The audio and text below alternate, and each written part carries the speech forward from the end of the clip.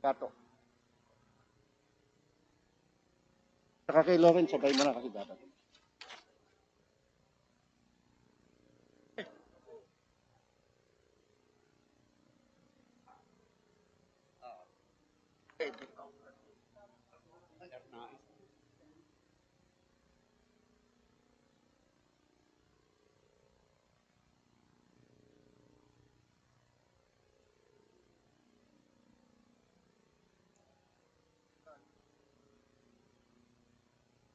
Mamaya yun.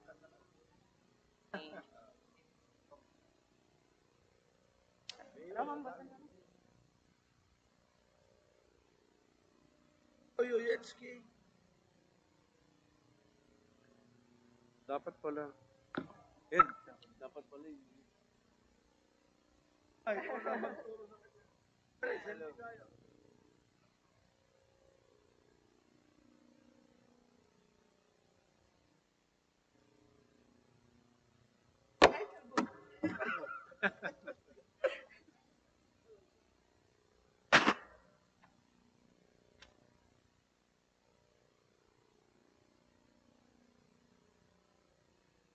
Sinong pera yan?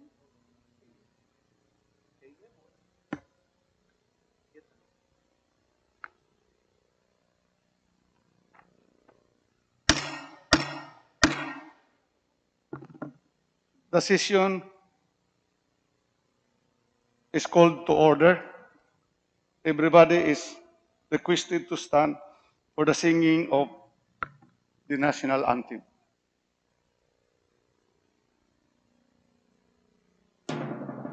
Bayang magiliw, perlas ng silanganan, alam ng puso, sa titik mo'y buhay. Lupang hinirang, duyan ka ng magiting, sa manlulupit, di ka masisingil. Sa dagat at bundok, sa simoy at sa langit mong baka, may nilang ang tula at awit sa paglayang minamahal. Ang kisap ng watawat mo'y tagumpay na nagtitigil. Ang bituin at araw niya kailan pang ay magdidilim. Lupa ng araw ng warangit pagsikta, buhay ay langit sa piling ko. Aming ligaya dapat may mamahagin, ang namatay ng dahil sa'yo. Please remain standing for a minute of silent prayer and meditation.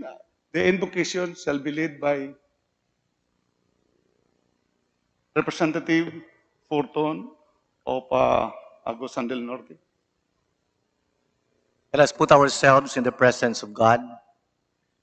Dear God, we come to you in prayer to seek forgiveness for our shortcomings, for our excesses and neglect, for our human proclivity to covet vanity and convenience over conscience and conviction, over justice and reason, for our failures to follow despite our discernment of what is just and right.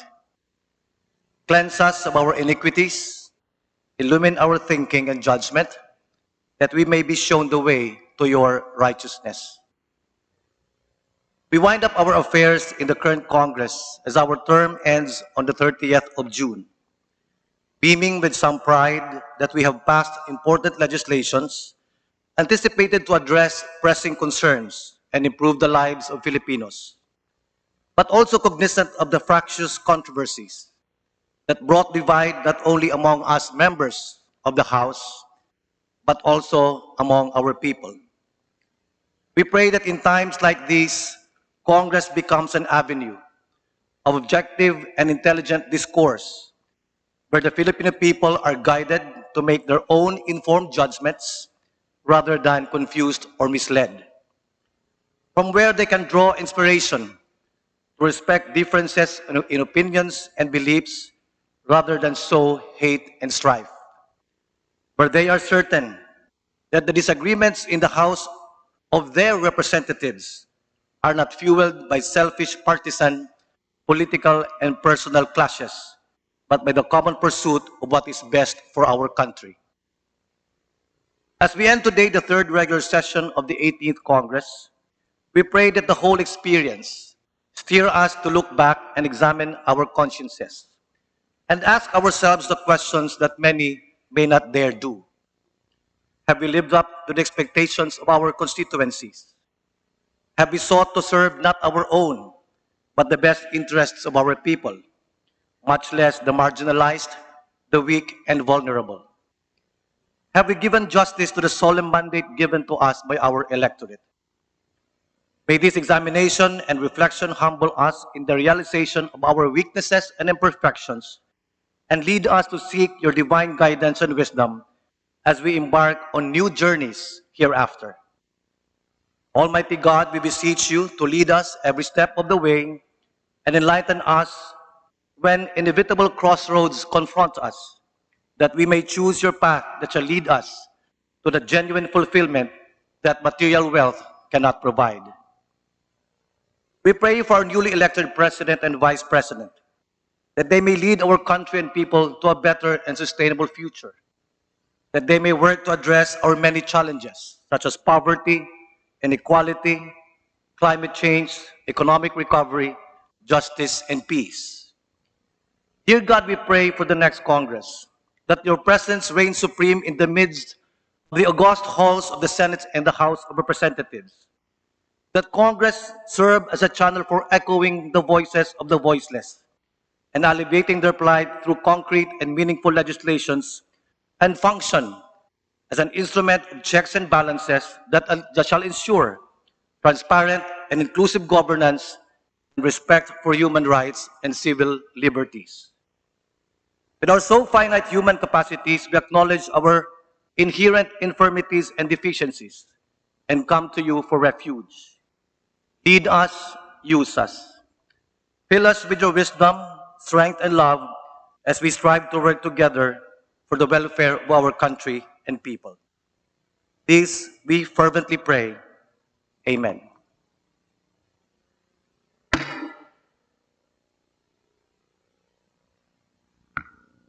The Secretary General is directed to call the roll of members.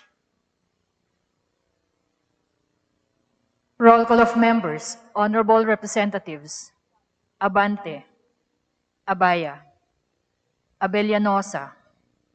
Abu. Abueg Saldivar. Abunda. Acosta. Acosta Alba. Adyong. Advincula. Agabas. Agaraw. Aglipay. Aguinaldo. Albano. Almario. Alonte. Alvarez Franz. Alvarez Genaro. Alvarez Pantaleon. Amante Matba. Amatong. Angara. Aragones. Arbizon. Arenas. Arroyo. Atienza. Omentado. Babasa. Bagatsing. Balindong. Banyas Nograles. Barba. Barbers. Baronda. Barzaga. Baskug. Bautista Bandigan. Bautista Lim. Belmonte. Benitez. Bernos. Biazon. Billones. Biron. Bolilia. Bondo. Bordado. Bravo. Brosas. Bulut. Bustos. Kabatbat. Kabochan. Cabredo. Cagas. Calderon. Calixto. Caminero. Campos. Canama. Kawagdan. Cardema. Cari. Castelo. Castro Franz. Castro Fredenil. Cayetano Alan. Cayetano Laarni. Celeste. Chato. Chipeco. Chungalao. Co Angelica. Co Elizaldi. Coliantes. Crisologo, Cua, Quaresma, Cueva, Hulyamat, Dagook, Dalipe, Dalog, Daza, De Jesus, De Venecia, Defensor Lawrence, Defensor Michael, De Los Santos Alfred, De Los Santos Edward, De Loso Montalia, Dimaporo Abdullah, Dimaporo Khalid, Duavit, Duhali, Duterte, D. Faustino Ino, D. Faustino Michael, D. Ian, Ebcas, Ecleo, Elago, Enverga, Erice, Erigel, Ermita Buhain, Escudero, Espina,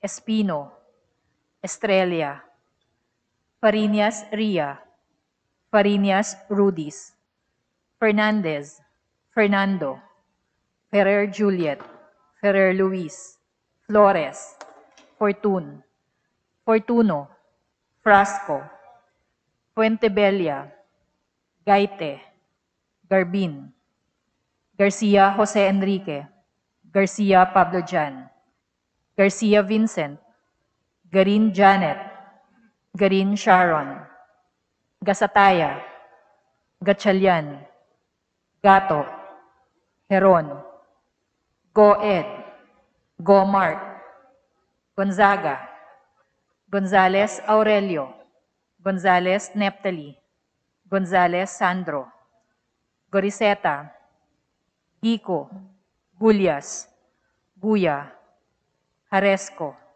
Hataman, Hernandez, Herrera D, Hofer, Haloshos, Javier, Jimenez, Ko Elisa, Ko Wilton, Konghun, Labad-Labad, Lacson, Lacson Noel, Lagman, Lagon, Lara, Lazatin, Liachon, Legarda, Lim, Lim Kaichong, Lopez, Loyola, Lusotan, Macapagal Arroyo, Maceda, Madrona, Malapitan, Mangawang, Mangudadatu, Marcoleta, Mariano Hernandez, Marinio, Marquez, Martinez, Matba, Matugas, Mendoza, Momo,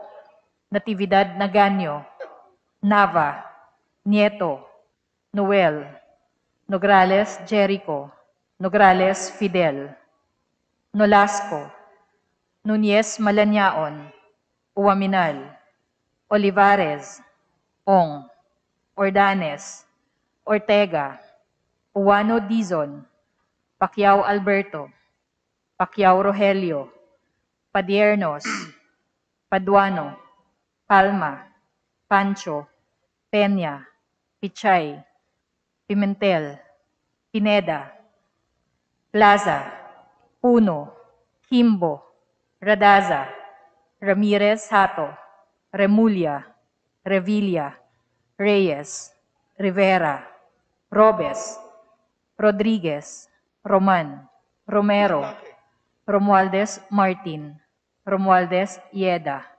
Romualdo, Romulo, Roque, Sakdalan, Sagarbaria, Sakaluran, Salceda, Salimbangon, Salo, Salvador Tambunting, Sanchez, Sangkopan, Santos Recto, Sarmiento, Saulug, Saveliano, Xiao, Silverio, Singson, Singson Mihan, Sinsuat, Swansing Estrelita, Swansing Horacio, Suarez Aleta, Suarez David, Suntay, C. Alvarado, Taduran, Talyado, Tan Alaysa, Tan Angelina, Tan Samir, Tan Sharian, Tan Sherni, Tejada, Teves Arnolfo, Teves Jose, Tiangco, Tolentino, Torres Gomez,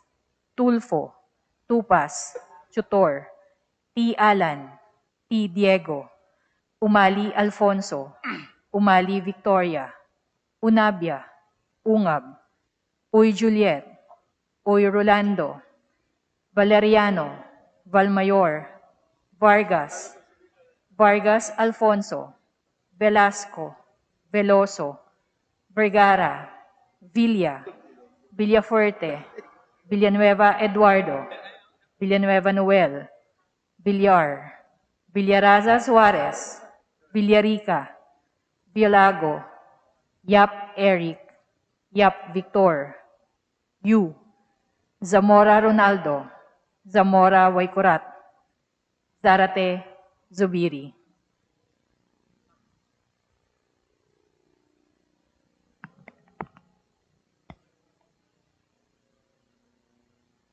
Mr. Speaker, the roll call shows that 296 members responded to the call. With 296 members responding to the call, the chair declares the presence of a quorum. Majority Leader, Mr. Speaker, I move that we take up the reference of business and that the Secretary General be directed to read the same. before reading the reference of business, the Majority Leader is requested first to move for the approval of the minutes of the journal of the previous session. Thank you, Mr. Speaker. We draw our earlier motion to take up the reference of business and we instead move for the approval of journal number 28 dated May 30, 2022. Is there any objection? The chair hears none. Journal number 28. 28 dated May 30 is hereby approved. Majority Leader, Mr. Speaker, I now move that we take up the reference of business and that the Secretary General be directed to read the same.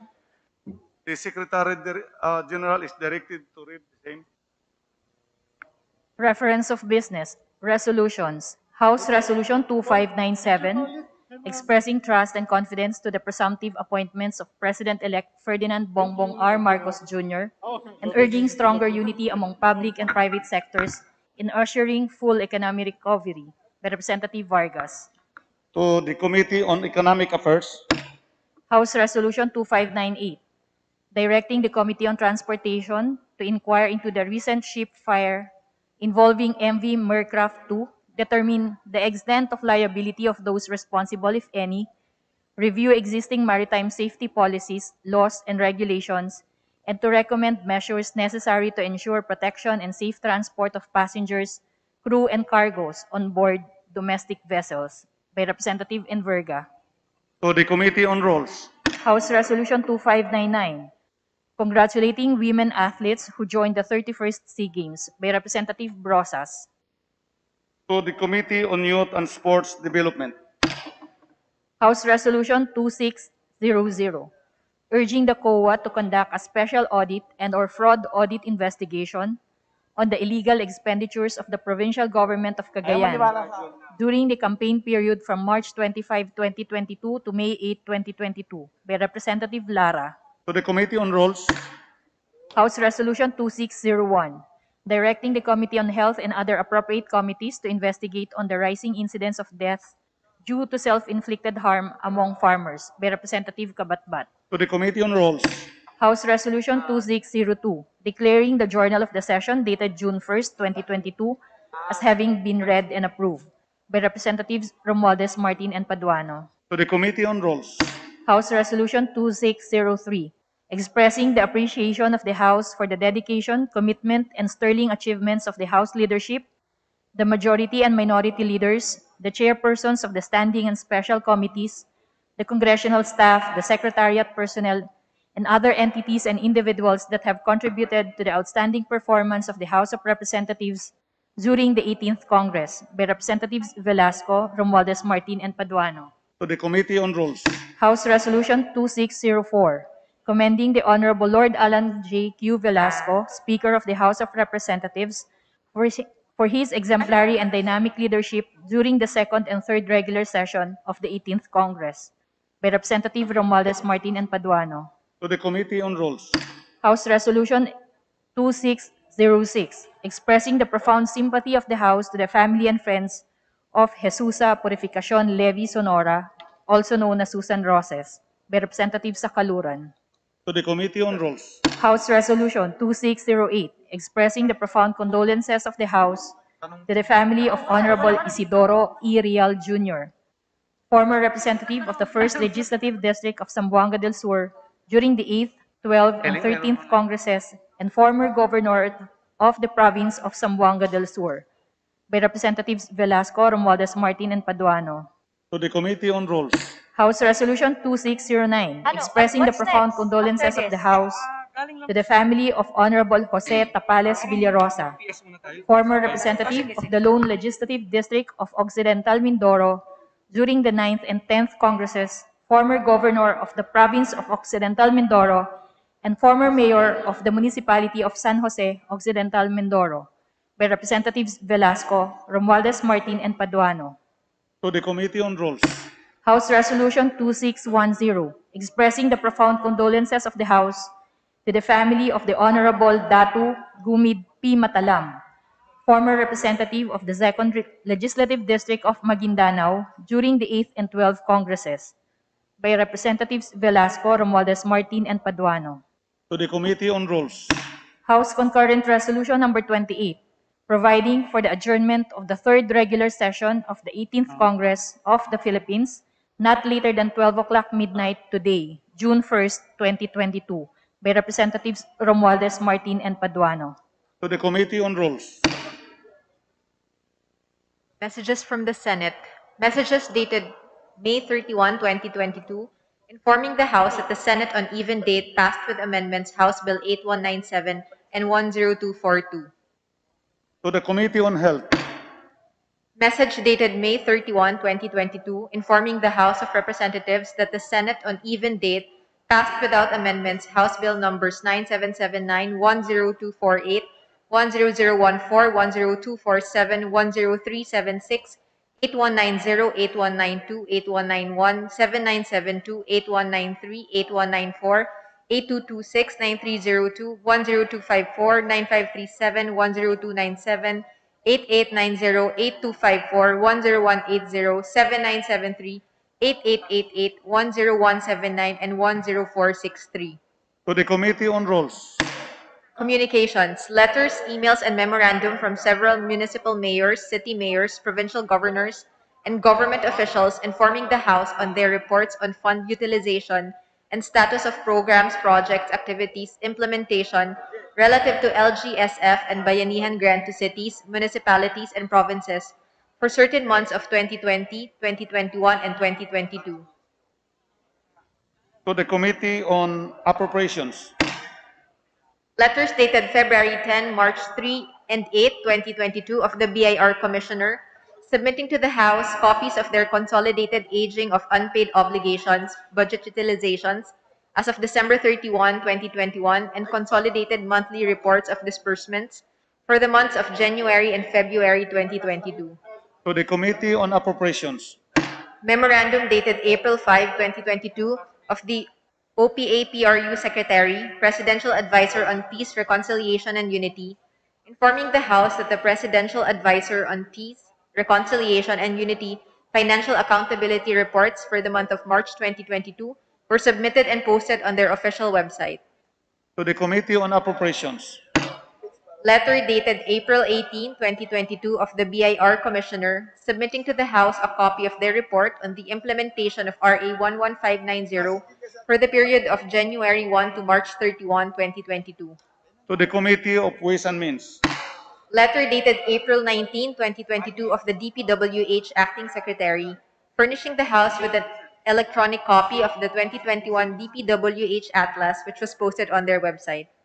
to the Committee on Public Works and Highways, Letter dated April 20, 2022 of the DOST Advanced Science and Technology Institute Director, submitting to the House copies of certain reports as of March 31, 2022. to the Committee on Appropriations, Letter dated April 21, 2022 of the DBM Officer in Charge, submitting to the House copies of their reports on the status of the fiscal year 2022 budget as of March 31, 2022. To the Committee on Appropriations. Letters dated April 21, May 4, and 10, 2022 of the DOT or Undersecretary for Finance, transmitting to the House a copy of their Summary Performance Monthly Report and certain financial reports for the quarter ending as of March 31, 2022. To the Committee on Appropriations. Letter dated April 25, 2022 of the COA Audit Group R1002, transmitting to the House a copy of their annual audit report on the Bukidnon State University, Malaybalay City for the year ending December 31, 2021. To the Committee on Appropriations.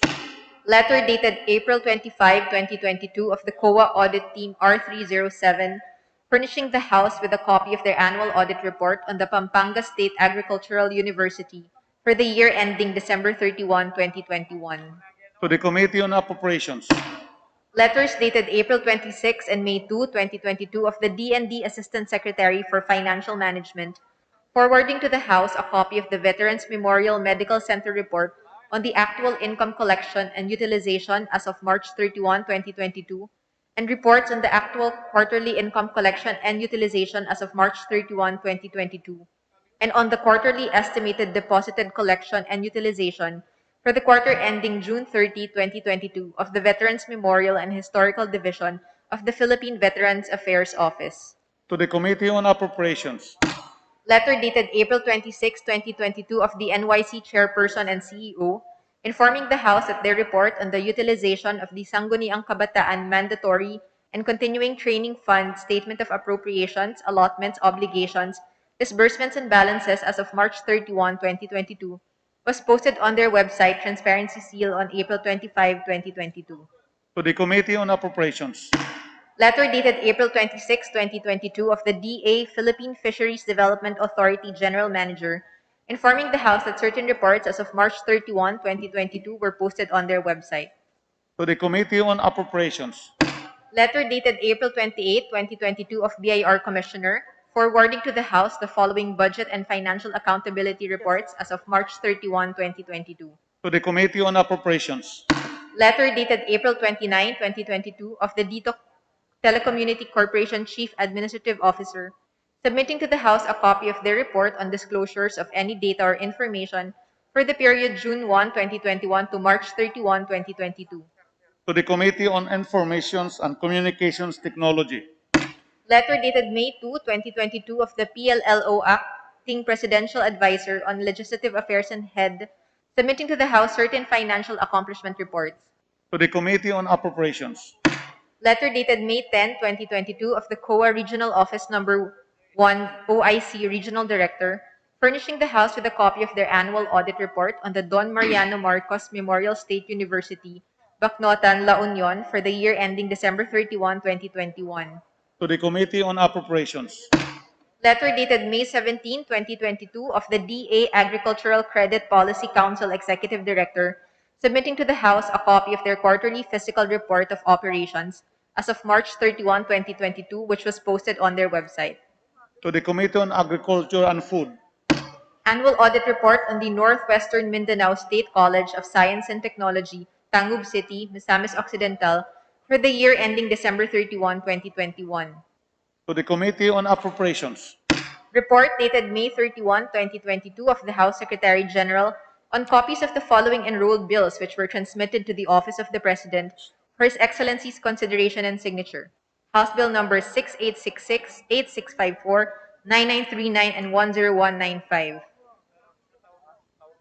Committee Report. Report numbers 1492 and 1493 of the Committee on Climate Change on House Resolution numbers 2605 and 2607. To the Committee on Rules. Majority Leader.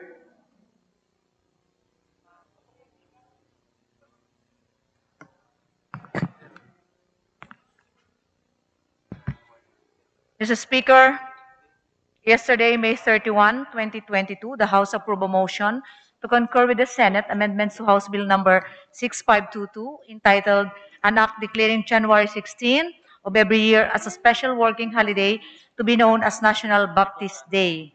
I move that we reconsider this action by the House and instead adopt Senate Bill number 2522 as an amendment to House Bill number 6522.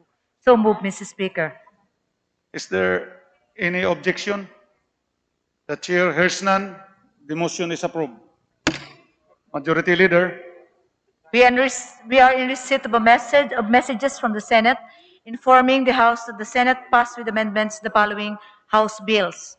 Number 1, House Bill number 8197 entitled An Act Increasing the Bed Capacity of the Dr. Serapio B.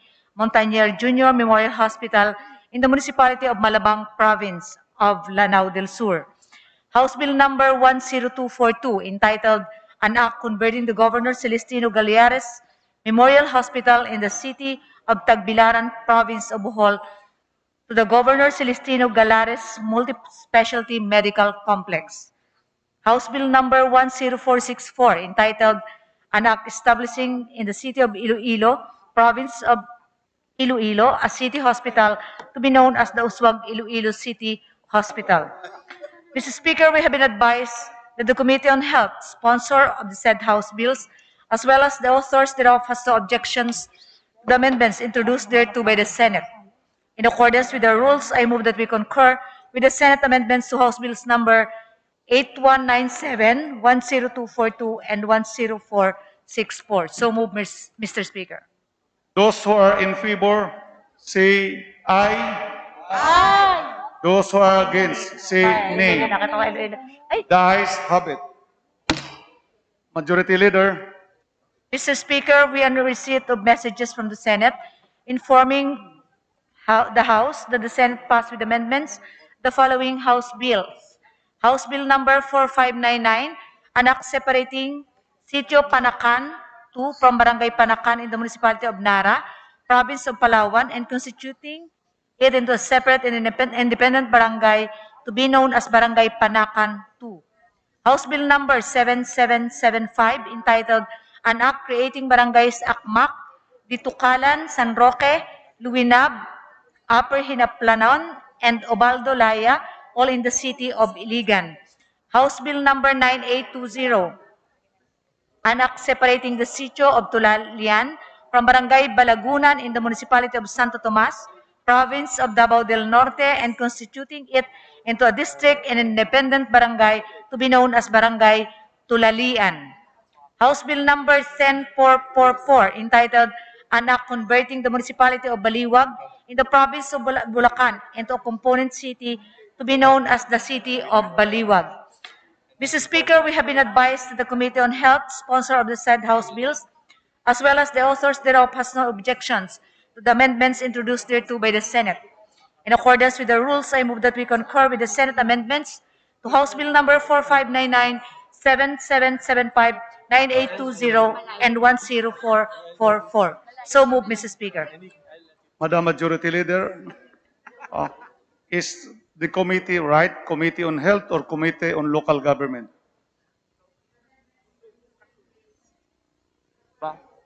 Mr. Speaker, Majority Leader. the Committee on Health is the sponsor of the said House bills.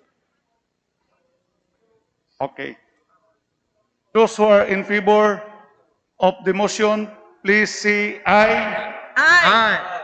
Those who are against, please say nay. The ayes have it. The motion is approved.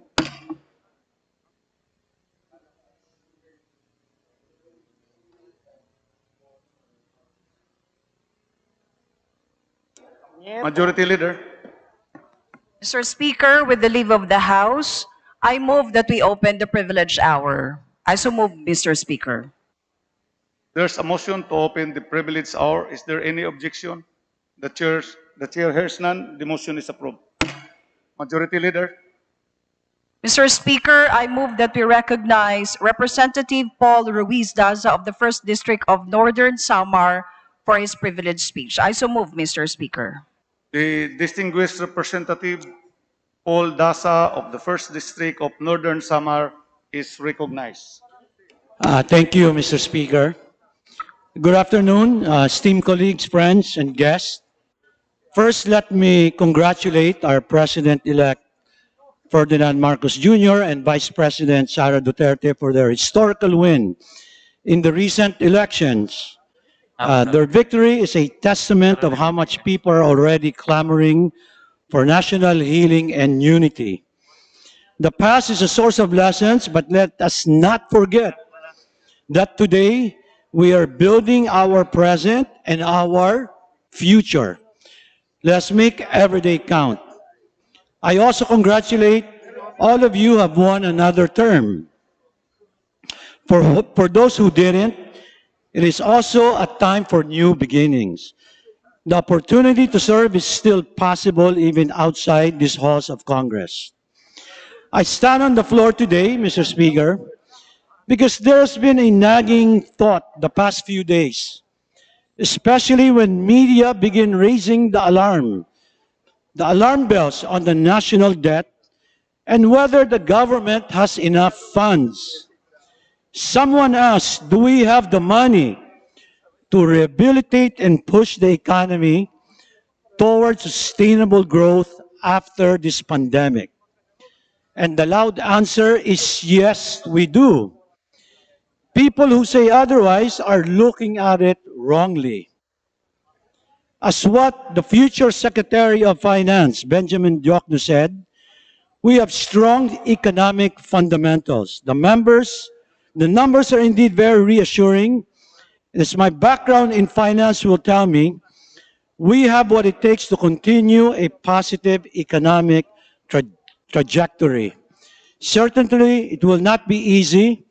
There will be bumps along the way, but with a robust planning, revenue generation, budgeting, spending, and a united front between the legislative and executive branches, the economy is bound to recover and take off. As the Asian Development Bank projected, the Philippine economy may grow by 6% this year, 2022, and rise by 6.3% in 2023. And while there are indeed key challenges, the prospects are good. Let me quote a Bloomberg article. The Philippines is having the kind of recovery that would make any emerging market star envious. Clearly, we are building a solid foundation required by economic rehabilitation and consistent with growth post-COVID-19. Our employment rate is slowly but surely stabilizing with an estimated rate of 93.6% February this year, up from 91% in February 2021. Several economic bills have been passed by Congress. For example, amendments to the Retail Trade Liberalization Act, Bayanihan 1 and 2, the Corporate Recovery and Tax Incentives for Enterprises, CREATE. Congress will continue to pass critical legislation to support economic recovery. The 2022 GAA, as we all know, was passed on time, and we will do the same for the 2023 budget. But, Mr. Speaker, let me emphasize, good governance begins with choosing the best and the brightest. And this includes choosing the right ones for critical agencies, such as the Bureau of Customs. Esteemed colleagues, Secretary Benjamin Diokno, we have enough reasons to be wary of certain personalities and groups that may have plans to hostage the chances of our country. There is a so-called Samar group in the Bureau of Customs composed of insiders, brokers, and fixers.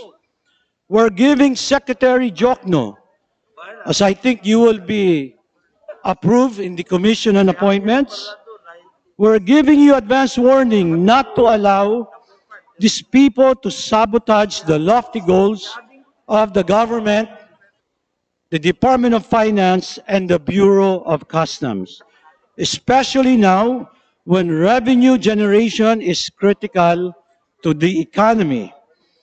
We call on our incoming Secretary Diokno, please continue choosing only the best and the brightest. Please include the Bureau of Customs in your priorities for cleansing. The quality, values, and commitment of people will dictate the efficiency and effectiveness of public service delivery. As we always say, Mr. Speaker, garbage in, garbage out. We cannot expect to achieve our revenue targets if the people in our revenue generating agencies are garbage. Secretary Diokno, we appeal.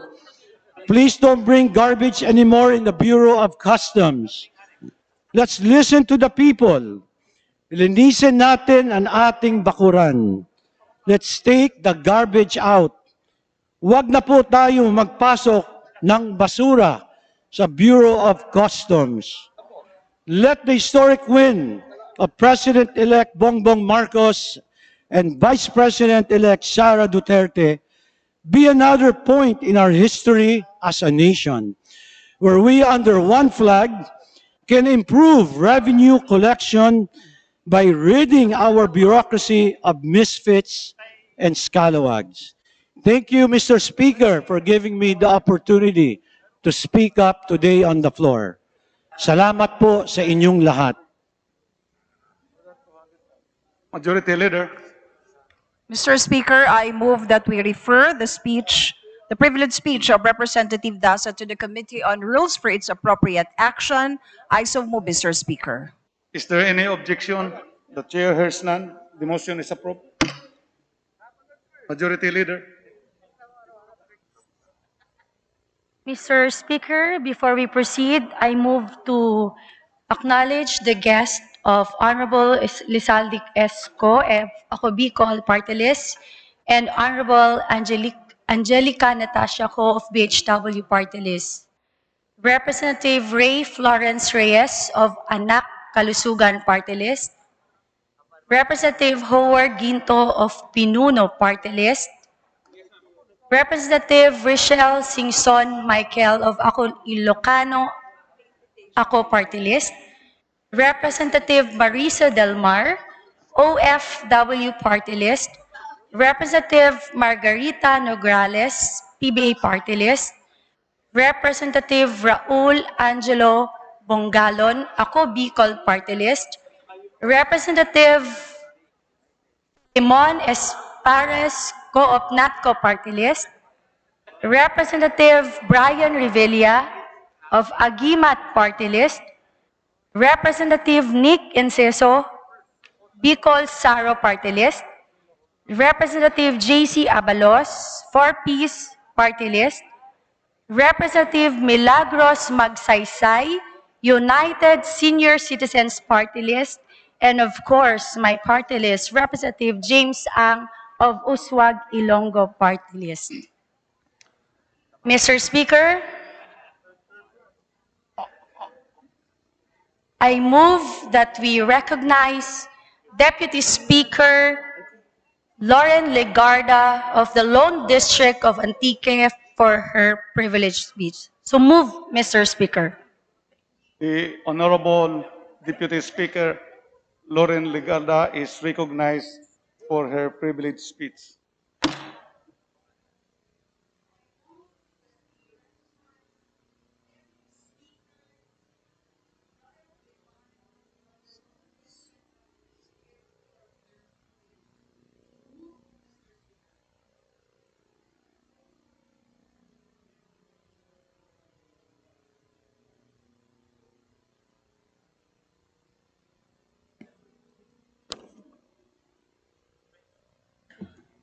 Magandang hapon po sa aking mga kasamahan sa House of Representatives. Mayad nga araw kaninyong tanan. Sa Tagalog, isang magandang araw sa ating lahat. Sa pagtatapos ng ika-18 Kongreso, nais kong pasalamatan ang lahat ng mga nakasama natin bilang representante ng natatanging distrito ng Antique dito sa House of Representatives.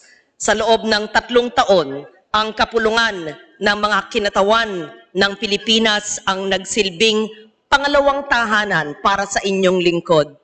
At ang mga kinatawan, mga kaibigan, aking mga classmates, at katuwang sa trabaho. Bagaman napigilan ng pandemya ang ating kinagawiang pagsasagawa ng public hearings na face-to-face at plenary sessions, hindi ito naging hadlang upang patuloy nating mapaglingkuran ang ating sariling mga distrito at mga constituents. Salamat sa pumumuno ng ating mga liderato ng House of Representatives. Salamat din kay Speaker Lord Alan Velasco at sa lahat ng Deputy Speakers, Committee Chairman. At siyempre, maraming salamat sa mga officials, sa ating SecGen, sa mga empleyado, officers and staff ng House Secretariat para sa inyong walang sawang dedikasyon at kasipagan. Kasama na ang inyong flexibility and resourcefulness dahil hindi naging madali ang 2 taon at kalahati, ang tinatawag na pag-adapt natin sa bagong normal, sa mga makabagong paraan ng pagsasagawa ng ating mga hearings at consultations at plenary debates sa gitna ng hamon ng pandemya. Mabigat man ang mga kinakaharap na pagsubok nitong mga nakalipas na taon at hinamon man ng pandemya ang ating mga kakayahan bilang mga representante ng ating mga distrito, pinamalas ng bawat isang miyembro ng ating kapulungan ang kani-kanilang husay at galing at pagmamahal sa taong bayan. Sa aking pagbabalik sa Senado, sa aking pang-4 na termino mula 1998, samut-saring aral at alaala ang aking ibabaon dadalhin mula po sa inyo. Makakatiyak po kayo na hindi ito ang huli nating pagkikita sapagkat marami po tayong pagsasamahan at isasabatas para sa taong bayan. Gaya po ng ating naipangako ng nakaraang kampanya, gagawin nating prioridad at tutugunan at mabigyan ng solusyon ang twin crisis ng COVID-19 pandemic at climate change sa pamamagitan ng pagpalakas ng ating ekonomiya, pagbibigay ng trabaho, at pagdagdag suporta para sa ating hinahangad na human capital development.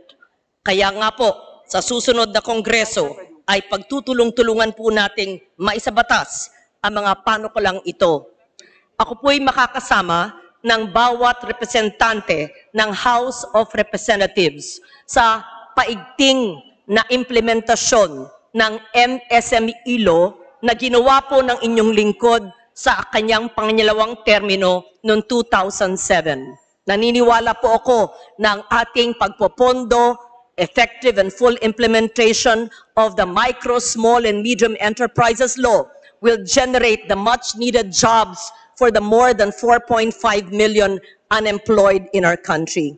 We would also ensure that the Public Employment Service Office, the PESO officers in every LGU, will have the support from the national government so that they can provide the much-needed job facilitation and job matching for all the underemployed and the unemployed. We will ensure that the Barangay Skills and Training Act, which TESDA is currently implementing, will be implemented in the 4th, 5th, and 6th class municipalities. We will ensure that the already enacted laws to improve the quality of education under our Free College Education Act will continue to be funded so that all the young, brilliant minds of our country would not have to worry about free quality college education. We will also add that we will refile, and I hope I will have co-authors in this August hall, the free tablet, one student act, so that each of the 26 million DepEd learners who have no access to their own gadgets, and this is based on DepEd data, will have their own gadget, as well as the 1.6 million SUC students from poor families who have no access to their own tablet. This will only entail 80 billion pesos. Having been chair of the Senate Finance Committee for 5 years, I know that the 80 billion pesos, 1.6% of the 5.2 trillion peso budget will and can be available to provide the wherewithal for our children and the youth of our country to be able to access data, information, and knowledge. And it is important that we shepherd this process so that we can have a knowledge-based economy. I will also ensure for the full and effective implementation of the Universal Healthcare Act. I proudly say that we were chair of the Committee on Finance in the Senate in the first year of its implementation, and we were able to find the 18 billion pesos in 2018. I am certain each of you in your respective districts know that it is not enough. Hindi po sapat ang pagpatupad ng ating universal healthcare, lalo na po sa panahon ngayon ng pandemya. Sisikapin ko po suportahan ang pangangailangan ng mga distrito para sa medical na assistance at sa infrastruktura at mga pangangailangan sa equipment. Ngayon po na ako'y naging representante ng isang termino sa gitna ng hamon ng pandemya, lalo po akong natuto bilang representante. Nakita ko po ang pangangailangan ng ating mga lokal na pamahalaan. Ang dami ko pong natutunan sa bawat isa sa inyo, hindi lang sa nakaraang kampanya, kundi sa 3 taon ng aking panunungkulan dito. At gusto ko pong iparating na hindi ko po tatantanan ang pangangalaga ng ating kalikasan. As President-elect Bongbong Marcos told us yesterday upon meeting with senators and incoming Speaker Martin Romualdez, and if I may quote, he said, "In every action we take, the climate is at the center of it all." He, of course, realizes that, and we, of course, are gladdened that the climate issue will be at the center of governance.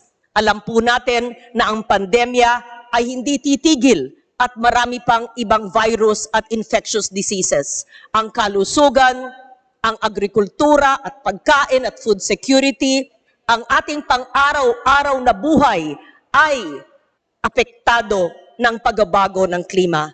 Kaya yung 10 batas sa kalikasan na ating ginawa mula 1998 hanggang ngayon po ay sana po ay patuloy natin bibigyan ng ngipin for the effective and efficient implementation of the 10 environmental laws so that we will be ensured of a climate resilient, sustainable, and green and regenerative economy that will be fair and just to all the vulnerable populations of our country. With that, Mr. Presiding Officer, my esteemed colleagues, each and every one of you, from the party list, the sectors, from each and every district, from all regions of the country, I am ever so grateful.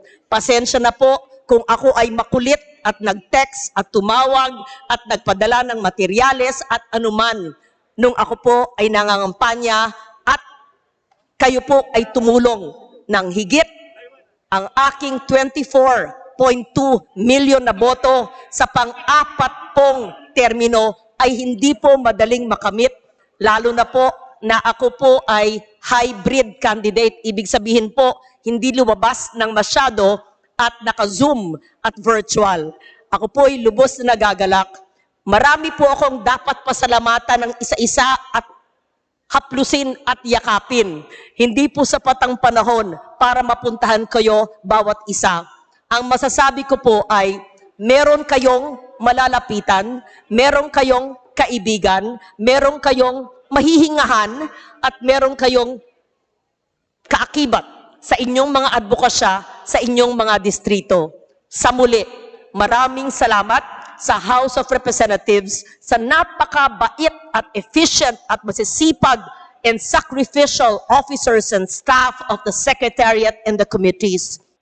At pinapagdasal po natin ang mga naapektuhan ng pandemya na mga opisyales at pati na rin kasamahan sa Kongreso. We lift up their spirits and the memories they've left behind, and we thank them for their contribution to the work that we do. Every day that we stand here, every day we wake up raring to go to work is a blessing in our life. You, my esteemed colleagues, you, the Filipino people, the 24.2 million and the 108 million Filipinos, each of you are my inspiration to continue to work. And I am just as excited, perhaps even more, as I return to the Senate as if it was 1998. It's been more than 25 years since a young senator embarked in the Senate. As I enter my 4th term, I am ever so excited, but of course, I will bring with me the memories of the 3 years which have been challenging but fulfilling, inspiring, and productive in this esteemed chamber, the House of Representatives. And so, to all the women and men of this chamber, mahal ko po kayo, salamat po sa inyong pagpatnubay, sa tulong, sa pag-welcome po sa akin. Duro gid nga salamat, palangga ko kamo, si Loren Legarda po, may baon na magagandang mga memorya at pagmamahal po ninyo. Salamat po sa inyo. Thank you very much, Honorable Deputy Speaker, for your enlightening and inspiring privileged speech. And congratulations. Madam Majority Leader. Maraming salamat. Mr. Speaker, I move that we recognize Representative Sara Elago for her manifestation in relation to the privileged speech of our Representative Legarda and now Senator-elect Representative Legarda. I so move, Mr. Speaker. The Honorable Party List, Kabataan Party List Representative is recognized for her manifestation. Thank you, Mr. Speaker. This youth representation would just like to manifest our shared sentiment and aspiration with the Deputy Speaker, Loren Legarda, as regards the continued and sustained implementation of the landmark law on universal access to quality tertiary education, ensuring the safe reopening of our schools, the prompt resumption of limited face-to-face classes, on-site and on-campus activities, not only for students, the constituents of this youth representation, but for all stakeholders of the education sector.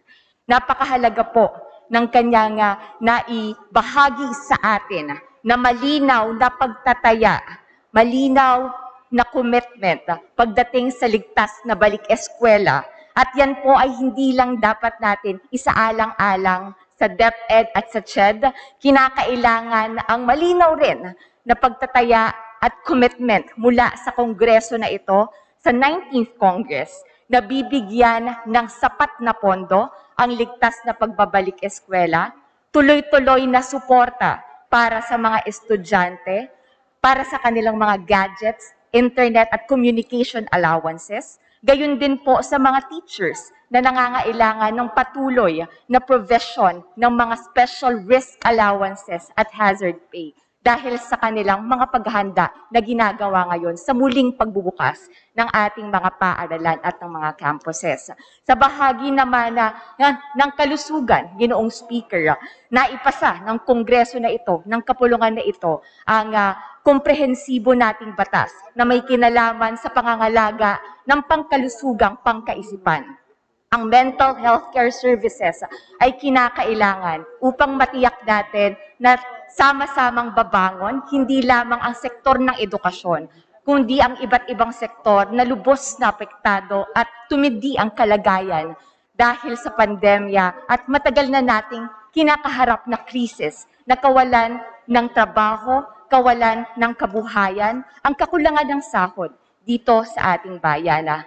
Mahalaga rin po na bukod sa sektor ng edukasyon, ng kalusugan, ating titiyakin din ang mas malinaw na plano pagdating naman sa sustenido na generation ng trabaho dito sa ating bansa para sa ating mga bagong graduates, ang suporta sa ating young entrepreneurs, sa ating micro, small, and medium enterprises, pagkakaroon ng youth-targeted subsidies, at pagtulong din doon sa ating mga nagbalik dito sa ating bayan na mga OFWs. Dahil kung sila ay hindi po makakahanap ng trabaho at kung hindi natin mabibigyan ng subsidyo para sila ay muling makabangon dito na mismo sa ating bansa, lubos naman na apektado rin ang edukasyon ng kanilang mga anak at ang pangkabuang kalagayan ng kanilang mga pamilya.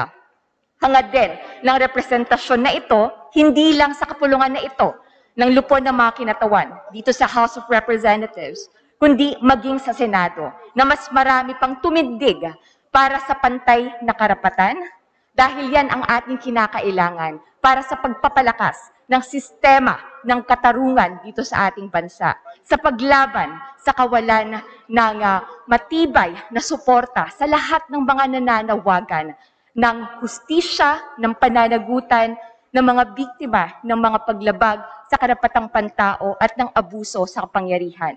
Yan po ang mga kinakailangang suporta ng mga kabataang Pilipino para sa hinahangad natin na Pilipinas na tunay na masagana, tunay na malaya, may katarungan na Pilipinas. Yun lamang, Ginoong Speaker, muli maraming salamat mula sa representasyon na ito ng party list ng kabataan at titiyakin po natin na hahamunin din natin sa pamamagitan ng ating maging susunod na representante ang mas marami pang titindig para sa interes at kapakanan ng kabataang Pilipino at ng susunod na henerasyon dito sa ating bansa. Maraming salamat at mabuhay kayo.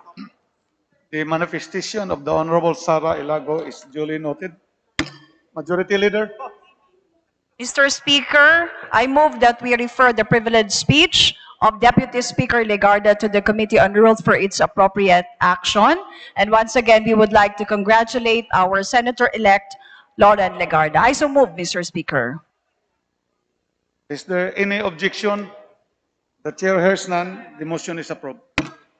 Majority Leader. Mr. Speaker, I move that we recognize Honorable John Marvin Yul Serbio of the 3rd District of Manila for his privileged speech. So move, Mr. Speaker. The distinguished representative of Manila is hereby recognized for his privileged speech. Maraming salamat po, Mr. Speaker. Magandang hapon po sa ating lahat, mga kasama.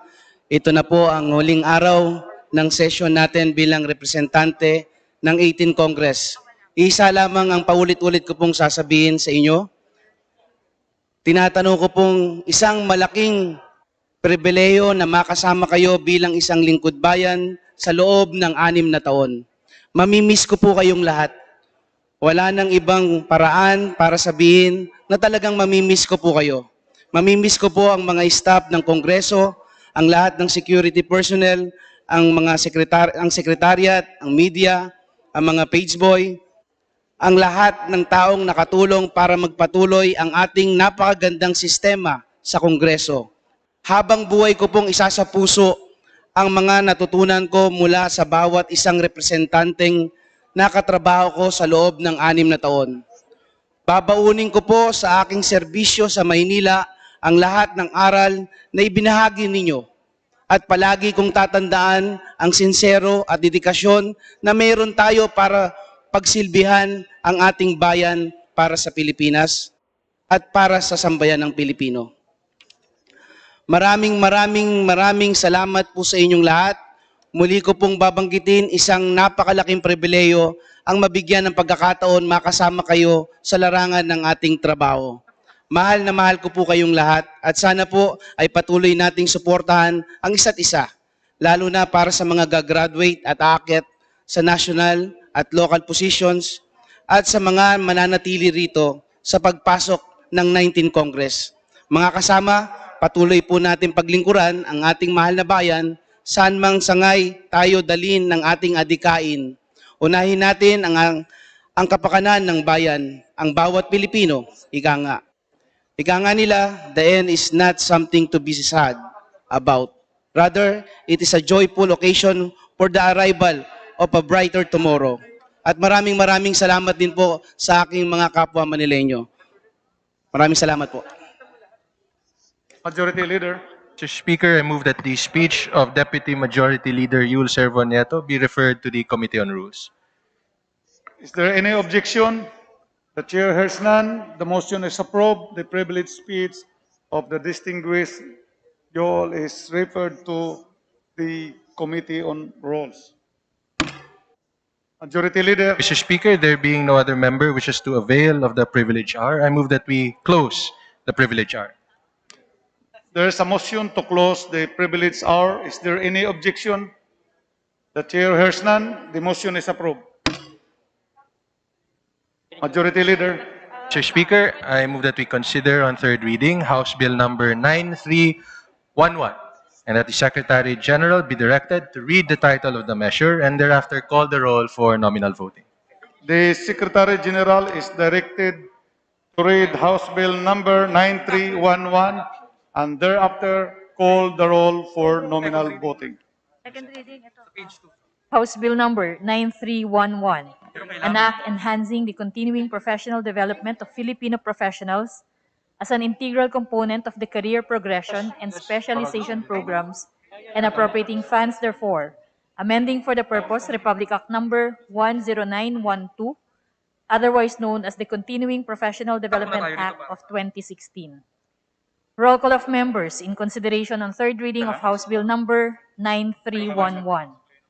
Abante, Abaya, Abellanosa, Abu Exaldivar, Abunda, Acosta, Acosta Alba, Adyong, Advincula, Agabas, Agaraw, Aglipay, Aguinaldo, Albano, Almario, Alonte, Alvarez Franz, Alvarez Genaro, Alvarez Pantaleon, Amante Matba, Amatong, Angara, Aragones, Arbison, Arenas, Arroyo, Atienza, Aumentado, Babasa, Bagatsing, Balindong, Banyas Nograles, Barba, Barbers, Baronda, Barsaga, Bascug, Bautista Bandigan, Bautista Lim, Belmonte, Benitez, Bernos, Biazon, Billones, Biron, Bolilia, Bondok, Bordado, Bravo, Brosas, Bulot, Bustos, Kabatbat, Cabuchan, Cabredo, Cagas, Calderon, Calixto, Caminero, Campos, Canama, Cawagdan, Cardema, Cari, Castelo, Castro Franz, Castro, Fredinil, Cayetano Alan, Cayetano Laarni, Celeste, Chato, Chipeco, Chunggalaw, Po Angelica, Po Elizalde, Colliantes, Crisologo, Cuwa, Quaresma, Cueva, Hulyamat, Dagook, Dalipe, Dalog, Daza, De Jesus, De Venecia,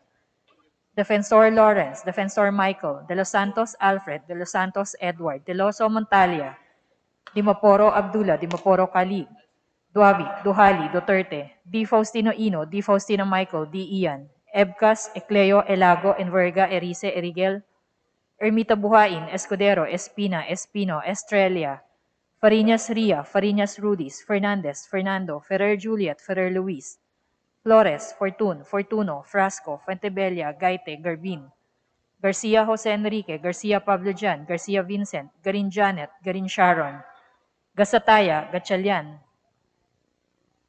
Gato, Heron, Go Ed, Go Mark, Gonzaga, Gonzales Aurelio, Gonzales Neptali, Gonzales Sandro, Goriseta, Gico, Gullas, Guya, Haresco, Ataman, Hernandez, Herrera D, Hofer, Haloshos, Javier, Jimenez, Ko Elisa, Ko Wilton, Konghun, Labad-Labad, Lacson, Lacson Noel, Lagman, Lagon, Lara, Lazatin, Liachon, Ligarda, Lim, Lim Kaichong, Lopez, Loyola, Lusotan, Macapagal Arroyo, Maceda, Madrona, Malapitan, Mangawang, Mangudadatu, Marcoleta, Mariano Hernandez, Marinho, Marquez, Martinez, Matba, Matugas, Mendoza, Momo, Natividad Naganyo, Nava, Nieto, Noel, Nograles Jericho, Nograles Fidel, Nolasco, Nunez Malaniaon, Uwaminal, Olivares, Ong, Ordanes, Ortega, Uwano Dizon, Pacquiao Alberto, Pacquiao Rogelio, Padiernos, Paduano, Palma, Pancho, Peña, Pichay, Pimentel, Pineda, Plaza, Puno, Kimbo, Radaza, Ramirez Sato, Remulla, Revilla, Reyes, Rivera, Robes, Rodriguez, Roman, Romero, Romualdez Martin, Romualdez Yeda, Romualdo, Romulo, Roque, Sakdalan, Sagarbaria, Sakaluran, Salceda, Salimbangon, Salo, Salvador Tambunting, Sanchez, Sangcopan, Santos Recto, Sarmiento, Saulug, Saveliano, Siao, Silverio, Singson, Singson Mihan, Sinsuwat, Swansing Estrelita, Swansing Horacio, Suarez Aleta, Suarez David, Suntay, C. Alvarado, Taduran, Talyado, Tan Alaysa, Tan Angelina, Tan Samir, Tan Sharian, Tan Sherney, Tejada, Teves Arnolfo, Teves Jose, Tiangco, Tolentino, Torres Gomez, Tulfo, Tupas, Chutor, T. Alan, T. Diego, Umali Alfonso, Umali Victoria, Unabia, Ungab, Uy Juliet, Uy Rolando, Valeriano, Valmayor, Vargas, Vargas Alfonso, Velasco, Veloso, Vergara, Villa, Villafuerte, Villanueva Eduardo, Villanueva Noel, Villar, Villaraza Suarez, Villarica, Violago, Yap Eric, Yap Victor, Yu, Zamora Ronaldo, Zamora Waikurat, Zarate Zubiri.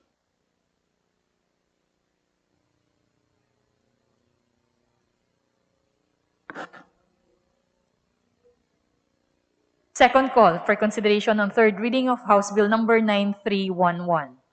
Abaya, Abellanosa, Abunda, Acosta Alba, Agrao, Aglipay, Aguinaldo, Alvarez Pantaleon, Amatong, Arroyo, Omentado, Bagatsing, Baronda, Bernos, Billones, Biron, Bondok, Bravo, Bulot, Bustos, Kabatbat, Kanama, Cardema, Cari, Castelo, Chungalaw, Ho Elizalde, Crisologo, Dalipe, De Jesus, Defensor Lawrence, Defensor Michael, De Los Santos Edward, De Loso Montalia, Dimoporo Khalid, Duavit, D. Ian, Erice, Espino, Estrella, Fariñas Ria, Fariñas Rudis, Fernandez, Fernando, Flores, Garbin, Garcia Vincent, Gasataya, Gatchalian, Gonzaga, Gonzales Aurelio, Gonzales Neptali, Gonzales Sandro, Kiko, Gulyas, Guya, Haresco, Hataman, Hofer, Halosos, Jimenez, Konghun, Labad-Labad, Lagman, Lara, Liachon, Lopez, Macapagal Arroyo, Malapitan, Mangudadatu, Mariano Hernandez, Marquez, Martinez, Matba, Natividad Naganyo, Nograles Juan Fidel, Nolasco, Pacquiao Alberto, Palma, Pichay, Pimentel, Pineda, Puno, Revilla, Roman, Romero, Romulo, Salo, Salvador Tambunting, Sangcopan, Saulug, Siao, Singson, Sinsuwat, Suarez Aleta, Suntay, C. Alvarado, Tan Alaysa, Tan Samir, Tan Sharian, Tan Sherney, Tiangco, Torres Gomez, Tulfo, T. Alan, Unabia, Uy Juliet, Veloso, Vergara, Villanueva Noel, Villaraza Suarez, Villarica, Yap Victor, Zamora Waikurat, Zubiri.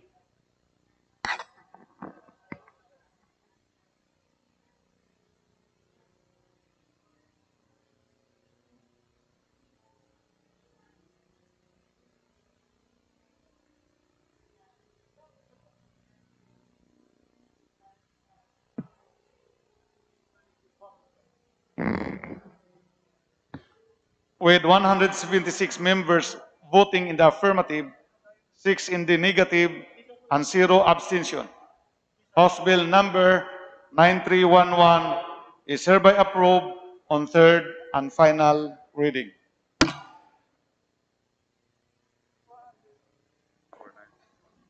Yeah. To explain their votes on House Bill number 9311, first we recognize the Honorable Franz Castro of ACT Teachers Party List. You are recognized. Maraming salamat, Ginoong Speaker. Magandang hapon po sa aking mga kapwa kinatawan at sa ating mga kababayan. Mr. Speaker, naniniwala po ang kinatawang ito na mahalaga at kapaki-pakinabang sa mga guro at iba pang mga professional ang continuing professional development dahil kapag mahusay ang ating mga professional, ay nagre-redown ito, no, at nagiging asset ito ng gobyerno at ng kanilang employer. Ngunit dapat itong gawing libre at dekalidad. Positibo sa mga guro ang ilang probisyon, gaya ng libre at maaari ng pagkuhanan ang mga in-service training na ibinibigay ng kanilang employer, ng DepEd, o iba pang mga institusyon. Pangalawa, yung 45 units for 3 years ay naging 45 units in 4 years. Ngunit, Ginoong Speaker, bumoto po ng no ang kinatawang ito sa House Bill 9311 dahil sa kadahilanang ang CPD na dapat na gawing voluntary ay naging mandatory pa rin. Kaya po pinaninindigan ng kinatawang ito na dapat ang CPD ay gawing libre at dekalidad at maging voluntary ito sa lahat ng mga professionals. Yun lang po, Ma'am Ginoong Speaker, at maraming salamat po. The Honorable Ferdinand Gaiti of Bayan Muna Party List is also recognized for the explanation of his vote. Maraming salamat, Ginoong Speaker, sa ating mga kasama, mga kapitapitaga, mga kasamahan sa 18th Congress. Sa magandang hapon. No ang boto ng Bayan Muna at ng kinatawang ito sa panukalang batas House Bill 9311. Ginoong Speaker, tulad ng nasabi ng inyong lingkod sa aking manifestasyon, kami po ay isa sa mga prinsipal na author ng House Bill 510, an act repealing Republic Act 10912, otherwise known as the CPD Act of 2016. Maaga pa lamang sa pagpapatupad ng batas na nitong 2016, maraming professional na ang tumutol sa pagpapatupad dito, batay na rin sa mga konsultasyon ng mga kasapi nito, kasama ang sektor pangkalusugan, edukasyon at iba pa. Bunga ng malawak na pagtutol ng mga profesional, mismo si Pangulong Duterte ang nagsabi noong Hulyo 2020, sa panimula pa lamang ng pandemya, na ang batas ng CPD ay burdensome at not realistic. Hindi pa nagsasalita si Pangulong Duterte hinggil sa CPD law. Maaga noong Hulyo 1, 2019, naghapag na ang Bayan Muna at buong kasapi ng Koalisyong Makabayan ng House Bill 510 upang i-repeal o ipawalang bisa ang CPD Act. Ang bersyon na pinasa ngayon ng Kongreso ay hindi pinapawalang bisa ang sinasabing burdensome at not realistic na batas. Burdensome at not realistic ang batas na ito dahil mandatory pa rin sa malaking bahagi ng mga profesional ang CBD at dagdag na gastusin pa rin sa karamihan dahil hindi naman libre ang gastusin sa lahat ng pagkakataon. May ilang amenda sa batas tulad ng mga sumusunod na tinitignan natin positibo. Pagkilala sa in-service training ng DepEd, provision sa free or inexpensive seminars, provision sa ilang exemptions gaya ng newly licensed or registered professionals, OFW, senior citizens, at hindi na nagpa-practice ng kanilang propesyon. Ngunit sa kabuuan ay hindi pa katanggap-tanggap ang bersyong ito. Malinaw na mandatory pa rin ito. Burdensome at not realistic ang bersyon na ito dahil hindi pa rin libre ang CPD para sa lahat ng mga profesional. Batay sa Section 8, free and expensive, samantalang sa Section 6, private firms shall support the CPD compliance of their employed professions. Kung nais talaga nating tulungan ang ating mga profesional na lalong humusay ang kanilang knowledge, skills, and attitude, pausahin natin ang libreng edukasyon at pag-aaral na may siyentipiko, di-komersyalisado at makabayang orientasyon. Bigyan ng sapat na insentibo, gantimpala at pagkilala ang mga profesional upang lalo makatulong silang umunlad ang ekonomiya ng ating bansa. Di katakataka, lalo nating tinutulak ang ating mga profesional na mga ibang bayan. Sa halip na makatulong, lalong pabigat at disinsentibo ang batas na ito sa ating mga profesional kung kaya't no ang boto ng kinatawang ito.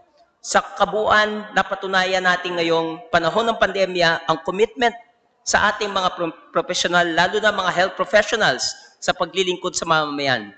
Patuloy ang mga profesional sa iba't ibang larangan sa paggampan ng kanilang tungkulin sa harap at gitna man ng pagragasa ng panganib ng COVID-19. Maraming salamat sa ating mga profesional na tuloy-tuloy na kumikilos para sa kapakanan ng bayan. Salamat, Mr. Speaker. Okay. Majority Leader.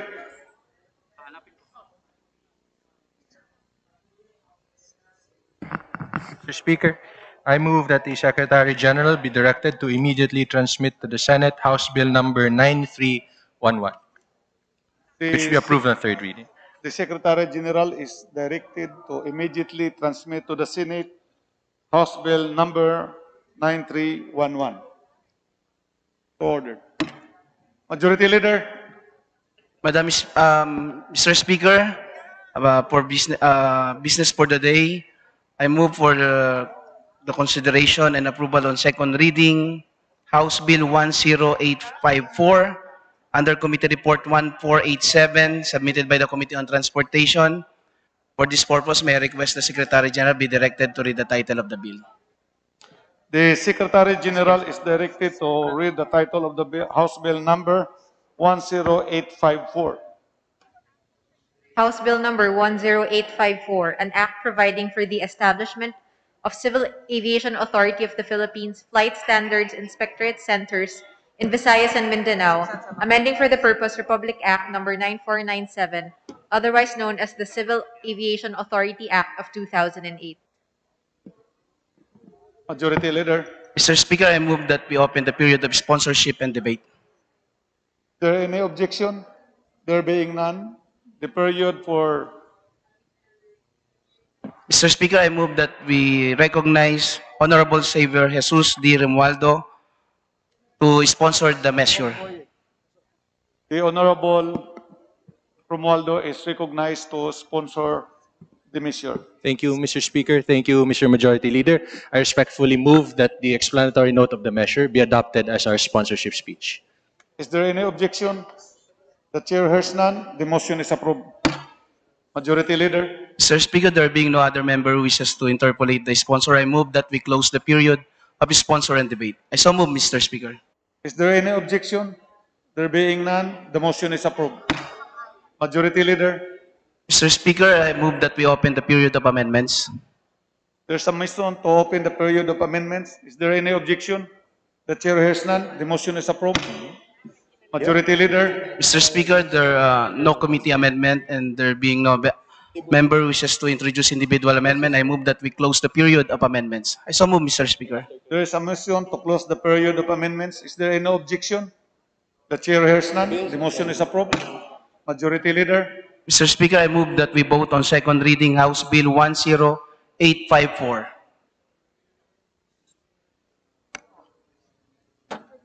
All those who are in favor, please say aye. Aye. Those who are against, say no. The ayes have it. The motion is approved. Majority Leader. Mr. Speaker, I move that we, for the consideration of House Bill 10855, under Committee Report 1490, submitted by the Committee on Transportation. For this purpose, may I request the Secretary to read the title of the bill. I so move, Mr. Speaker. The Secretary General is directed to read the title of the bill. House Bill number 10855, an act regulating the use of bicycle as an alternative mode of transportation, defining the rights of bicycle riders, establishing requisite infrastructure facilities, and appropriating funds therefore. Majority Leader. Mr. Speaker, I move that we open the period of sponsorship and debate. There is a motion to open the period of sponsorship and debate. Is there any objection? The Chair hears none. The motion is approved. Mr. Speaker, I move that we recognize Honorable Crystal L. Bagaching of 5th District of Manila to sponsor the measure. The Honorable Crystal Bagaching of the 5th District of Manila is recognized to sponsor the bill. Mr. Speaker, I move that the explanatory note serve as the sponsorship speech. Is there any objection? The Chair hears none. The motion is approved. Majority Leader. Mr. Speaker, I move that we close the period of sponsorship and debate. There is a motion to close the period of sponsorship and debate. Is there any objection? The Chair hears none. The motion is approved. Majority Leader. Mr. Speaker, I move that we open the period of amendments. There is a motion to open the period of amendments. Is there any objection? The chair hears none. The motion is approved. Majority Leader. Mr. Speaker, no committee amendments, and there no being member wishes to introduce individual amendment. I move that we close the period of amendments. I so move, Mr. Speaker. There is a motion to close the period of amendments. Is there any objection? The chair hears none. The motion is approved. Majority Leader. Mr. Speaker, I move that we vote on second reading House Bill 10855. Those who are in favor of House Bill number 10855, say nay. Say aye. I'm sorry. Aye. Those who are against, say nay. The ayes have it. The motion is approved. House Bill number 10855 is now approved on second reading. Majority Leader. Mr. Speaker, I move that we consider the bills under the calendar of business pursuant to our rules. Allow me to put forth an omnibus motion for the consideration of the following House bills: 9267 and 10856. There is a motion. Is there any objection? The chair hears none. The motion is approved. Majority Leader.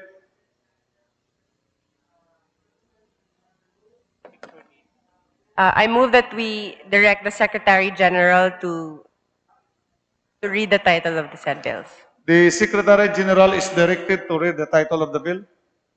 House Bill 9267, an act establishing an extension office of the Maritime Industry Authority in the city of Lawag, province of Ilocos Norte, and appropriating funds therefore. House Bill 10856, an act converting the road stretching from the Commune Inarado Junction to the barangays of Bungabong, Caguiba, and Parian in the municipality of Camalig, province of Albay, into a national road and appropriating funds therefore. Majority Leader. I move that we consider, Mr. Speaker, I move that we consider the respective explanatory notes as the sponsorship of the said measures.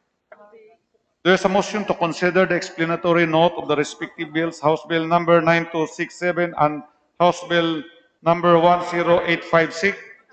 Is there any objection? The chair hears none. The motion is approved. Majority Leader. Mr. Speaker, there being no member wishes to interpolate on the said local bills, I move that we terminate the period of interpolation. Is there any objection? The chair hears none. The motion is approved. Majority Leader. Mr. Speaker, I move that we open the period of amendments and approve the committee amendments, if any, as contained in the respective committee reports of the aforementioned bills. I so move, Mr. Speaker. There is a motion to open the period of amendments. Is there any objection? The chair hears none. The motion is approved.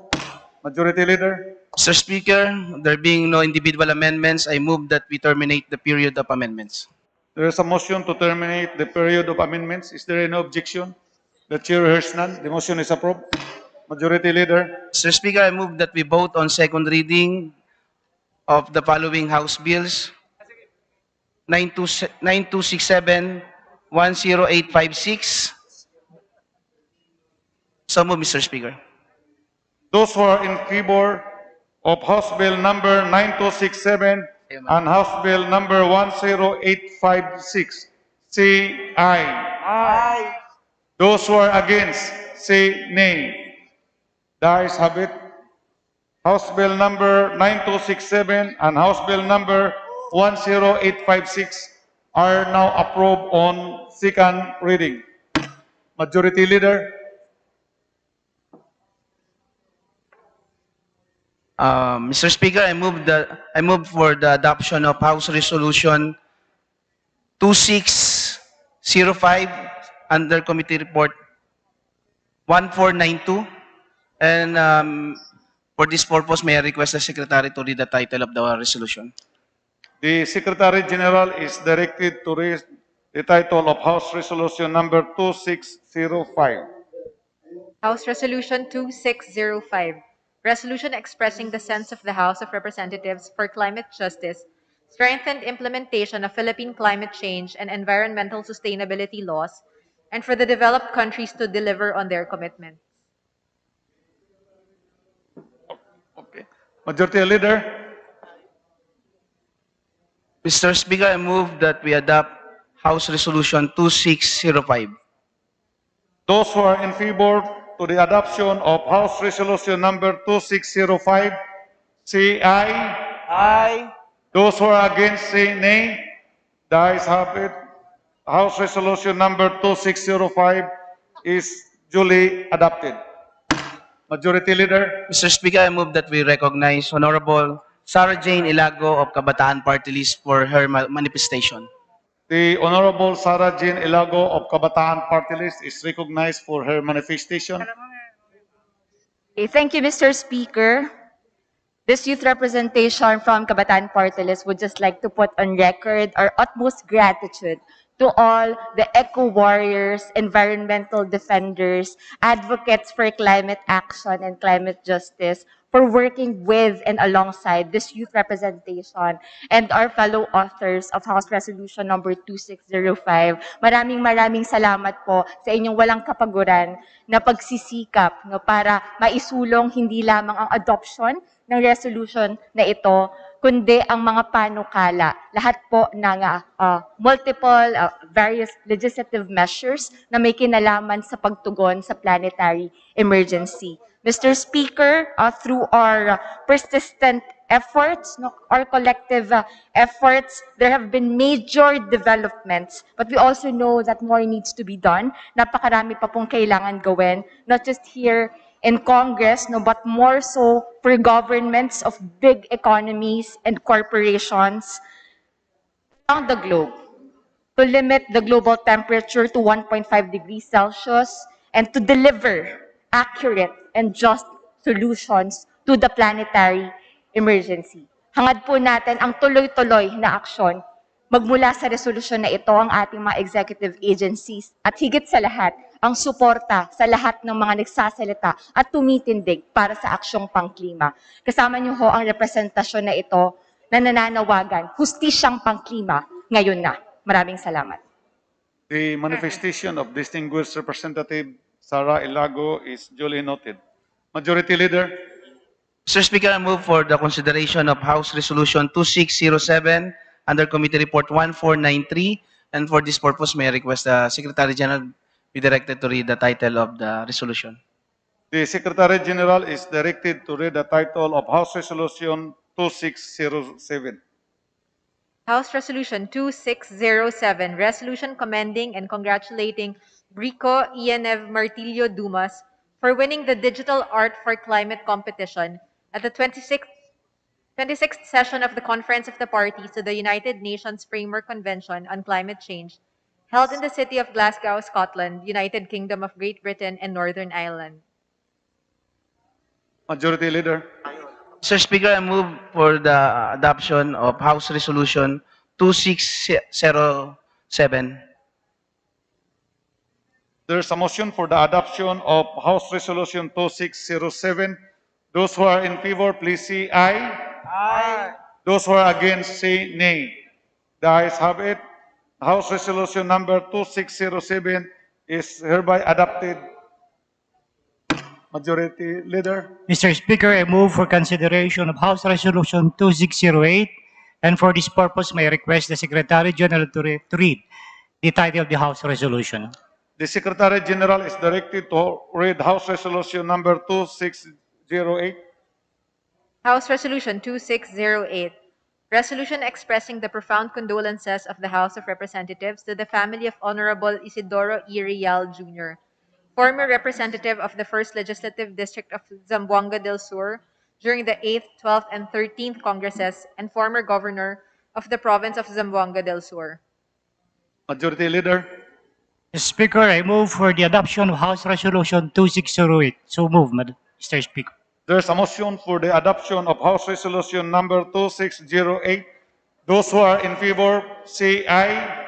Aye. Those who are against, say nay. The ayes have it. House Resolution number 2608 is hereby adopted. Majority Leader. Mr. Speaker, I move for the consideration of House Resolution 2609, and for this purpose, may I request the Secretary General to read the title of the resolution. The Secretary General is directed to read the title of House Resolution number 2609. House Resolution 2609, resolution expressing the profound condolences of the House of Representatives to the family of the Honorable Jose Tapales Villarosa, former representative of the Lone Legislative District of Occidental Mindoro during the 9th and 10th Congresses, former governor of the province of Occidental Mindoro, and former mayor of the municipality of San Jose, Occidental Mindoro. Majority Leader. Mr. Speaker, I move for the adoption of House Resolution 2609 in consolidation with House Resolution 2594. I so move, Mr. Speaker. There's a motion for the adoption of House Resolution number 2609. Those who are in favor say aye. Aye. Those who are against say nay. The ayes have it. House Resolution number 2609 is hereby adopted. That is in consolidation with House Resolution number 2594. Majority Leader. Mr. Speaker, I move for the consideration of House Resolution 2610, and may we request the Secretary General to read the title of the resolution. The Secretary General is directed to read the title of House Resolution number 2610. House Resolution 2610, resolution expressing the profound condolences of the House of Representatives to the family of the Honorable Datu Gimid P. Matalam, former representative of the 2nd Legislative District of Maguindanao during the 8th and 12th Congresses. Majority Leader. Mr. Speaker, I move for the adoption of House Resolution 2610. I so move, Mr. Speaker. There's a motion for the adoption of House Resolution 2610. Those who are in favor say aye. Aye. Those who are against say nay. The aye has it. House Resolution number 2610 is hereby adopted. Majority Leader. Mr. Speaker, we are in receipt of the Bicameral Conference Committee report on the disagreeing provisions of House Bill number 9030 and Senate Bill number 1077 on establishing the Philippine Transportation Safety Board. Mr. Speaker, in accordance with the rules, I move that you ratify the said Bicameral Conference Committee report.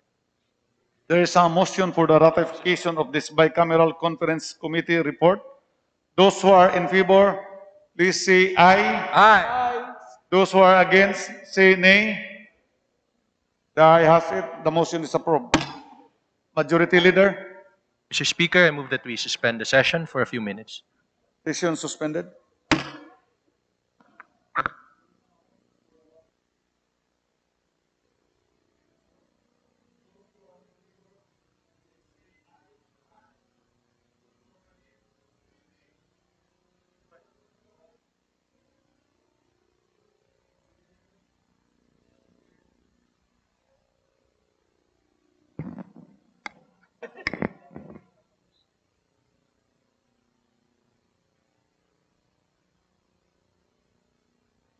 Pa dito pa siya.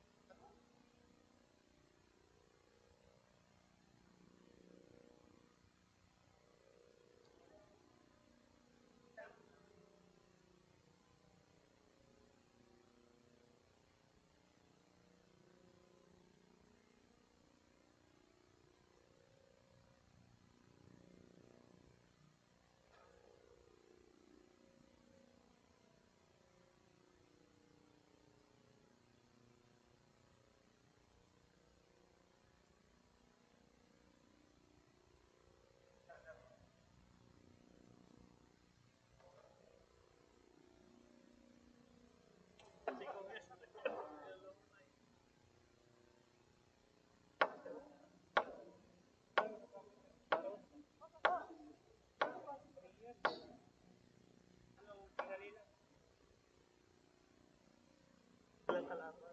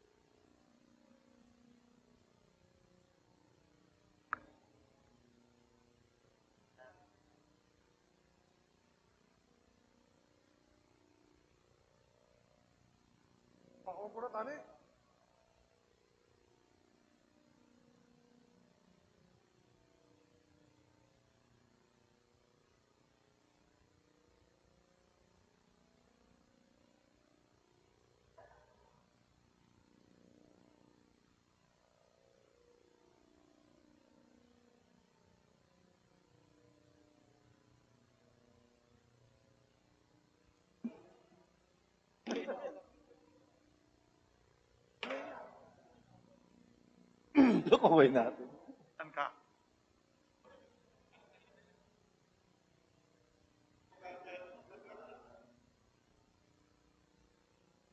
Tahan mo nga sa akin.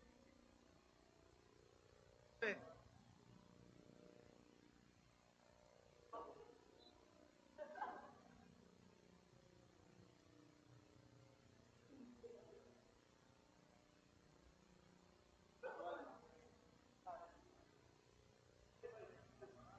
saan pupuntahan?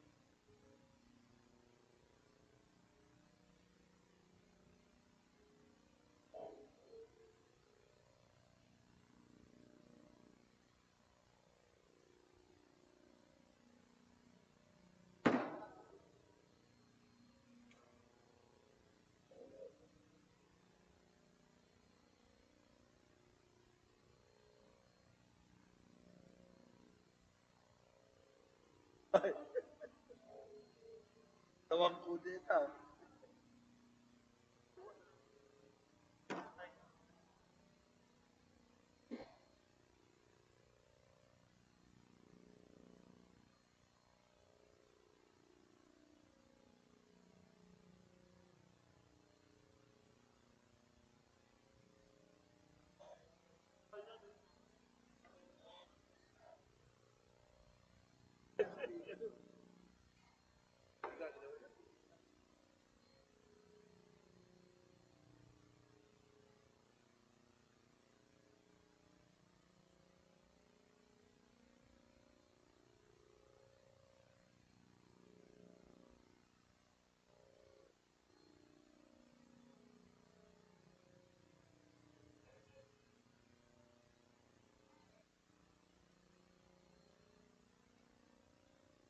Ako na si Sina. Parang mayor na siya. Santiago. Ang mayor doon, babae na. Kaibigan mo. Siya ang kalaban ni Sina.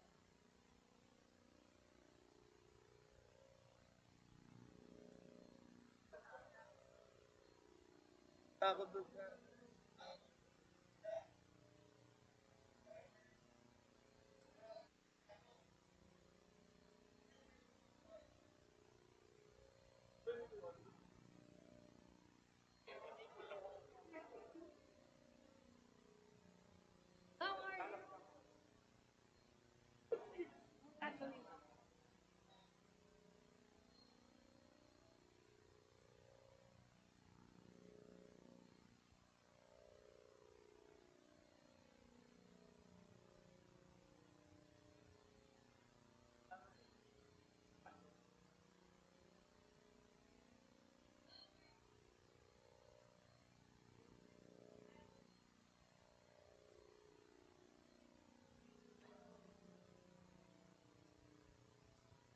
Bago yung katabi.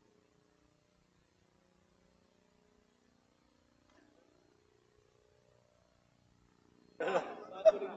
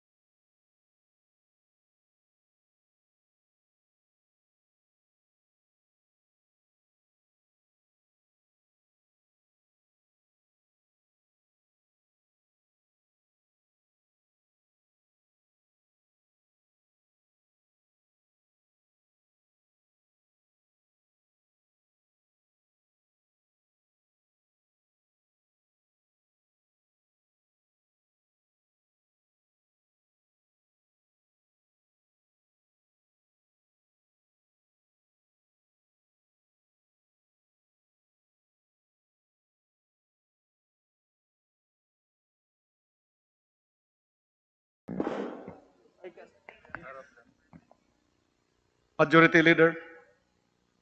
Mr. Speaker, I move that we approve Journal Number 29 dated May 31, 2022. Is there any objection? There being none, the motion is approved. Majority Leader. Mr. Speaker, I move that we take up additional reference of business and that the Secretary General be directed to read the same.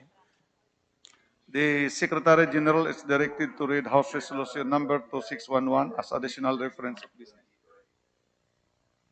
Additional reference of business. Resolution, House Resolution 2611, urging the proper committee of the House to conduct in aid of legislation the legal claims and onerous changes to government contracts of DM Wenceslao Corporation against the Philippine Reclamation Authority in relation to the Central Bay Project. Representative Pineda. To the Committee on Rules. Message from the President, veto message dated May 26, 2022 of President Duterte on the enrolled House Bill numbers 6974, 7516, 7695, 7969, 8446, 8453, and 8656, establishing a CHED provincial office in certain provinces. To the Committee on Rules. Message from the Senate, message dated May 30, 2022, informing the House that on even date, the Senate concurred to House Concurrent Resolution number 27. To the Committee on Rules. Message dated May 31, 2022, informing the House that on May 30, 2022, the Senate approved the Conference Committee report of the Bicameral Conference Committee on the disagreeing provisions of Senate Bill 2455 and House Bill 101017. To the Committee on Rules. Majority Leader. Mr. Speaker, I move that we suspend the session for a few minutes. Session suspended.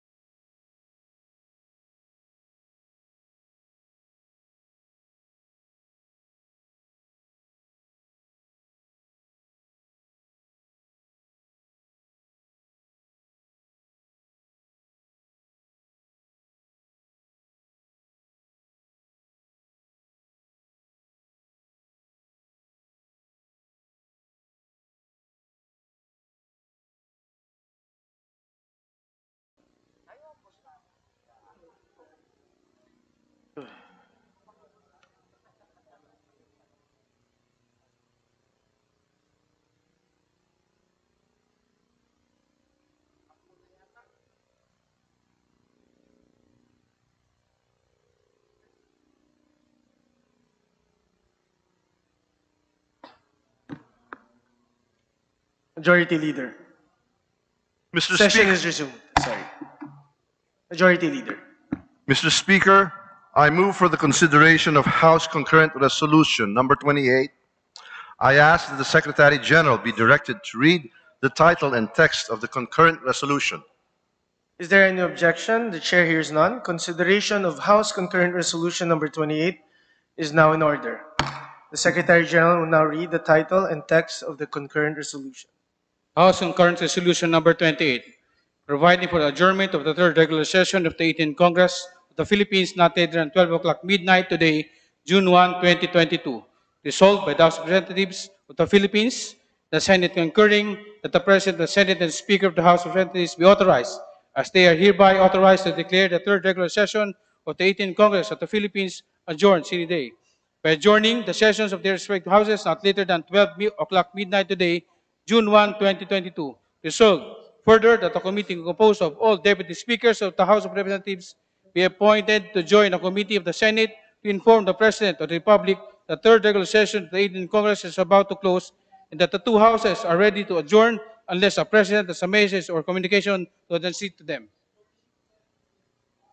Mr. Speaker, I move for the adoption of House Concurrent Resolution number 28. There is a motion to adopt House Concurrent Resolution number 28. Is there any objection? The chair hears none. House Concurrent Resolution number 28 is adopted. Mr. Speaker, in view of the adoption of House Concurrent Resolution number 28, which likewise authorizes the appointment of a joint committee of both houses to inform the President of the Philippines of the adjournment of the third regular session of the 18th Congress, I move that we elect all deputy speakers of the House to the said committee. Is there any objection? The chair hears none. All the deputy speakers of the House are hereby elected to the committee to notify the President of the Philippines of the adjournment of the third regular session of the 18th Congress. Majority Leader. Mr. Speaker, I move for the consideration of House Resolution number 2602. I ask the Secretary General be directed to read the text and title of said resolution. Is there any objection? The chair hears none. Consideration of House Resolution number 2602 is now in order. The Secretary General is instructed to read the title and text of the resolution. House Resolution number 2602, resolution declaring the adjournment of the session dated June 1, 2022 as having been read and approved. Resolved by the House of Representatives that the Speaker be authorized to review and approve the adjournment of the session dated June 1, 2022, and that the approval of the Speaker of such journal shall be valid and effective for all purposes as it was approved directly by the House of Representatives. Mr. Speaker, I move for the adoption of House Resolution number 2602. There is a motion to adopt House Resolution number 2602. Is there any objection? The chair hears none. House Resolution number 2602 is adopted. Majority Leader. Mr. Speaker, I move for the suspension of the session to enable the Secretariat to transmit the messages to the Senate on the resolutions we have adopted. I so move. Session is suspended.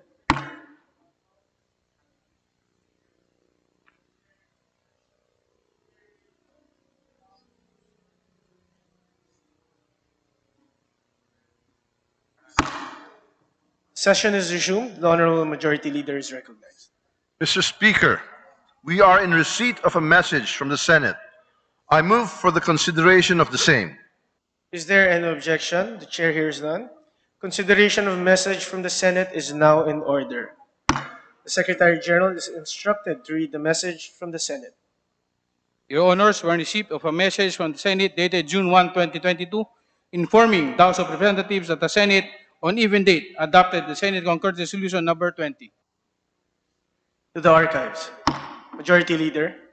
Mr. Speaker, earlier we have adopted House Concurrent Resolution number 28, providing for the adjournment of the third regular session of the 18th Congress, as well as the creation of a joint notification committee, in order to give the members of the joint committee time to perform their assigned task and until the House counterpart is ready to report back their accomplishment to this House, I move for the suspension of the session.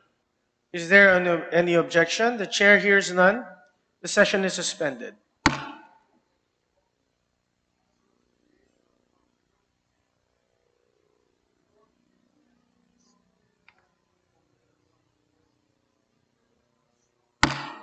The session is resumed. The Honorable Majority Leader is recognized. Mr. Speaker, we have received a report from the Joint Committee that the President has been informed that the third regular session of the 18th Congress will adjourn tonight. The remarks of the Majority Leader are duly noted. Majority Leader. Mr. Speaker, before we proceed, I would like to remind our colleagues that our House Secretariat has prepared a program entitled Pagpupugay sa mga kinatawan ng ikabalawang Kongreso, which will take place after the sine die adjournment of the 18th Congress. In view of this, I move that we authorize the House Secretariat to use the session hall for the said program. Is there any objection? The Chair hears none. The motion is approved. The House Secretariat is authorized to use the session hall for the pagpupugay sa mga kinatawan ng ika-18 Kongreso. Majority Leader. Mr. Speaker, I move for the consideration of House Resolution number 2603. I ask that the Secretary General be directed to read the title and the text of the resolution. Is there any objection? The Chair hears none.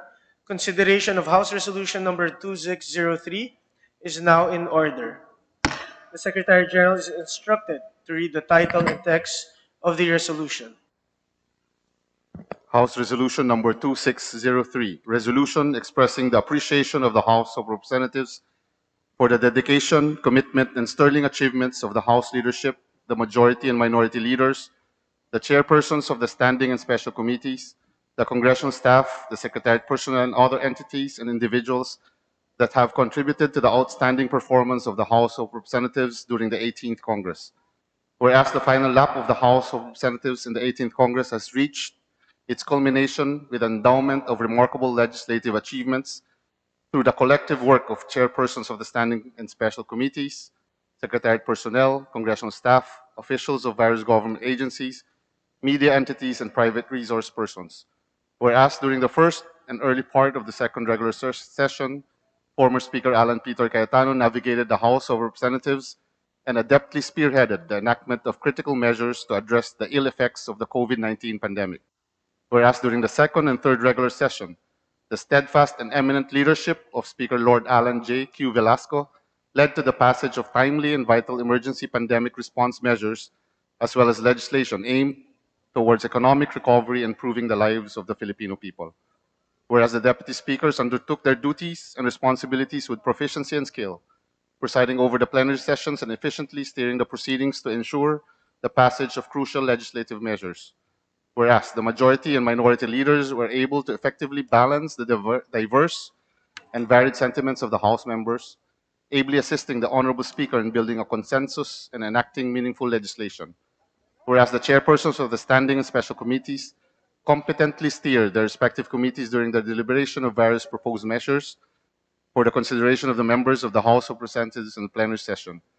Whereas the Secretariat officials and personnel provided their invaluable support to the members of the House of Representatives and to all standing and special committees through their efficiency and professionalism to achieve the legislative agenda at hand. Whereas the congressional staff were equally important as they stood as the first line of assistance to the House members to effectively serve their constituents and to be able to perform proficiently in their legislative functions. Whereas officials of various government agencies, media entities, and private resource persons rendered their critical insights and technical expertise during the legislative process. Whereas in this 18th Congress, the swift passage of the national budgets, together with the enactment of responsive and touted legislative measures, were the spectacle and centerpiece of the House of Representatives, such as RA 11525, or the COVID-19 Vaccination Program Act, RA number 11712, otherwise known as the Public Health Emergency Benefits and Allowance for Healthcare Workers, the trifecta of RA 11659, RA 11647, and RA 11595, amending the antiquated Public Service Act, the Restrictive Foreign Investment Act, and the crucial Retail Trade Law, RA 11696, otherwise known as the Marawi Siege Victims Compensation Act of 2022, and RA 11590, or the Pogo Tax Law. Whereas the collaborative effort and dedication of the House leadership, the majority and minority leaders, chairpersons of the Standing and Special Committee, congressional staff, secretariat personnel, and other entities and individuals were instrumental in achieving the accomplishments of the House of Representatives during the 18th Congress. Now, therefore, be it resolved by the House of Representatives to express its appreciation for the dedication, commitment, and sterling achievements of the House leadership, the majority leader and minority leaders, the chairpersons of the Standing and Special Committees, the congressional staff, the secretariat personnel, and other entities and individuals that have contributed to the outstanding performance of the House of Representatives during the 18th Congress. Mr. Speaker, I move for the adoption of House Resolution number 2603. There is a motion to adopt House Resolution number 2603. Is there any objection? The chair hears none.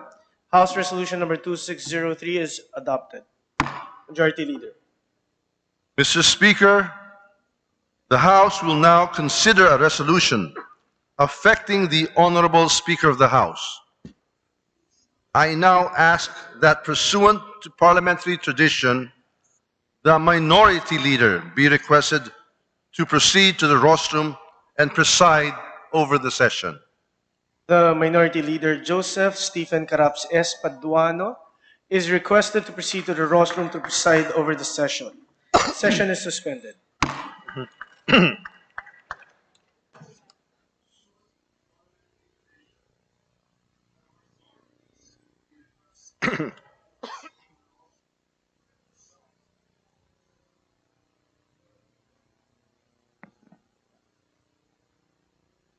Session resumed.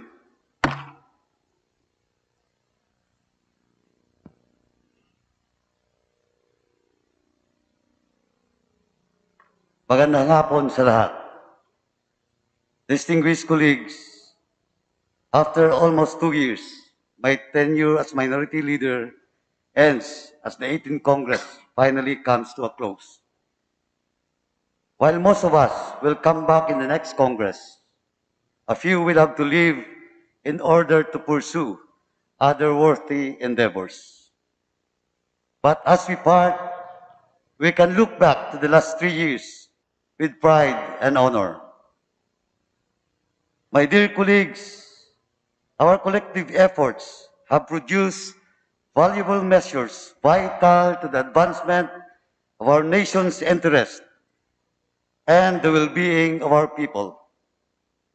From churning out laws to budget appropriations, the 18th Congress, of which we are all part, was a success. The dynamic relationship between the majority and minority blocs had aided the passage of the 2021 and 2022 annual budgets on time. While we had disagreements on issues, we set aside partisanship and pushed for legislations that provided assistance to the embattled Filipinos during the emergence of public health crisis due to COVID-19 pandemic. To the members of the majority, led by Majority Floor Leader and presumptive House Speaker Martin Romualdez, we salute you for making the minority always the priority in the August halls of Congress. Indeed, the House tradition lives on. To my fellow minority congressmen, thank you for giving me the chance to lead a participative, active, and vigilant but reasonable opposition. I will surely treasure this once-in-a-lifetime opportunity.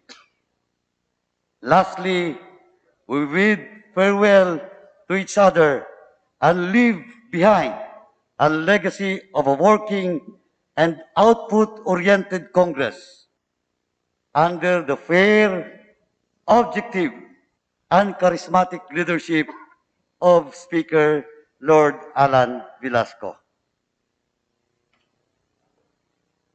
Respectable members of the House of Representatives, there are no goodbyes, only so long.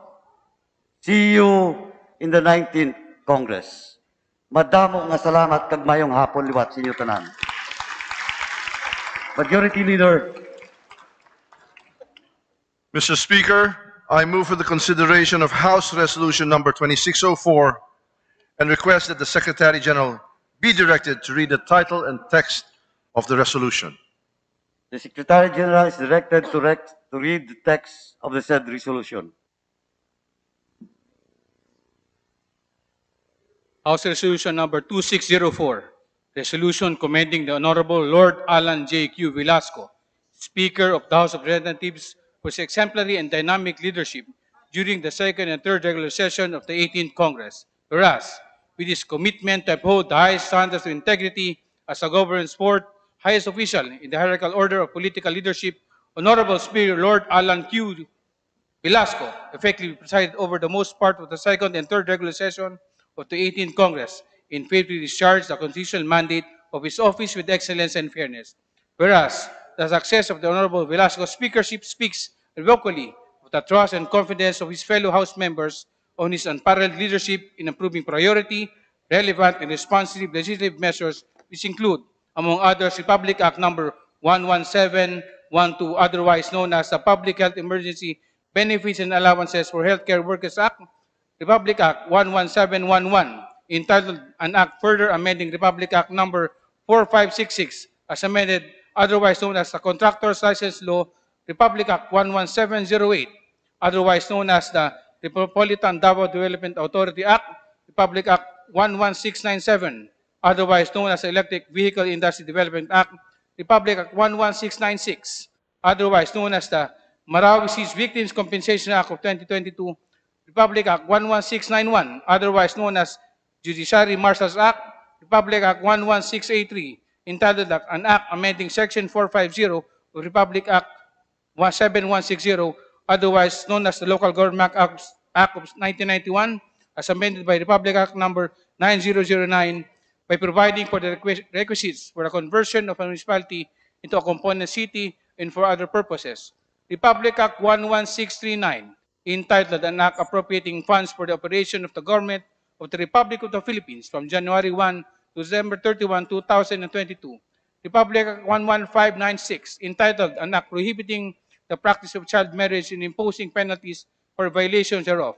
Republic Act 11572, otherwise known as the Philippine Energy Research and Policy Institute Act, and Republic Act 11520, entitled An Act Extending the Availability of the 2020 Appropriations to December 31, 2021, amending for the purpose Section 60 of the General Provisions of Republic Act 11465 or General Appropriations Act of Fiscal Year 2020.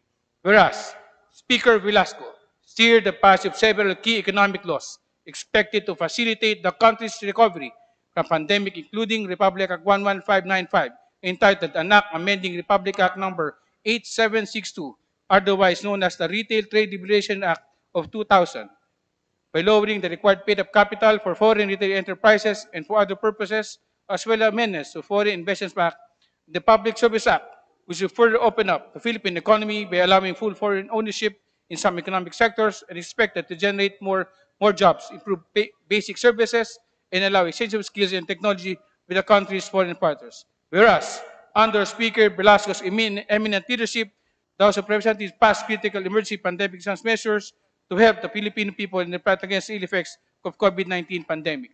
Whereas Speaker Velasco proved himself as a compassionate and collaborative leader who ensured the health and safety of House members, officials, employees, and guests within the House premises by implementing health and safety protocols, including regular COVID-19 testing, mass vaccination, and additional vital physical facilities, which are aimed at promoting the welfare and safety of everyone. Whereas Speaker Velasco was instrumental in strengthening the linkages with international parliamentary organizations through his participation in the 144th Inter-Parliamentary Youth Assembly and related meetings where he made an entitled video discussion in line with his overall theme, Getting to Zero, Mobilizing Parliament Stock and Climate Change, and the 42nd ASEAN Inter-Parliamentary Assembly where he called for more investments in the digital economy to bridge a massive digital divide caused by pandemic onslaughts. Whereas, through his inclusive and constructive leadership, proven track record, and strong commitment to public service in pursuing vital legislative measures, Speaker Velasco helped steer the country's transition from the COVID-19 pandemic to normalcy, and such leadership is worthy of admiration and respect of the Filipino people, his colleagues, constituents, and officials and employees of the House of Representatives. Now, there will be resolved by the House of Representatives to recommend the Honorable Lord Alan J.Q. Velasco, Speaker of the House of Representatives, for his exemplary and dynamic leadership during the second and third regular session of the 18th Congress. Mr. Speaker, this representation will deliver the sponsorship speech of House Resolution number 2604.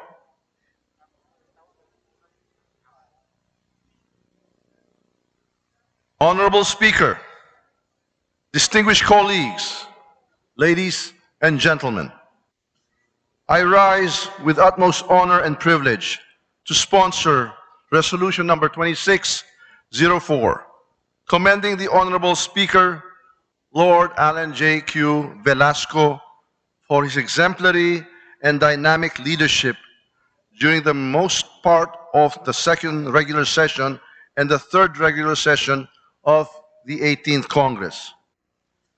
Given his commitment to uphold the highest standards of public service, Speaker Velasco skillfully navigated the House of Representatives amidst the COVID-19 pandemic and its adverse impacts on our economy and society. He faithfully discharged the mandate of his office with excellence, integrity, and composure during the tumultuous times. Speaker Velasco rose to the occasion with ingenuity, strength, and determination. Honorable Velasco truly enjoys the trust and confidence of his fellow House members. The majority of the members of the House of Representatives approved in no time priority, responsive, and relevant legislative measures aimed to bring about significant gains and meaningful economic, social, cultural, political changes. These landmark laws include Republic Act number 11712, otherwise known as the Public Health Emergency Act, Republic Act 11708, otherwise known as the Metropolitan Davao Authority Act, Republic Act 11697, otherwise known as the Electric Vehicle Industry Development Act, Republic Act 11696, otherwise known as the Marawi Siege Victims Compensation Act of 2022, Republic Act 11691, otherwise known as the Judiciary Marshals Act, Republic Act 11639, entitled An Act Appropriating Funds for the Operation of the Government of the Republic of the Philippines from January 1 to December 31, 2022. Republic Act 11596, entitled An Act Prohibiting the Practice of Child Marriage and Imposing Penalties for Violations thereof. Republic Act 11572, otherwise known as the Philippine Energy Research and Policy Institute Act, and Republic Act 11766, entitled An Act Fixing the Validity of the Period of the License to Own and Possess, Registration, and Permit to Carry Firearms Outside the Residence or Place of Business, amending for the purpose Section 7 and 19 of Republic Act number 10591, otherwise known as the Comprehensive Firearms and Ammunition Regulation Act. Whereas, with the welfare of the Filipino people foremost in his mind, Speaker Velasco prioritized the passage of key economic measures to facilitate our country's recovery from the effects of the pandemic, including RA 11595, entitled An Act Amending Republic Act number 8762, otherwise known as the Retail Trade Liberalization Act of 2000, by lowering the required paid-up capital for foreign retail enterprises and for other purposes, as well as amendments to the Foreign Investment Act and the Public Service Act to further open up the Philippine economy. Speaker Velasco proved himself as a compassionate and collaborative leader by putting the health and safety of all House members, employees, and guests at the forefront of his priorities. Strict health and safety protocols, mass vaccinations, and regular COVID-19 antigen testing are provided for all House members' employees, including guests who enter the House premises. He also brought about improvements and construction of essential facilities for the comfort and convenience of House members, personnel, and guests. Speaker Velasco displayed an inclusive and consultative brand of leadership. He rallied the House members to maintain a dynamic but respectful exchange of insights amidst the difficult situation of attending sessions remotely. He also introduced innovations in crafting vital bills and resolutions that respond to the urgent needs of our people. Despite the challenges brought about by the pandemic, the House of Representatives under Speaker Velasco boasts of more bills of national importance approved on third reading, such as House Bill number 10697, entitled An Act Establishing the National Center for Geriatric Health and Research Institute, defining its powers and functions, creating regional geriatric specialty centers in the Department of Health, retained hospitals, and appropriating funds thereof. House Bill number 10581, entitled An Act Providing for a New Charter of the Land Bank of the Philippines. House Bill 10582, entitled An Act Promoting Rural Financial Inclusion and Literacy. House Bill 10612, an act providing for the full effective implementation and enforcement of international maritime instruments to which the Philippines is a state party. And House Bill 10625, entitled An Act Creating the Department of Economics and Development Planning, defining its functions and appropriating funds therefore. Ladies and gentlemen, the sound judgment of Honorable Speaker Lord Alan Velasco has led the House of Representatives to achieve legislative milestones founded on responsiveness, relevance, and efficiency. His humble and tranquil personality was instrumental towards the successful stewardship of this august body in crafting and enabling laws for his steadfast leadership. Speaker Velasco deserves no less than a sincere and earnest recognition of this chamber. My dear colleagues, may I now call upon everyone to support the adoption of this resolution to show Speaker Lord Alan J. Q. Velasco our profound gratitude and heartfelt appreciation for his competence, integrity, and dedication as our leader during the most part of the 18th Congress. Maraming salamat po at mabuhay po si Speaker Velasco.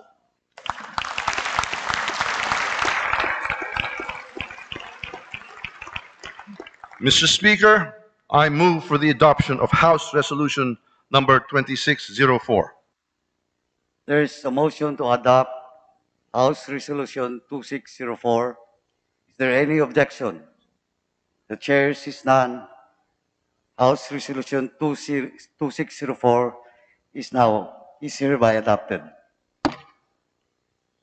The deputy speakers are requested to escort Honorable Speaker Lord Alan Velasco in the session hall to address the body. Session suspended.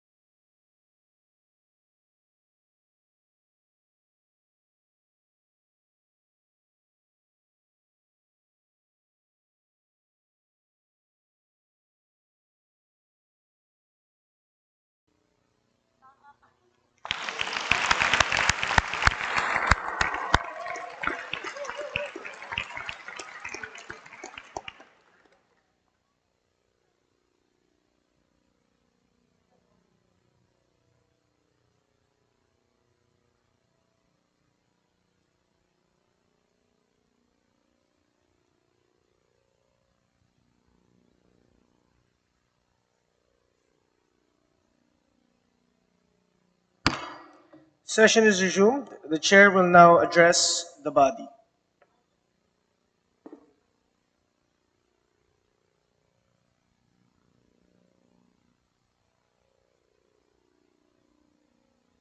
Narito po kami, mahal na may bahay. Tinugtog na namin instrumentong taglay. O kawili-wili, panahoy tiwasay. Ang buwan ng Hunyo'y ipagtatagumpay. My fellow members and colleagues, it is but fitting that I start this valedictory with the words from the Tubong or Putong ceremony of Marinduque. The Putong is uniquely Marinduqueño, but the sentiment is universally Filipino. The Putong celebrates our own, venerates our saints, whom we welcome, and honors our enduring connections.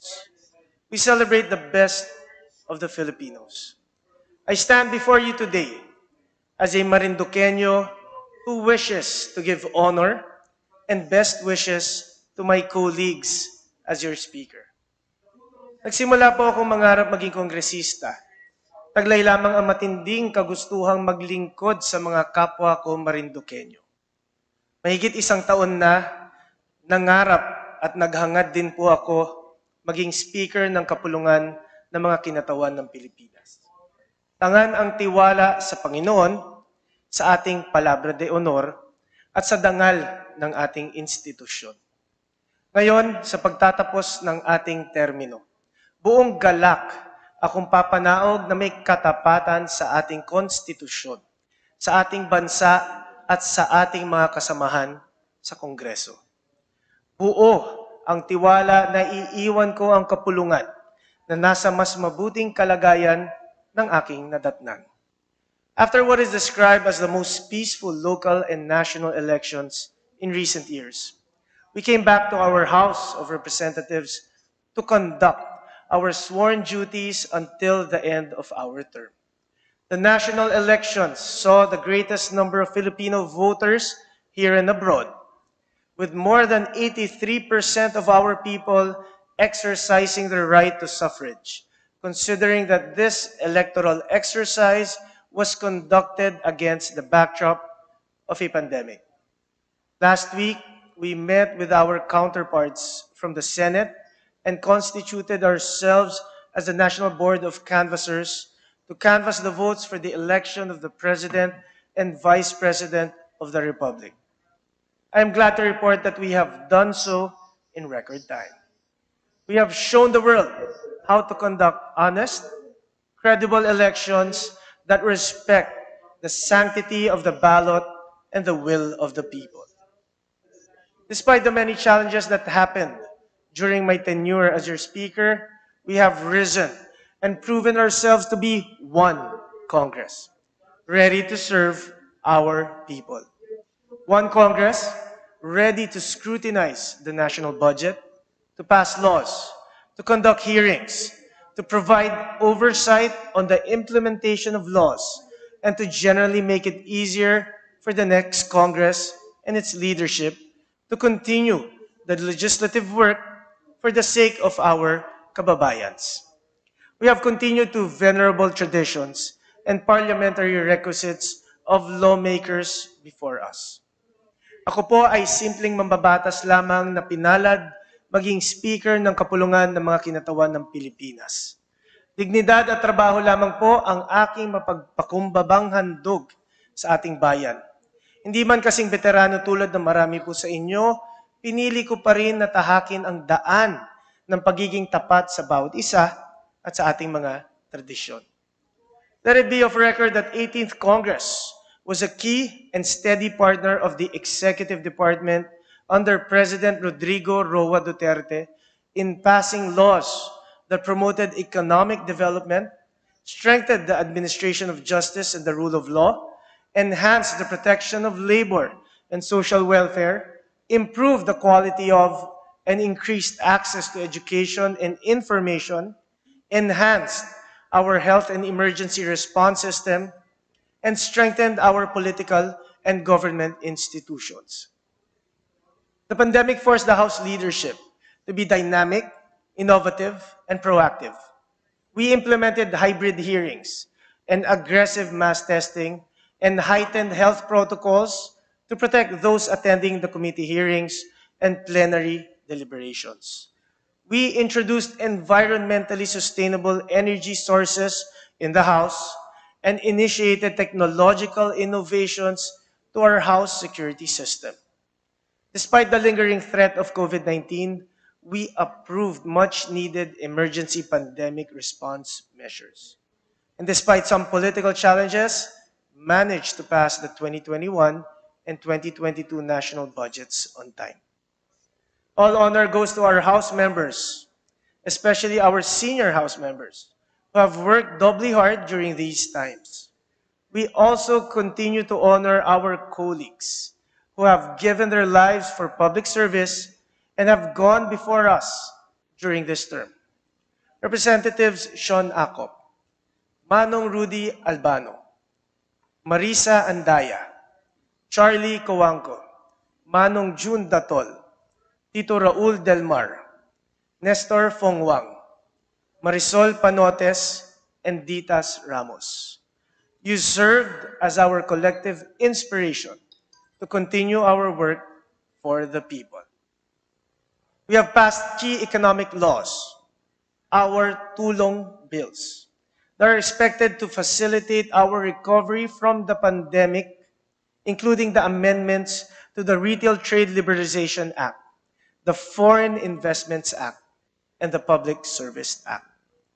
The passage of this trifecta of economic liberalization laws marks an important landmark in our bid to ease restrictions and will help bring in projected investment leads of $100 billion over a 2-year period and create more jobs for Filipinos that would help drive the economic recovery of our country.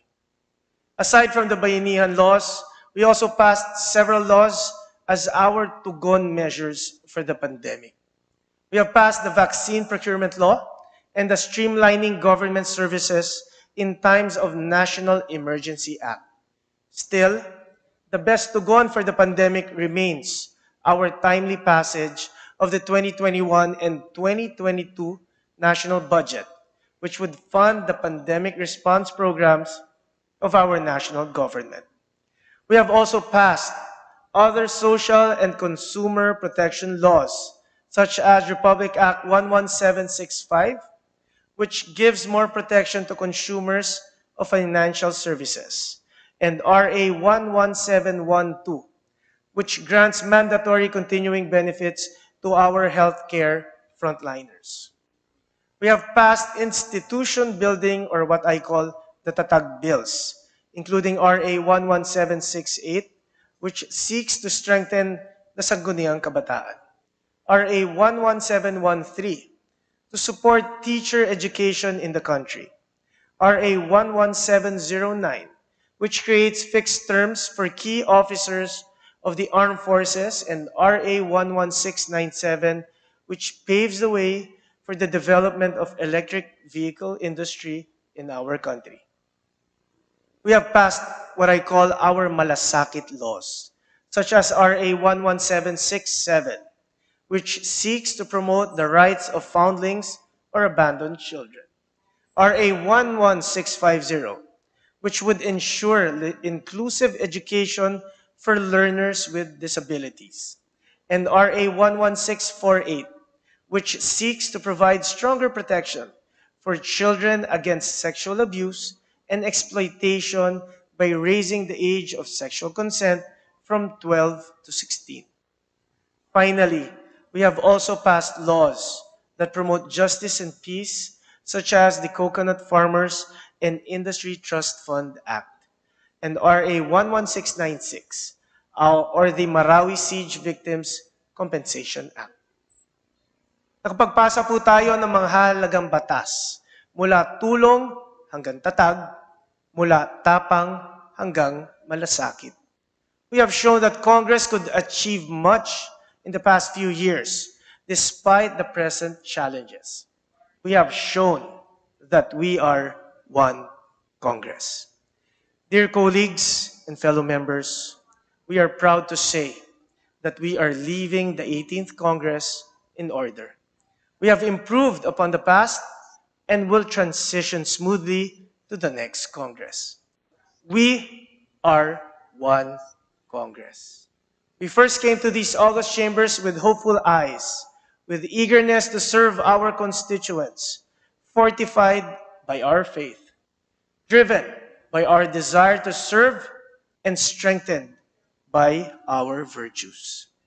We shall leave the House of the People with hope for the future under the new president, with the satisfaction that we have given our best to serve our people, and trust that the House shall continue what we have started with unreserved tapang and malasakit. Allow me to thank each one of you for all the help and support, particularly to Majority Leader Martin Romualdez and Minority Leader Caraps Paduano, for being my true partners in building this one Congress. Maraming salamat po.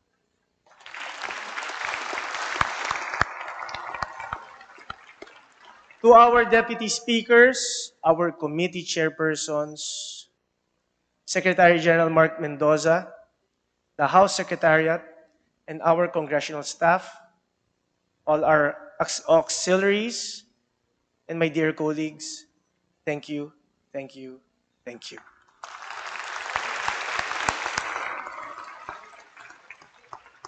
Let me end with the words from the Putong Ceremony folk song. Viva, viva, viva. Mabuhay, mabuhay. Mabuhay ang Santos Santang Pinutungan. Viva, viva, viva. Ito ay tapos na. Karampatan naming humiyaw ng viva, viva. Viva 18th Congress! Mabuhay po kayo. I am deeply honored to have worked with you all. Maraming salamat po.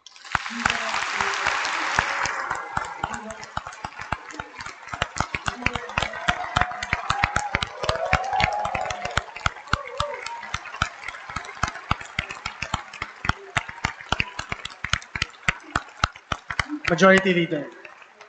The Honorable Speaker, Lord Alan Velasco, Deputy Speakers, Minority Leader, and Honorable colleagues. Ladies and gentlemen, it has been a distinct honor and privilege to have closely worked alongside all of you, the remarkable men and women of the 18th Congress. Indeed, it is the most rewarding experience as a legislator. Having been a witness to your intellect and tenacity, I am proud to have walked these halls with all of you, as well as having faithfully discharged our duties to our nation and to our people. As your majority leader, I'm in awe of the fortitude and competence displayed by our collective action towards achieving a fruitful and responsive legislature. I must say that we finished our final year in the 18th Congress with integrity and honor. For the work we have done and was courageous leap amidst a time of uncertainty and abnormality. Again, my sincerest gratitude to all of you and my warmest congratulations for a job well done. Mabuhay ang Pilipinas, mabuhay tayong lahat.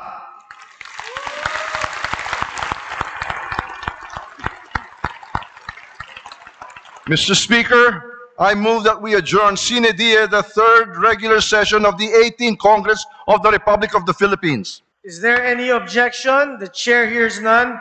The third regular session of the 18th Congress of the Republic of the Philippines is hereby adjourned sine die.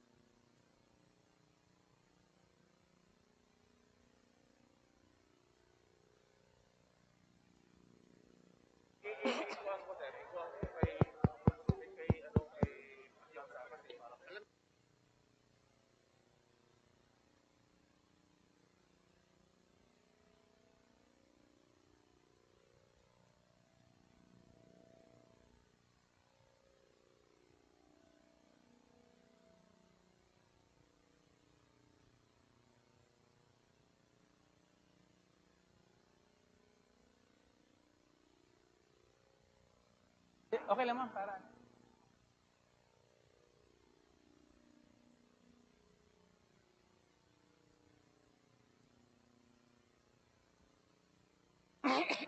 Pwede ma'am. Sige ma'am.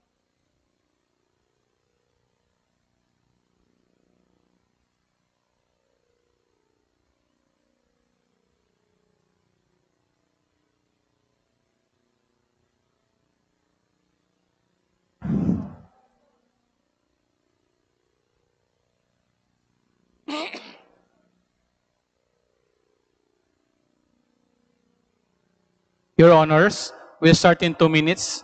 Thank you po.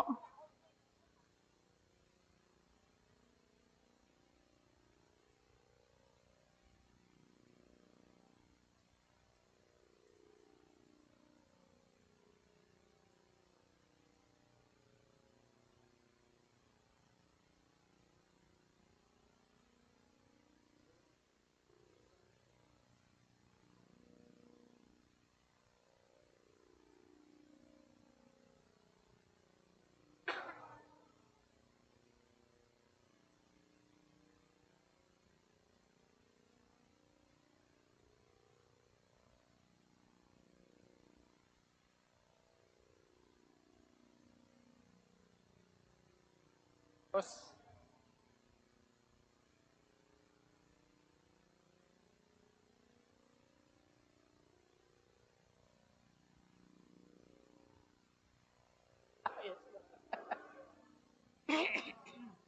Kaduha ka ka-graduate.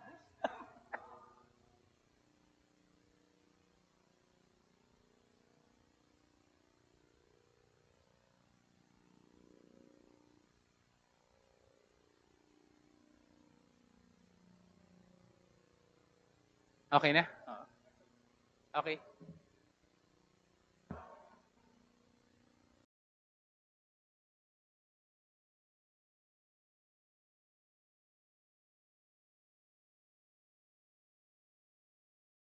I request everyone to please take your seats.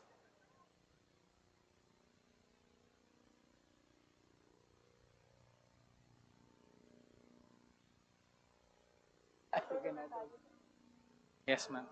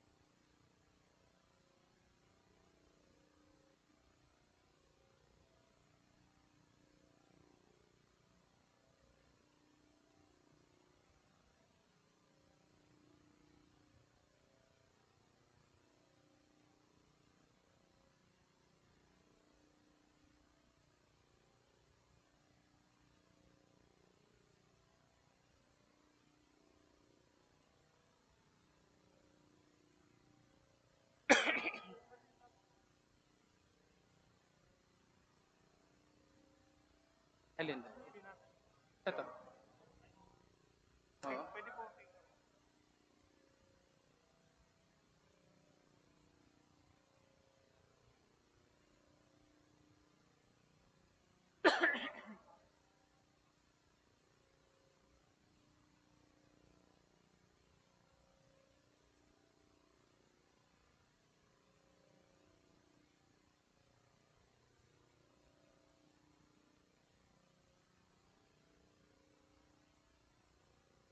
Okay na ako, ma'am. Okay lang po.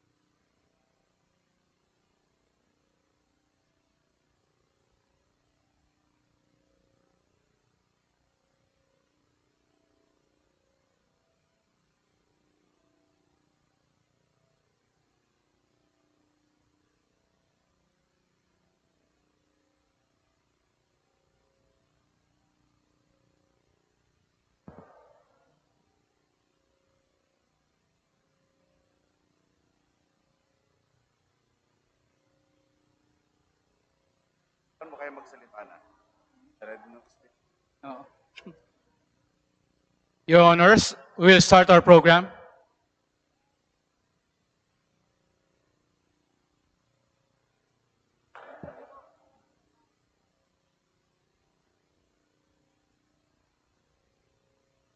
And this person.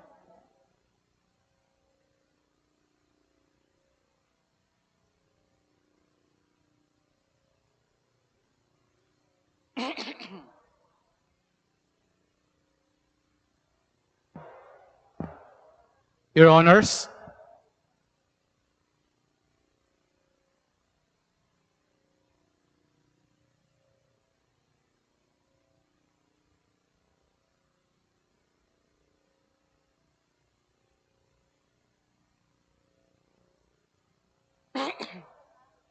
simulan ko na to, ma'am.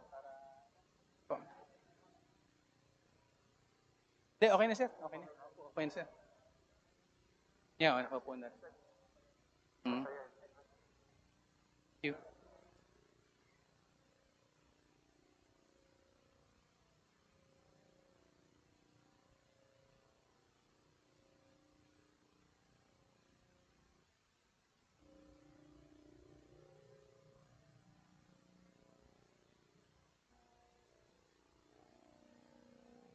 Ang pag-upo niyo. Slab. Slab. Okay.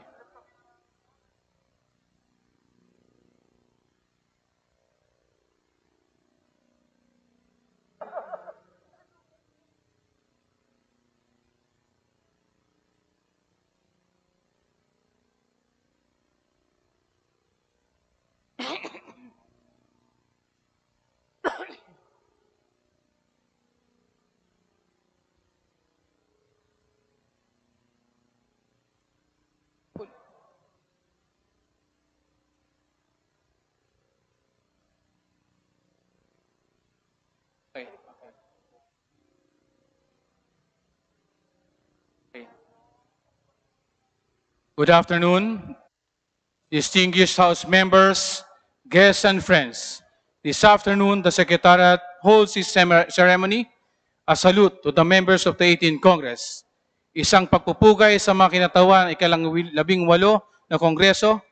This ceremony is now a part of the tradition in the House of Representatives, having started this in the 14th Congress. With the legislative calendar officially ended, allow us to give our esteemed members of the House mementos of your legislative service as exalted ways of paying tribute and honoring the hard work put in the crafting legislative measures needed by our people and in responding to the needs of your respective constituencies. Collectively, there is reason to be proud of the accomplishments of the 18th Congress. Landmark legislations were enacted, important measures which failed to be enacted in previous Congresses finally became laws this Congress. Moreover, this 18th Congress found itself beset by a worldwide pandemic brought about by coronavirus 19, which not only posed a serious health challenge for our country, to every one of us, but also placed the world economy at a near standstill. The worldwide economic dislocation was felt even more severely by our people who lost their jobs or got underemployed by micro, small, and medium enterprises, many of which had to close down. Legislation had to reckon not just with the health challenges, but also to providing for the sustenance of our people.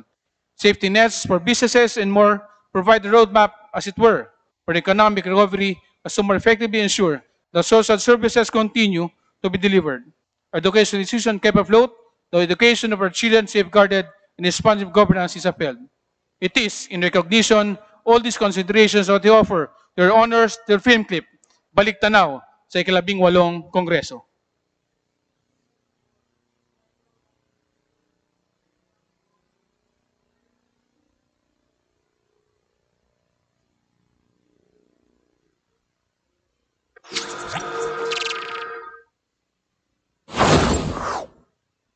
Bumungad sa ika-18 Kongreso ang matinding pagsubok ng pandaigdigang pandemya, kasabay ng samut-saring suliranin na naging hamon at pagsubok na hinarap at tinugunan ng kapulungan ng mga kinatawan.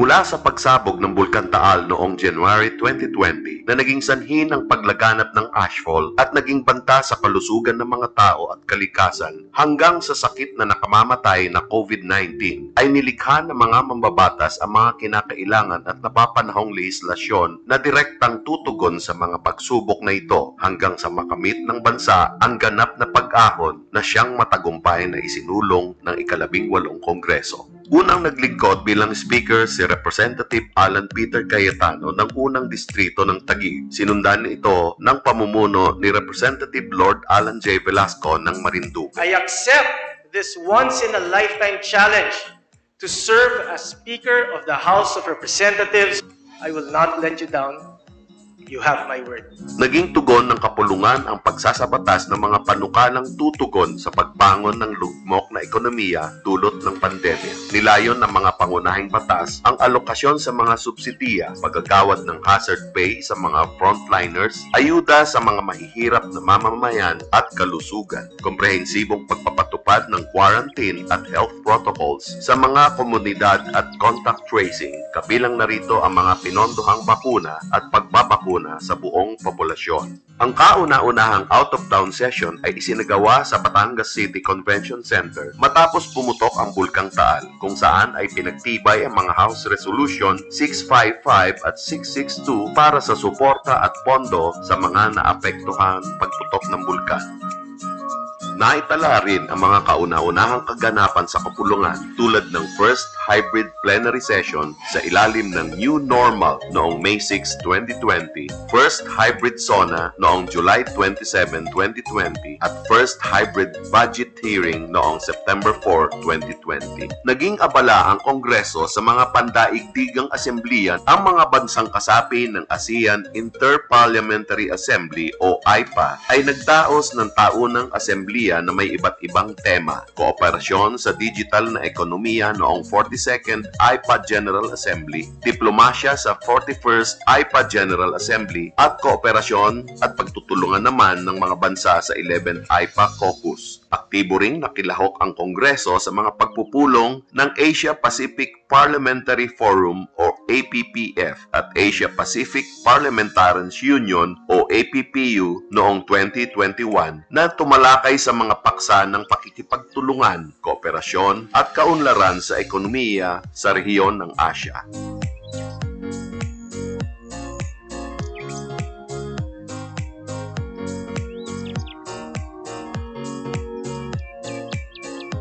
Taunan ding ipinagdiwang ng ika-18 Kongreso ang buwan ng kababaihan ng mga taong 2020 at 2021. Gayun din sa larangan ng palakasan kung saan ay ginawaran ang isang Pilipinang atleta ng medalyang ginto sa Olympics noong September 7, 2021. Kaugnay nito ay naisabatas ang RA 11470 of the National Academy of Sports Act kung saan ay nilikha ang National Academy of Sports na pangangasiwaan ng Department of Education at Philippine Sports Commission. Hindi rin sila nakalimot na maghandog ng parangal at lubos na pakikiramay sa mga namayapang kapwa at dating mambabatas kabilang si dating Pangulong Benigno Simeon Aquino III. Ang mga tradisyonal na aktibidad ng kapulungan ay patuloy na idinaraos tulad ng taunang pagpapailaw sa higanting Christmas tree.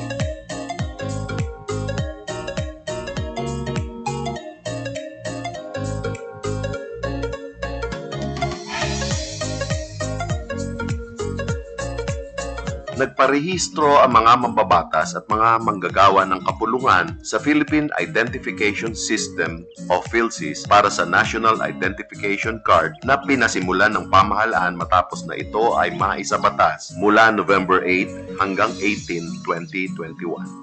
Nilikha ng Kongreso ang Defeat COVID-19 Committee kung saan ay naging aktibo ang kapulungan sa pagbabakuna sa mga mambabatas at kawani ng Secretariat kabilang na ang kanilang mga pamilya sa pamamagitan ng programang CONVAX. Isinulong rin ang mga proyekto para makapangalap ng pondo. Isinabatas ang RA 11525 o COVID-19 Vaccination Program Act of 2021 na nagpabilis sa pagbili ng bansa sa mga lunas na gamot, bakuna at pagbabakuna at paglalagay ng pondo para sa mga apektado ng masamang epekto ng bakuna sa mga may sakit. Pinamahalaan ito ng PhilHealth, Department of Health at National Task Force against COVID-19.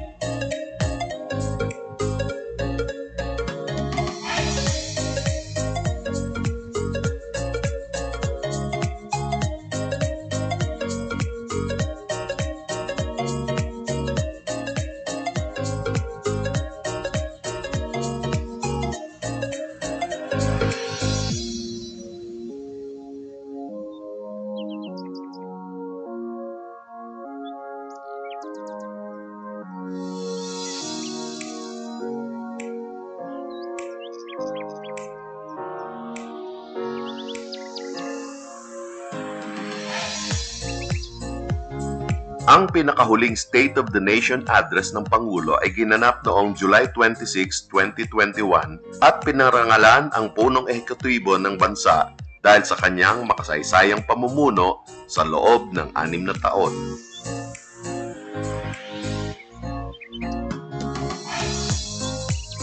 Bago magtapos ang ika-18 Kongreso ay isa pang makasaysayang kaganapan ang naitala sa Aklat ng Kapulungan, ang pinakamabilis na pagbilang ng boto at pagkakaproklama sa bagong halal na Pangulo Ferdinand Marcos Jr.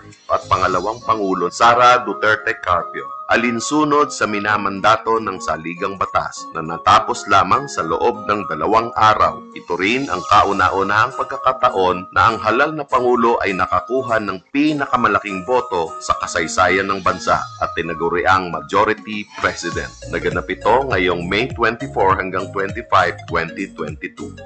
Ang mga ito ay ilan lamang sa mga pinakatampok at pinakamahalagang kaganapan ng kapulungan ng mga kinatawan. Inaasahan na ang mga makasaysayang paglilingkod ng mga mambabatas sa 18 Kongreso ay magpapasigla at magiging inspirasyon ng mga susunod pang Kongreso ng bansa sa hinaharap. Let us focus on adopting practices that will strengthen Congress as a true partner in service of our people.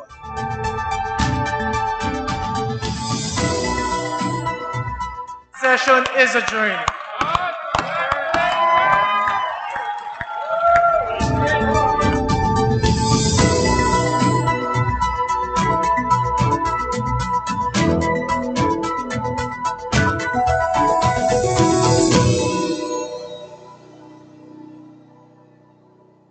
Our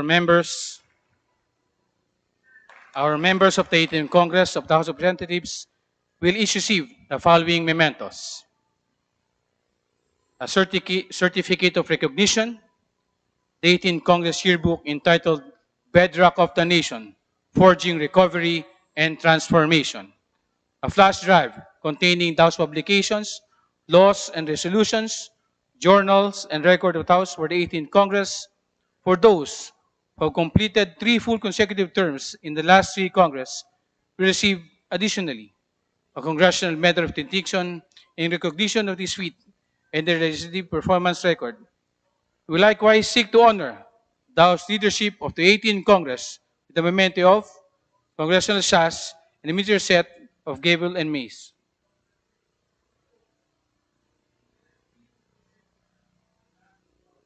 We now present the Honorable Speaker and Assembly, the 296 members of the 18th Congress.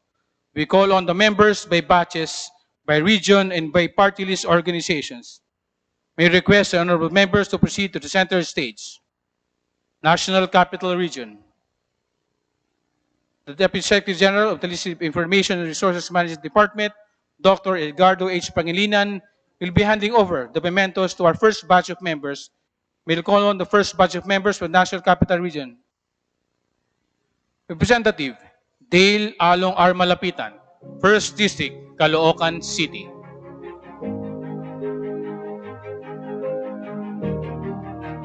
Representative Edgar R. Erice, 2nd District, Caloocan City.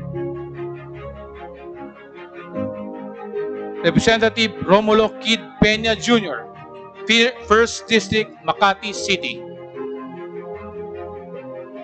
Representative Luis N. R. Campos Jr., 2nd District, Makati City. Representative Josephine Veronique R. Lacson Noel, Lone District, Malabon City. Representative Manuel Luis Manny T. Lopez, 1st District, City of Manila. Representative Rolando M. Valeriano, 2nd District, City of Manila.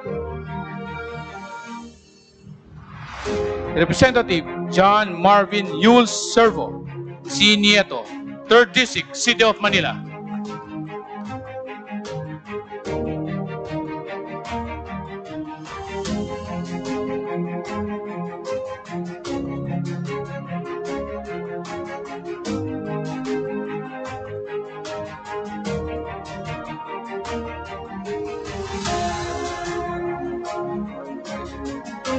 Representative Edward Vera Perez Maceda, 4th District, City of Manila.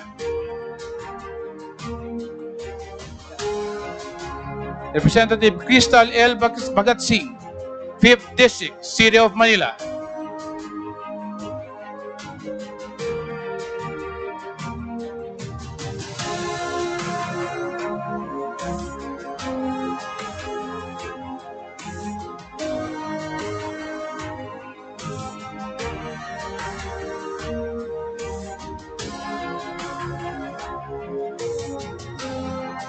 Representative Bayani F. Fernando, 1st District, Marikina City. Representative Stella Luz A. Kimbo, 2nd District, Marikina City.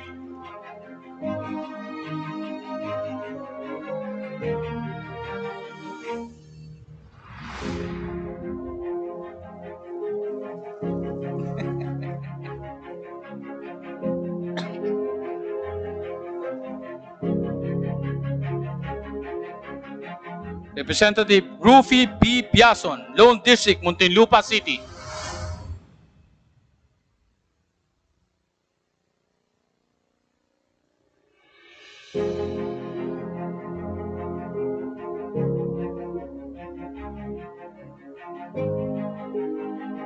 Representative John Reynald M. Chanco, Lone District, Navotas City.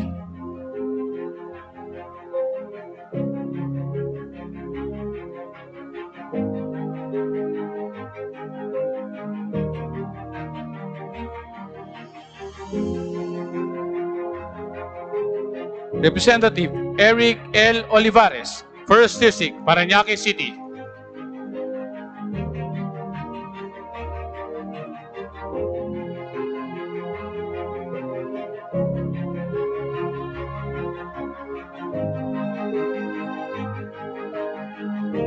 Representative Joy Mayra Salvador Tambuting, 2nd District, Parañaque City.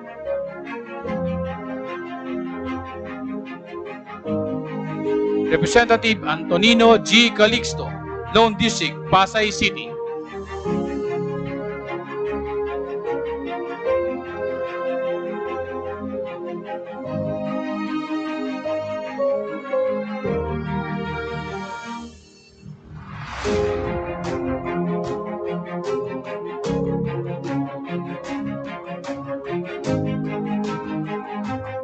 Representative Roman T. Romulo, Lone District, Pasig City.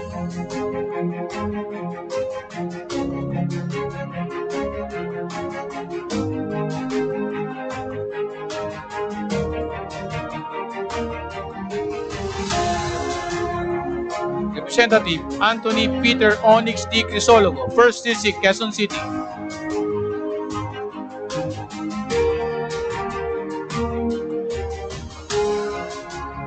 Representative Precious Hipolito Castelo, 2nd District, Quezon City. Representative Alan Benedict S. Reyes, 3rd District, Quezon City. Representative Jesus Bong Sisontay, 4th District, Quezon City. Representative Alfred Vargas, 5th District, Quezon City.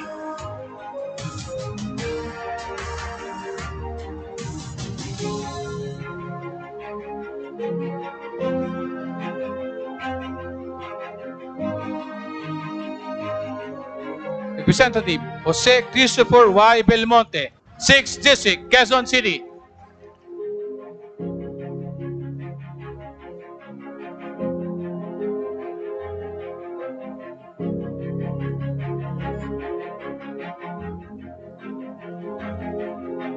Representative Ronaldo B. Zamora, Lone District, San Juan City.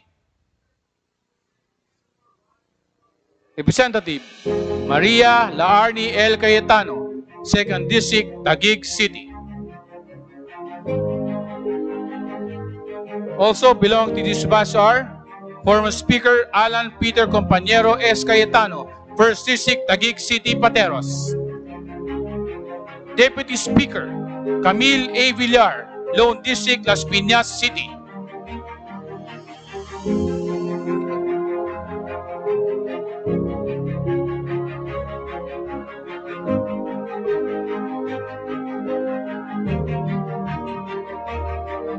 Deputy Speaker Neptali M. Gonzales, Lone District, Mandaluyong City. Deputy Speaker Benvenido M. Abante Jr., 6th District, City of Manila.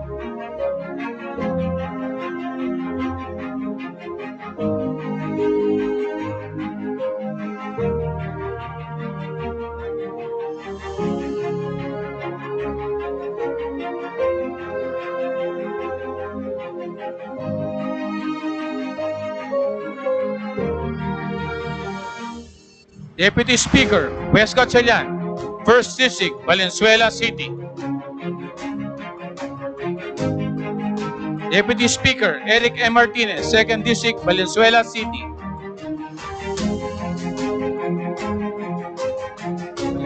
May we request the Honorable Speaker to join our members for a brief photo session.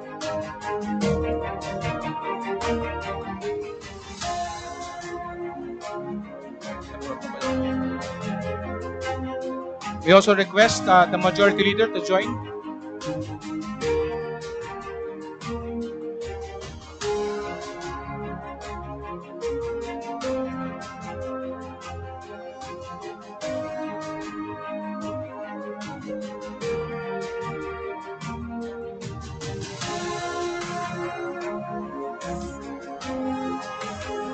Thank you, Your Honors.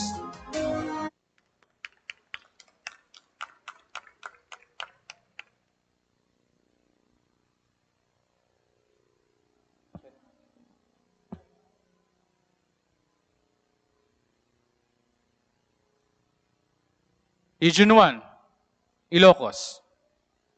Representative Ria Cristina G. Fariñas, 1st District, Ilocos Norte.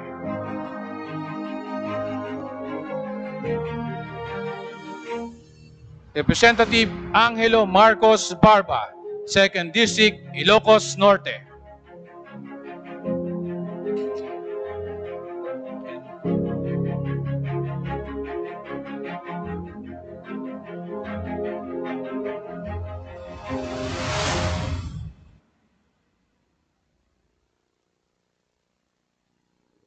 Representative Pablo C. Ortega, 1st District, La Union.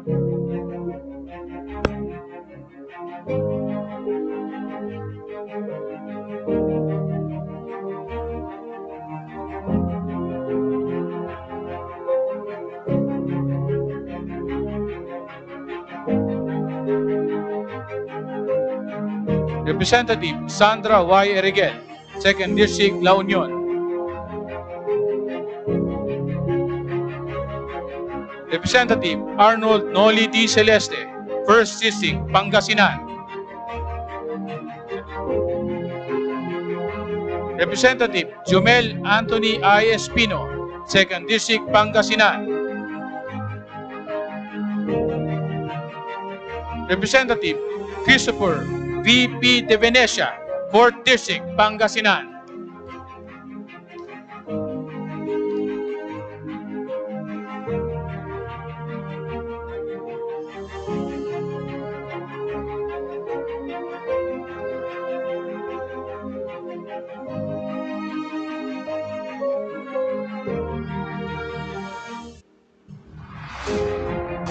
Representative Ramon Monmon V. Guico, 3rd, 5th District, Pangasinan.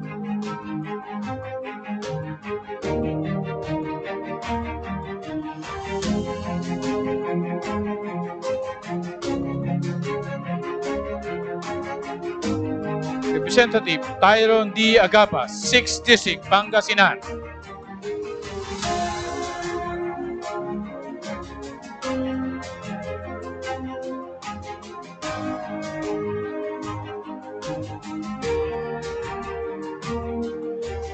Region 2, Cagayan Valley. Representative Siriaco B. Gato Jr., Lone District, Batanes.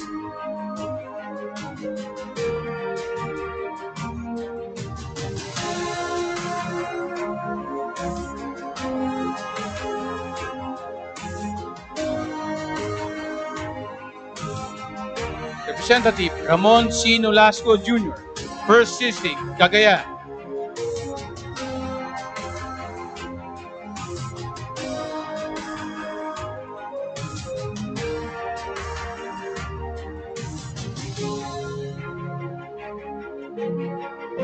Representative Samantha Luis Vargas Alfonso, 2nd District, Cagayan.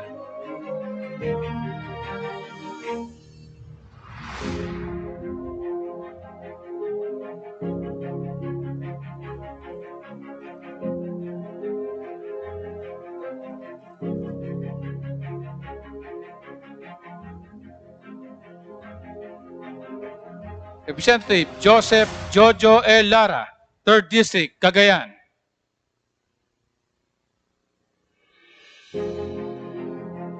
Representative Antonio Tonepet T. Albano, 1st District, Isabela.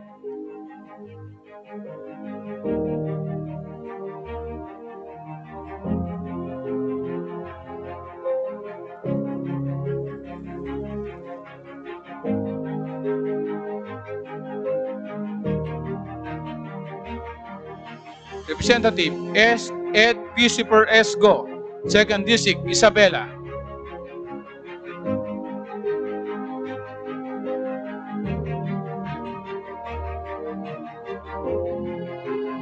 Representative Ian Paul L.D., 3rd District, Isabela.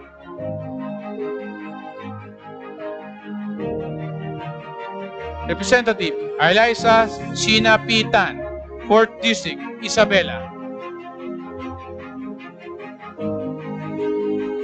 Representative Faustino Michael Carlos T. D. III, 5th District, Isabela.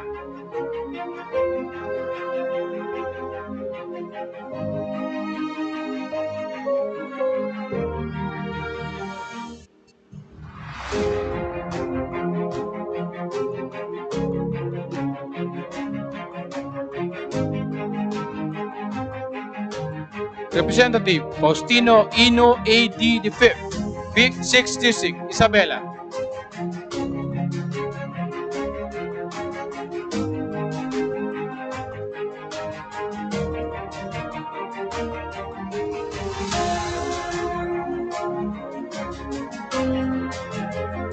Representative Luisa Loren Cuaresma, Lone District, Nueva Vizcaya.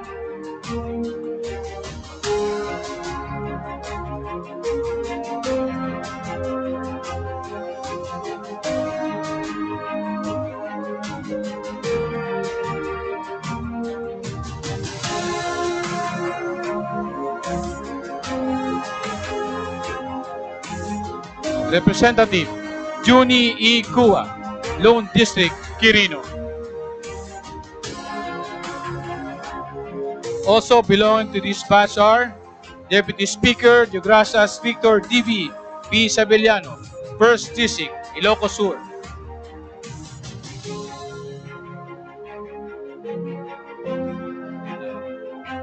Deputy Speaker Christine Singson Mihan, 2nd District, Ilocos Sur.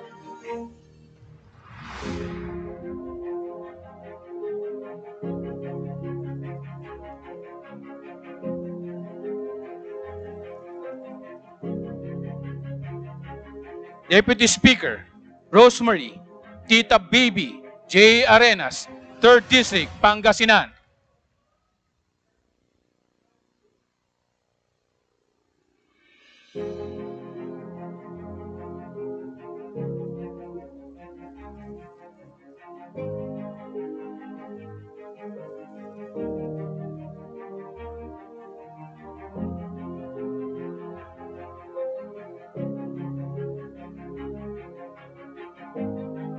May we request Honorable Speaker and Majority Leader to join our members for a group photo.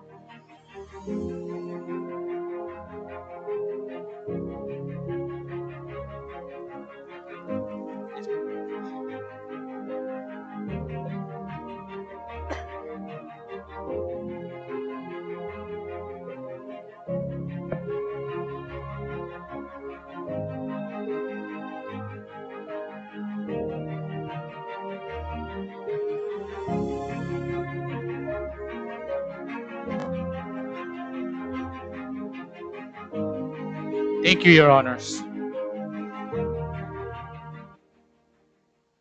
The Deputy Secretary General of the Administrative Department, Dr. Ramon Ricardo A. Roque, will be handing over the mementos to our third batch of members. We call on the members from Region 3, Central Luzon,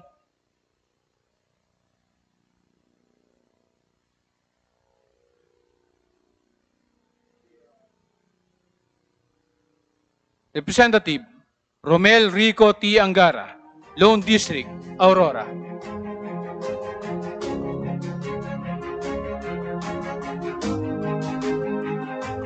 Representative Geraldine B. Roman, 1st District, Bataan.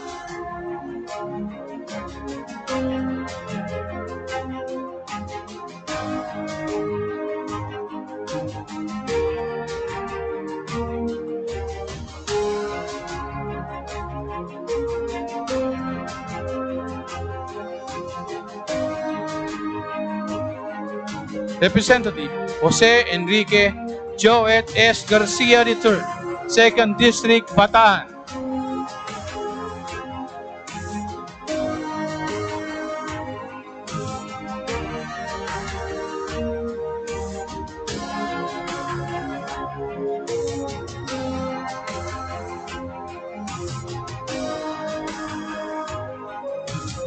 Representative Kuya Jose Antonio R. C. Alvarado, 1st District, Bulacan.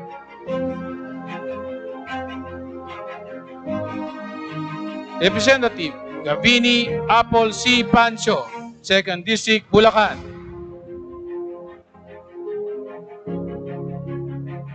Representative Lorna C. Silverio, 3rd District, Bulacan.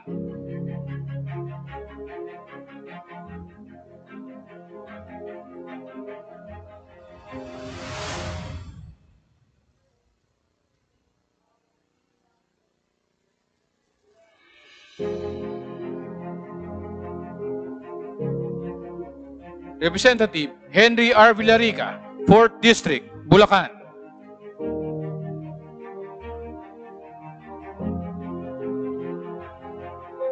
Representative Estrelita B. Suwansing, 1st District, Nueva Ecija.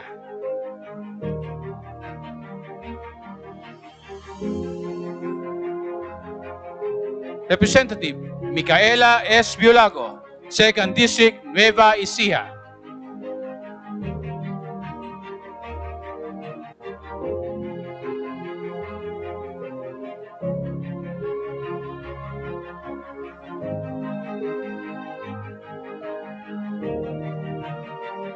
Representative Rosana Ria V. Vergara, 3rd District, Nueva Ecija. Representative Maricel G. Natividad Naganyo, 4th District, Nueva Ecija. Representative Carmelo John B. Lacetin, 2nd, 1st District, Pampanga.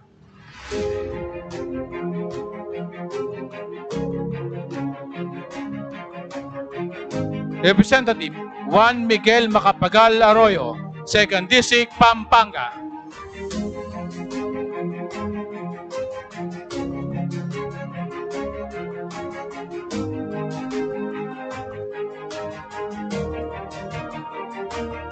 Former Deputy Speaker Arroyo Dong D. Gonzales Jr., 3rd District, Pampanga. Representative Florida Rida P. Robes, Lone District, San Jose del Monte City.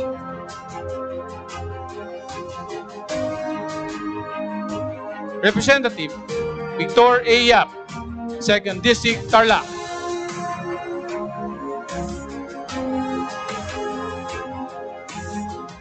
Representative Noel L. Benoleva, 3rd District, Tarlac.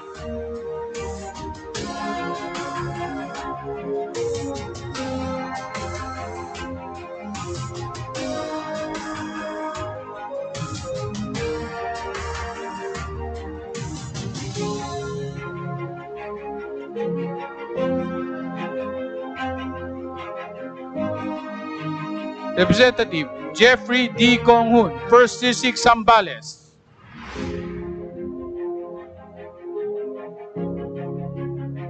Representative Cheryl P. Delioso Montalia, 2nd District, Zambales.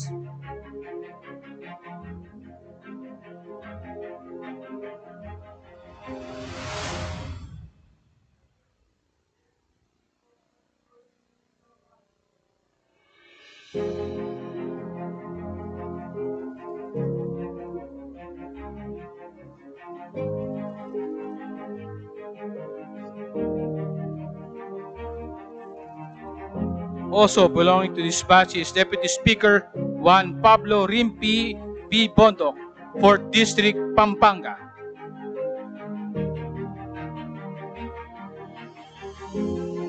Also belonging to this batch was our esteemed member who passed on, Representative Carlos Charlie O. Cuanco, 1st District, Tarlac.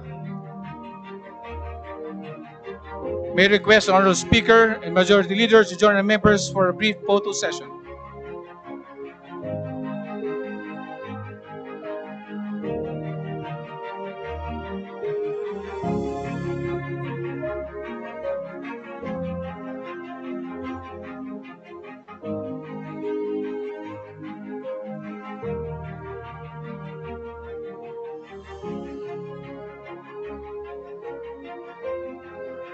Thank you, Your Honors.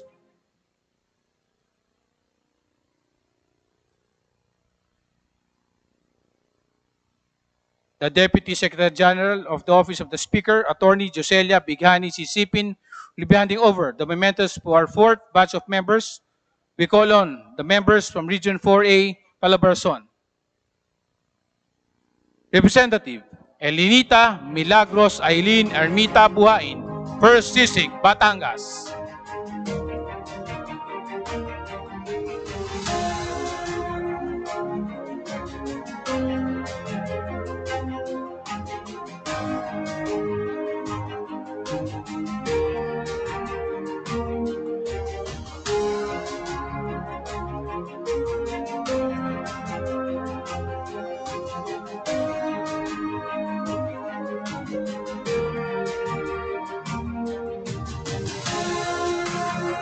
Former Deputy Speaker Raneo Rani E. Agu, 2nd District, Batangas. Representative Maria Teresa V. Collantes, 3rd District, Batangas.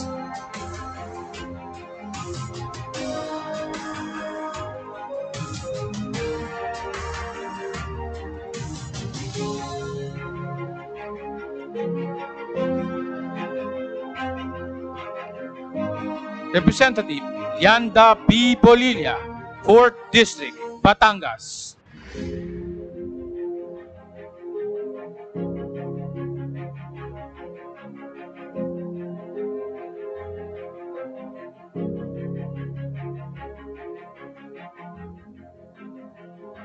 Representative Mario Vittorio Marvi A. Marino, 5th District, Batangas.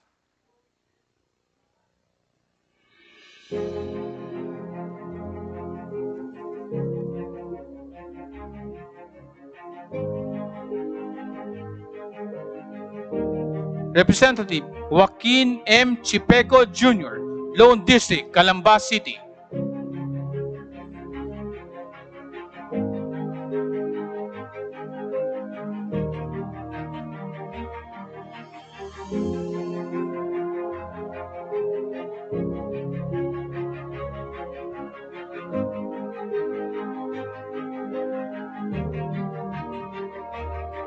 Representative Francis Gerald Aguinaldo Abaya, 1st District, Cavite.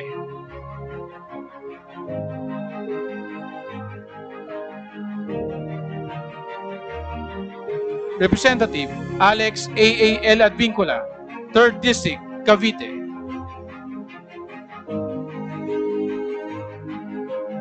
Representative Elpidio F. Barsaga Jr., 4th District, Cavite.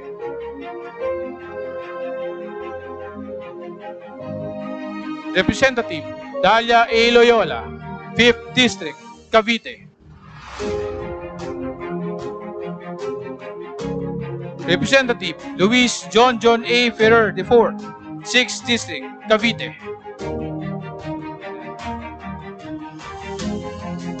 Representative Jesus Crispin C. Remulla, 7th District, Cavite.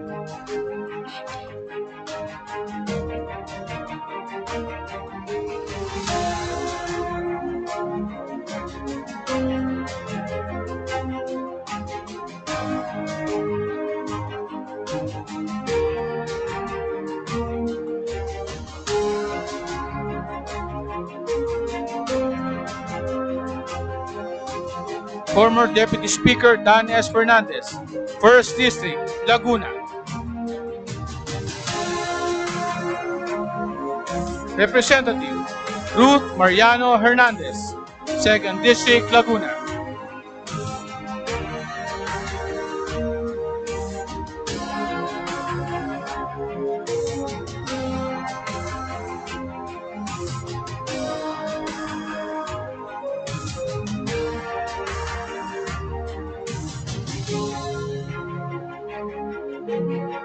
Representative Sol Aragones, 3rd District, Laguna.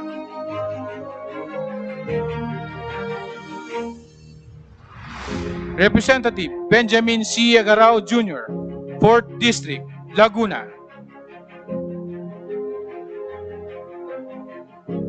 Representative Wilfrido Mark M. Enverga, 1st District, Quezon.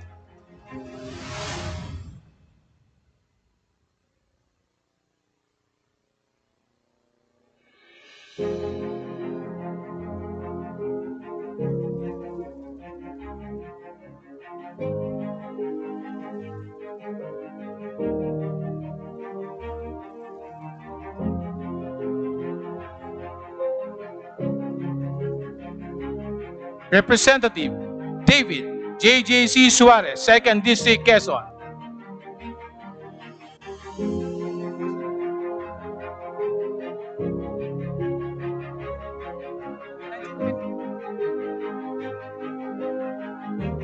Representative Aleta C. Suarez, 3rd District, Quezon.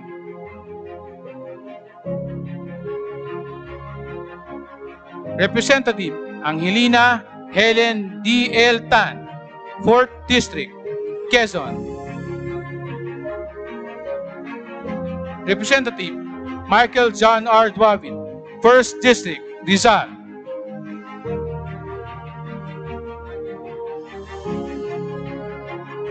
Representative Juan Fidel Felipe F. Nogales, 2nd District, Rizal. Region 4B, Mimaropa Region. Representative Josephine Ramirez Sato, Lone District, Occidental Mindoro.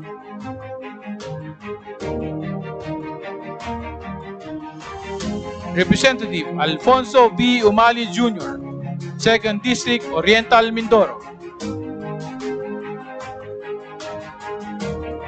Representative Franz Chicoy E. Alvarez, 1st District, Palawan.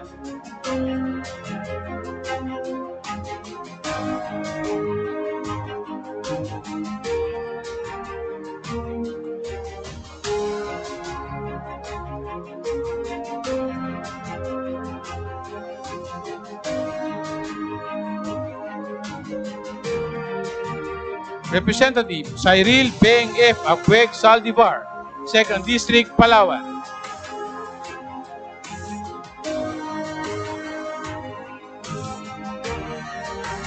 Representative Hil Cabarangay Jr.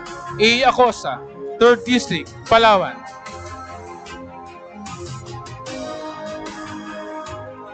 Representative Eliandro Jose Jesus F. Padrona, Lone District, Romblon. Also belong to this batch are Deputy Speaker Roberto V. Puno, 1st District, Antipolo City. Deputy Speaker Vilma Santos Recto, 6th District, Batangas. Deputy Speaker Marlene Len P. Alonte, Lone District, Binyan City.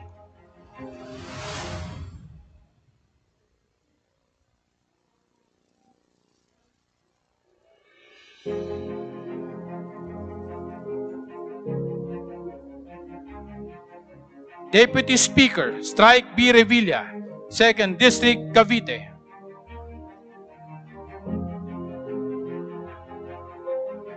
Deputy Speaker Abraham Bambol N. Tolentino, 8th District, Cavite.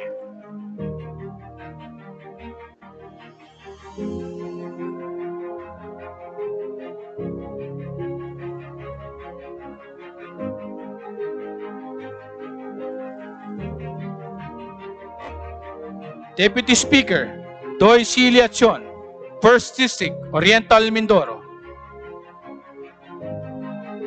Also belong to this batch was our esteemed member who passed on, Representative Resurrection M. Ako, 2nd District, Antipolo City.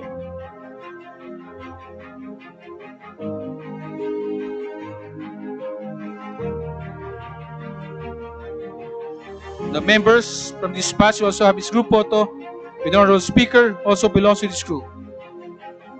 May request the Speaker and the Majority Leader to join the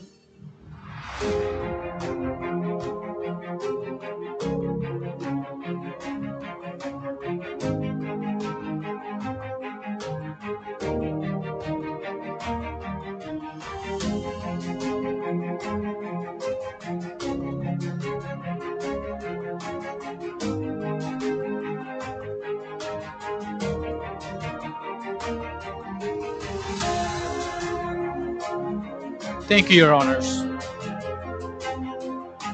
The Deputy Secretary General of the Engineering and Physical Facilities Department, Engineer Floro A. Banebanay, will be handing over the mementos to our 5th batch of members. We call on the members from Region 5, Bicol.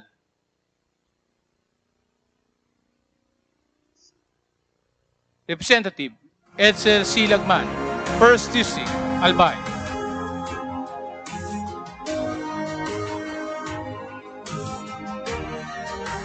Representative Joey Sarte Salceda, 2nd District, Albay.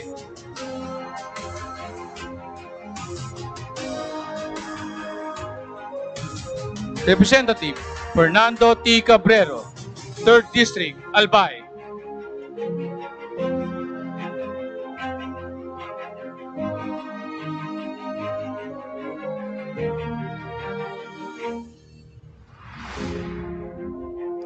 Representative Josefina B. Talyado, 1st District, Camarines Norte.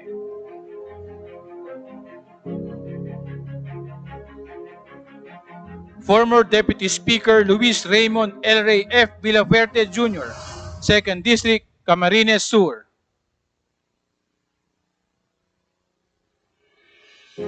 Representative Gabriel H. Bordado Jr., 3rd District, Camarines Sur.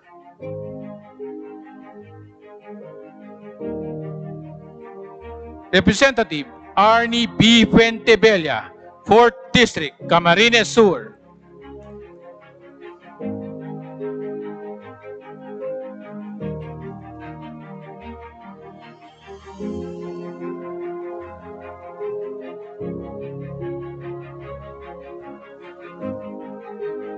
Representative Jocelyn F. Fortuno, 5th District, Camarines Sur.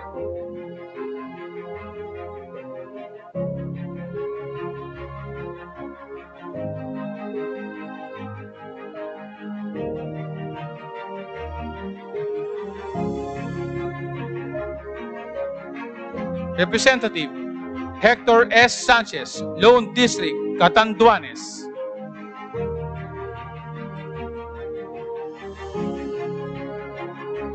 Representative Narciso R. Bravo Jr., 1st District, Masbate.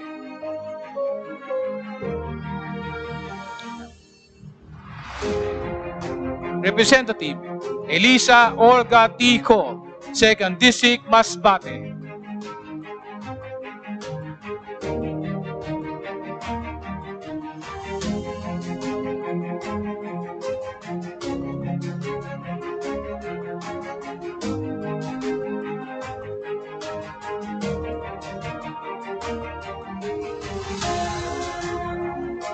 Representative Wilton Tonton Tico, 3rd District, Masbate.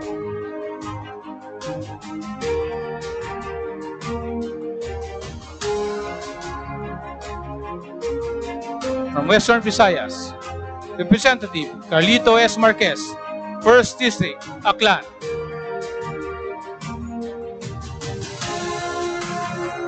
Representative Teodorico T. Haresco Jr., 2nd District, Aklan. Representative Greg G. Casataya, Lone District, Bacolod City.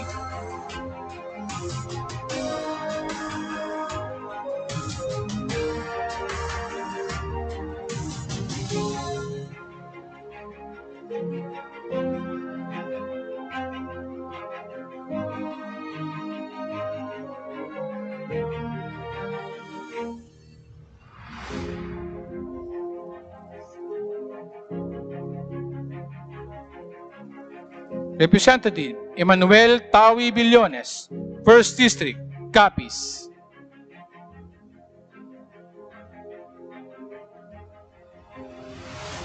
Former Deputy Speaker Fredenil Fred H. Castro, 2nd District, Capiz.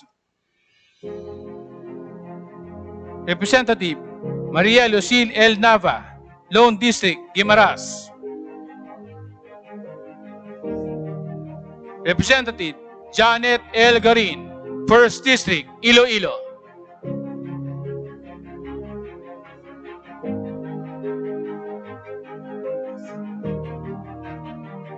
Representative Michael B. Goriseta, 2nd District, Iloilo.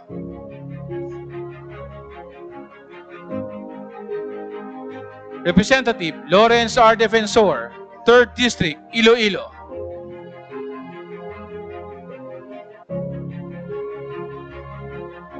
Representative Braden John Q. Biron, 4th District, Iloilo.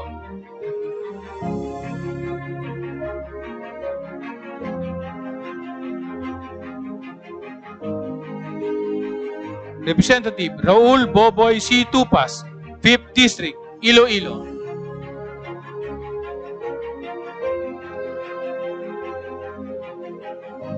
Representative Julian Jam L. Baronda, Lone District, Iloilo City.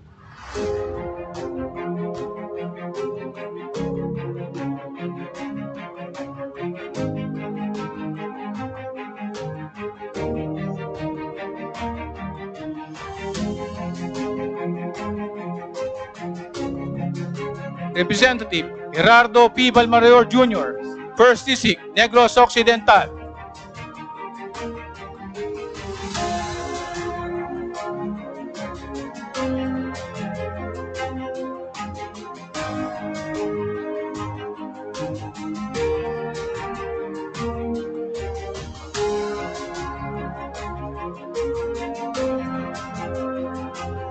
Representative Leo Rafael M. Cueva, 2nd District, Negros Occidental.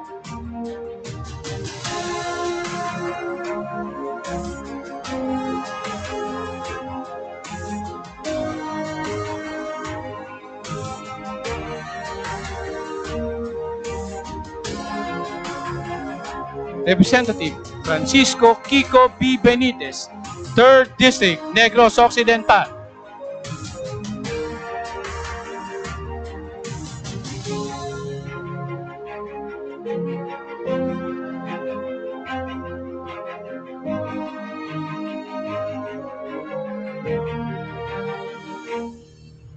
Representative Juliet Marie de Leon Ferrer, 4th District, Negros Occidental.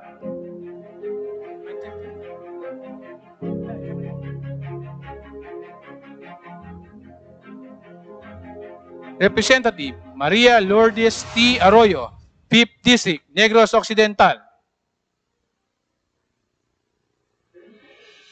Representative Hinaro M. Alvarez Jr., 6th District, Negros Occidental. Also belonging to this batch are Deputy Speaker Loren Legarda, Lone District, Antique.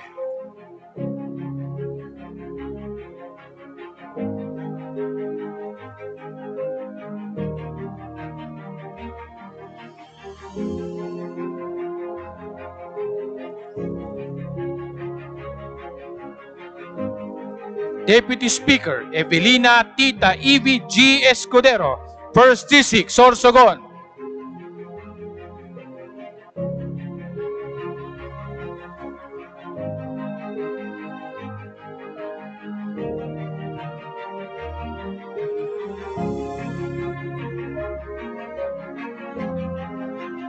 Also belong to this batch were esteemed members who passed on. Representatives Marisol C. Panotes, Representative Marisa Andaya, Representative Maria Bernadita Ditas B. Ramos. May request the Honorable Speaker, Majority Leader, and Minority Leader for a group photo.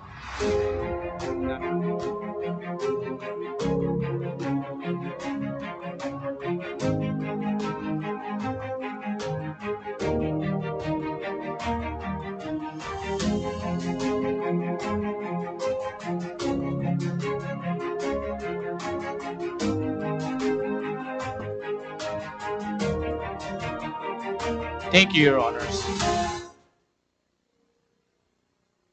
The Deputy Secretary General of the Internal Audit Department, Mr. Jose Maria Antonio B. Tuaño, will be handing over the mementos to our 6th batch of members. We call on the members from the Region 7 Central Visayas representatives.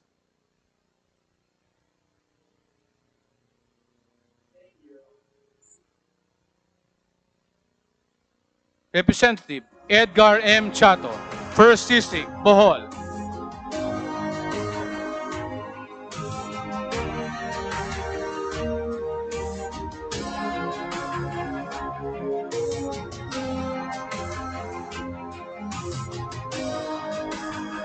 Representative Erico Aristotel C. Aumentado, 2nd District, Bohol.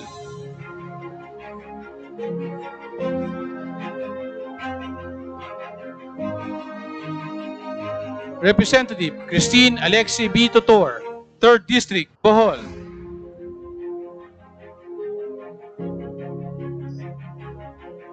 Representative Eduardo Eddie R. Gullas, 1st District, Cebu.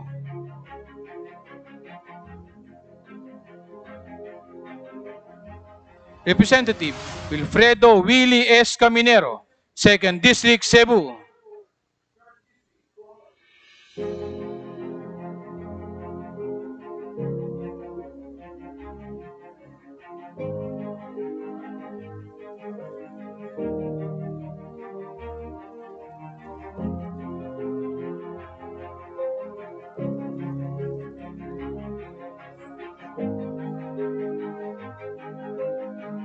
Representative Janice Z. Salimbangon, 4th District, Cebu.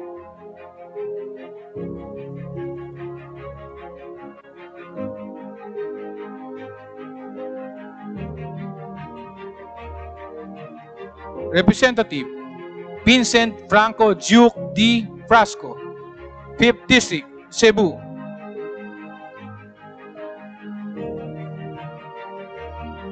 Representative Emery Lollipop Uwanyo Dizon, 6th District, Cebu.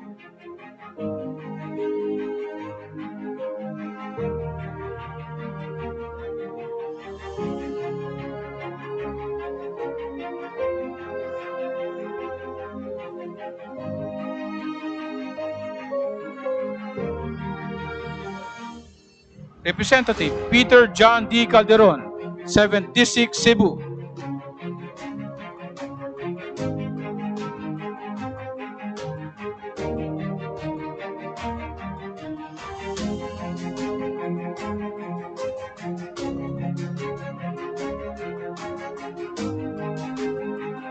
Representative Rodrigo A. Abellanosa, 2nd District, Cebu City.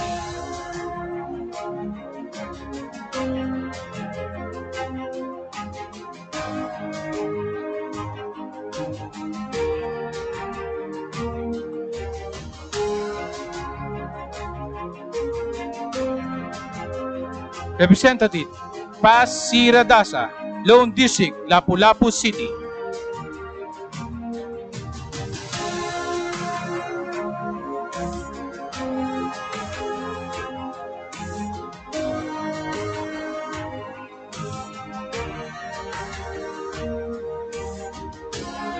Representative Jocelyn C. Lim Kaichong, 1st District, Negros Oriental.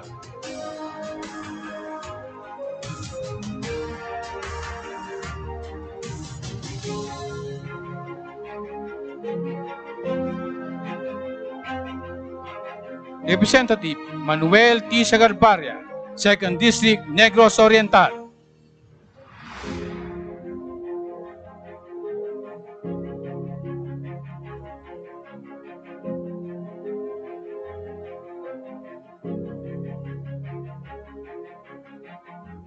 Representative Jake Vincent S. Villa, Lone District, Siquijor.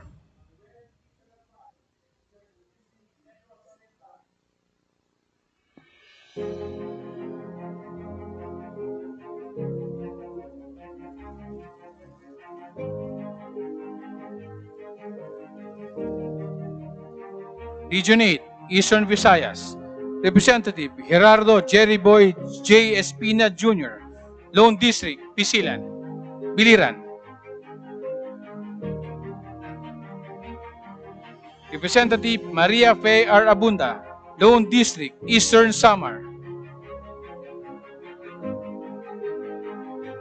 Representative Lolita T. Javier, 2nd District, Leyte.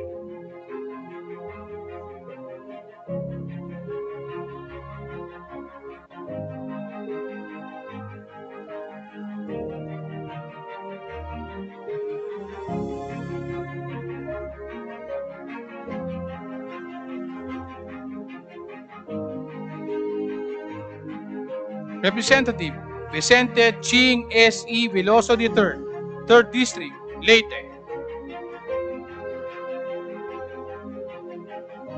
Representative Lucy Torres Gomez, 4th District, Leyte. Representative Carl Nicolas C. Cari, 5th District, Leyte. Representative Paul Ruiz Daza, 1st District, Northern Samar.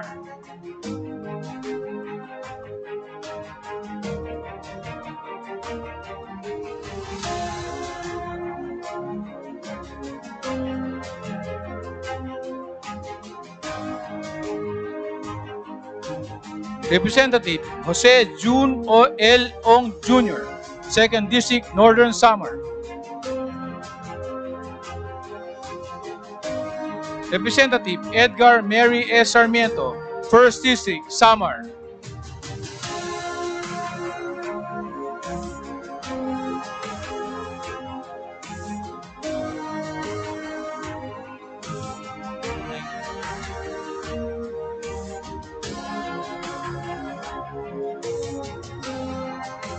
Representative Shari Ann T. Tan, 2nd District, Samar.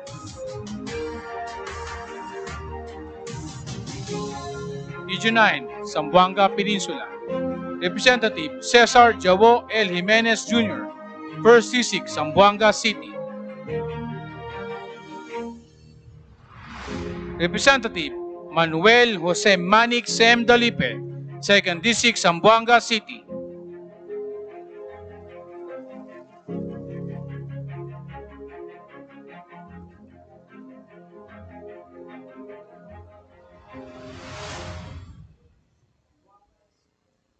Representative Romeo M. Halosos Jr., 1st District, Zamboanga del Norte.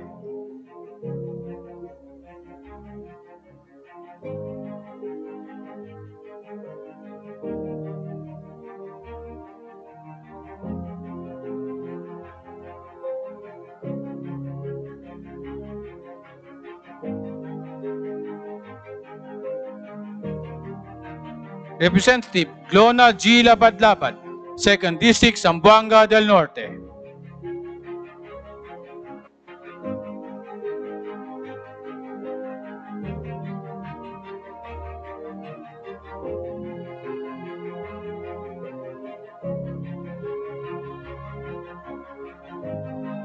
Representative Isagani E. Samatong, 3rd District, Zamboanga del Norte.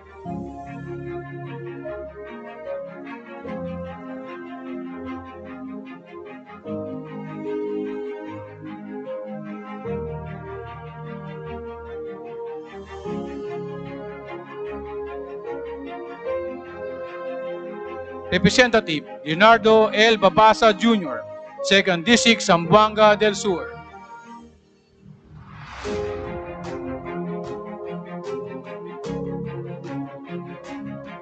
Representative Wilter Sharkey V. Palma II, 1st District, Zamboanga, Sibugay.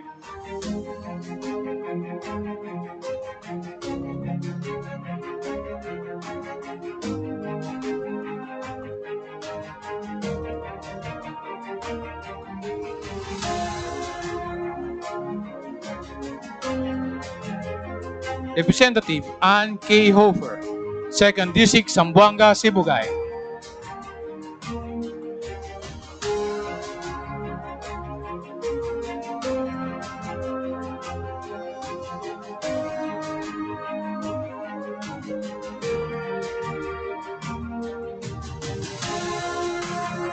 Also belong to this batch are Majority Leader Ferdinand Martin G. Romualdez, 1st District, Leyte.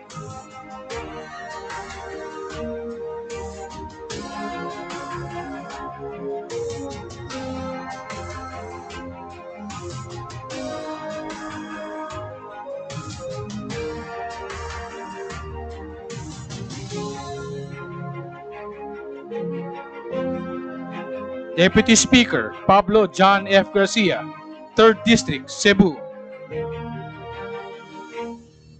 Deputy Speaker Arnolfo R.D. A. Teves Jr., 3rd District, Negros Oriental.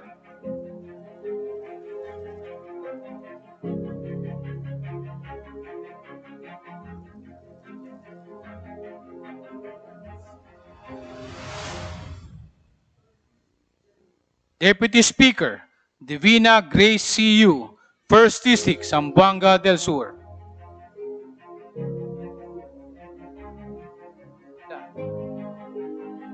Also belonging to this batch until his appointment as Secretary of the Department of Public Works and Highways, is Honorable Roger G. Mercado, Lone District, Southern Leyte. Also belonging to this batch was our esteemed member who passed on, Representative Raul V. Del Mar. May I request Honorable Speaker, Majority Leader, and Minority Leader to join the members for a photo session.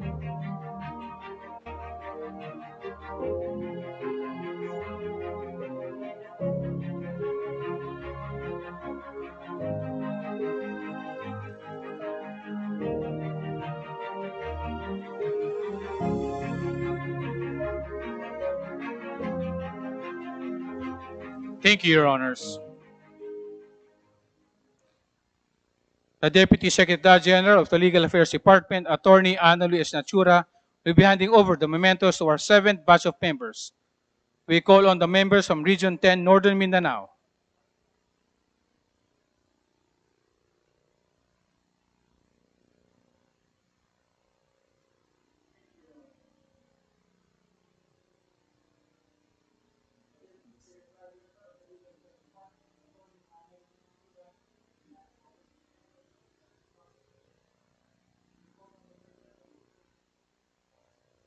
Representative Maria Lourdes Acosta Alba, 1st District, Bukidnon.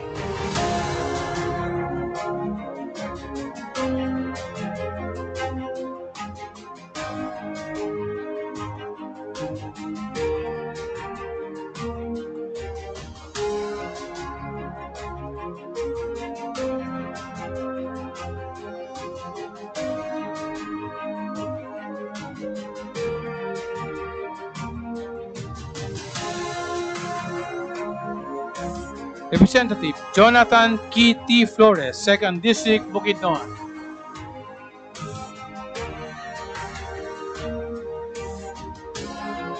Representative Manuel F. Subiri, 3rd District, Bukidnon.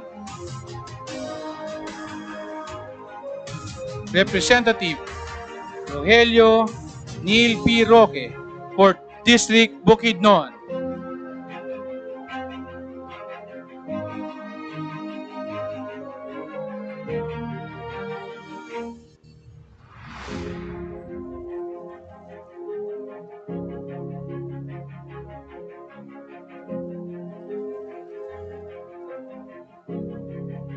Representative Rolando Clarex A. Uy, 1st District, Cagayan de Oro City.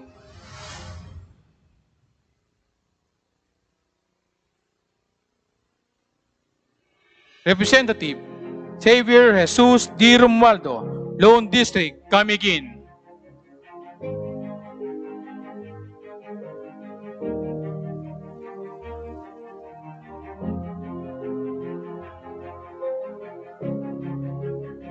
Representative Frederick W. Xiao, Lone District, Iligan City.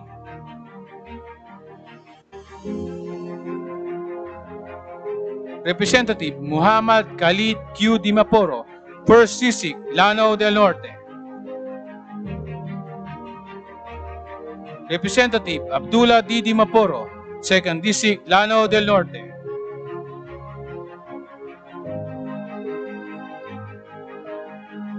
Representative Diego Nonoy City, 1st District, Misamis Occidental. Representative Christian S. Onapia, 1st District, Misamis Oriental.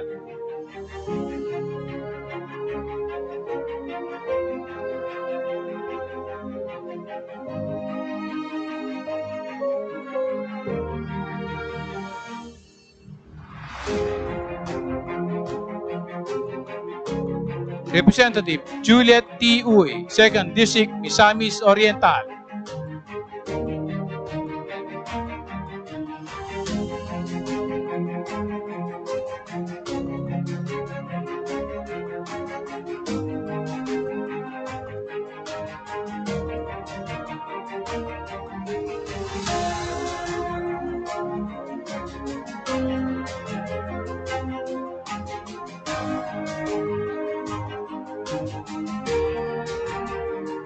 Region 11, Davao Region.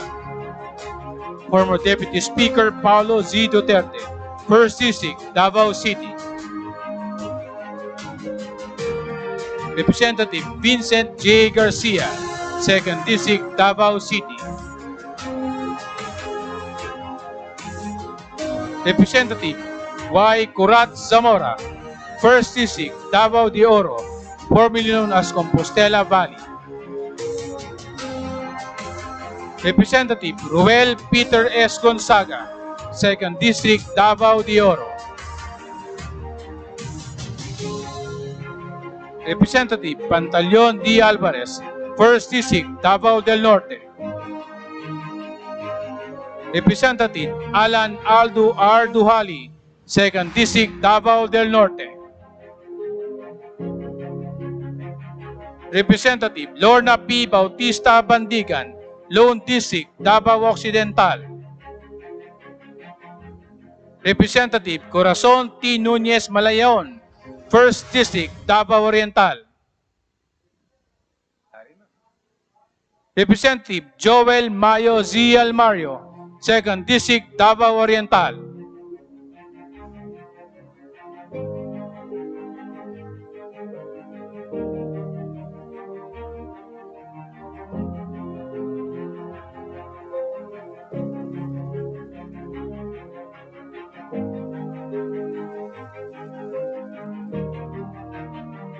Representative Mercedes DDC Cagas, Lone District, Davao del Sur.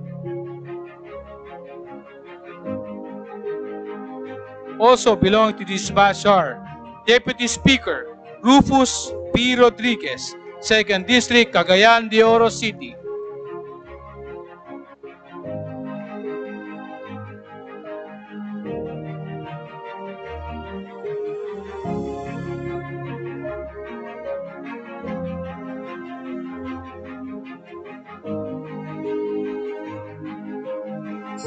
Deputy Speaker Isidro T. Ungab, 3rd District, Davao City.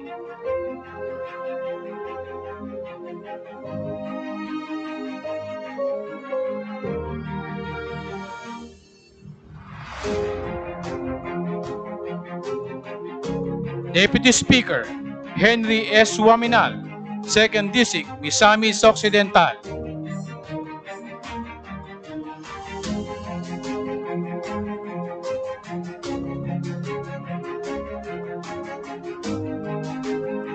May we request the Honorable Speaker, Majority Leader, and Minority Leader to join our members for a group photo.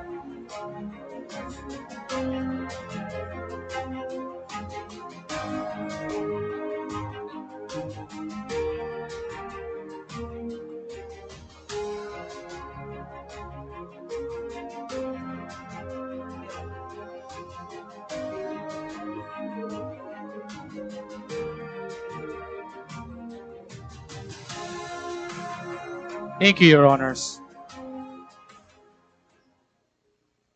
The Deputy Secretary General of the Legislative Operations Department, Attorney David Robert U. Amorin, will be handing over the mementos to our 8th batch of members. We call on the members from the Region 12 SOC Sergeant representatives.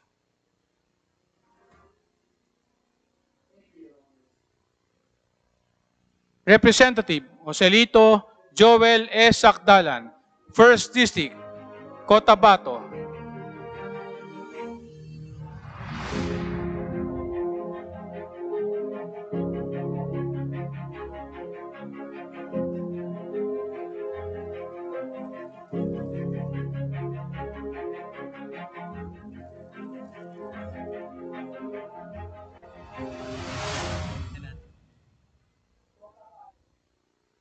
Representative Rudy Escawagdan, 2nd District, North Cotabato.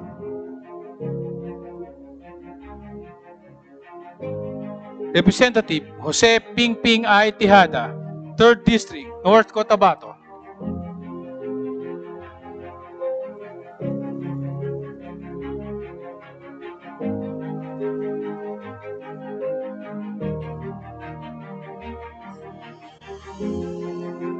Representative Sherlyn L. Banyas Nograles, 1st District, South Cotabato.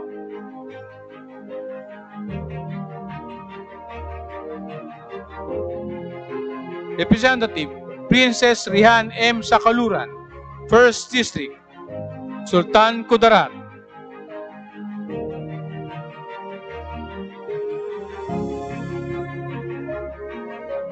Representative Horacio P. Swansing Jr., 2nd District, Sultan Kudarat. Bangsamoro Autonomous Region in Muslim Mindanao, Representative Ansaduridin Abdul Malik A. Adjong, 1st District, Lanao del Sur.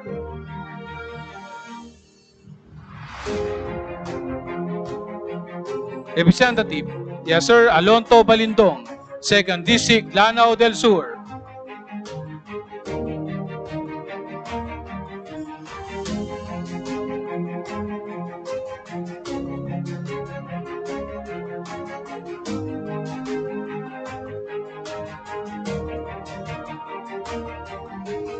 Representative Datu Ronnie Q. Sinsuat Sr., 1st District, Maguindanao.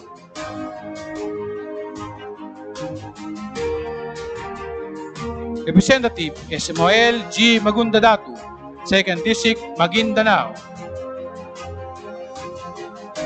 Representative Samir A. Tan, 1st District, Sulu.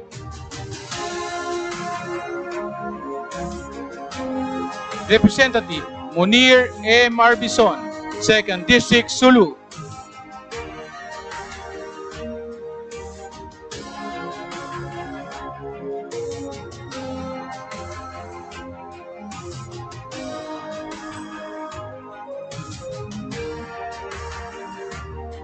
Representative Rashidin H. Matpa, Lone District, Tawi-Tawi.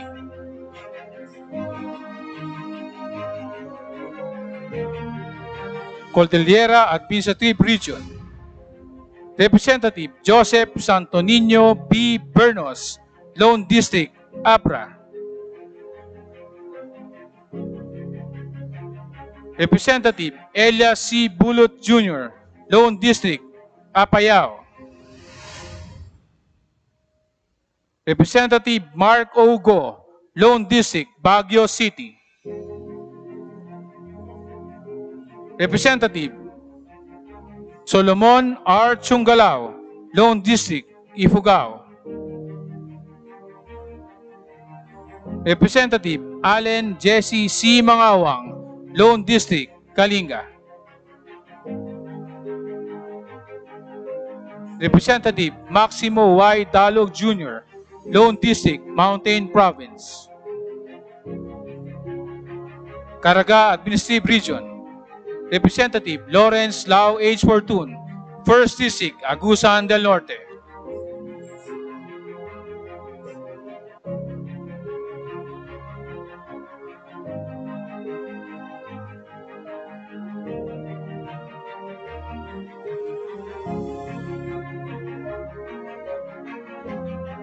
Representative Maria Angelica M. Amante Matpa, 2nd District, Agusan del Norte.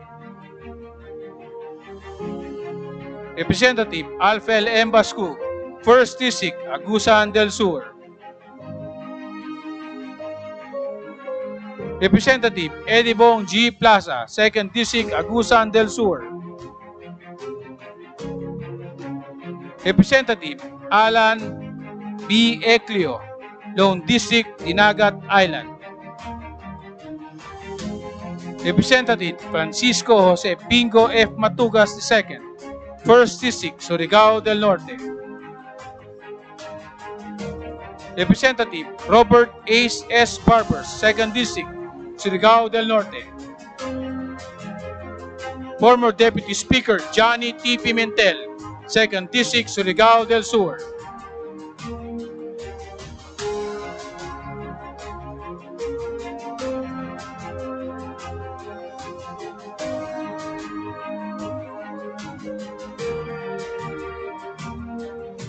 Also belonging to this batch are Deputy Speaker Mujib S. Hataman, Lone District, Basilan. Deputy Speaker Rogelio Roel D. Pacquiao, Lone District, Sarangani. Deputy Speaker Ferdinand L. Hernandez, 2nd District, South Cotabato.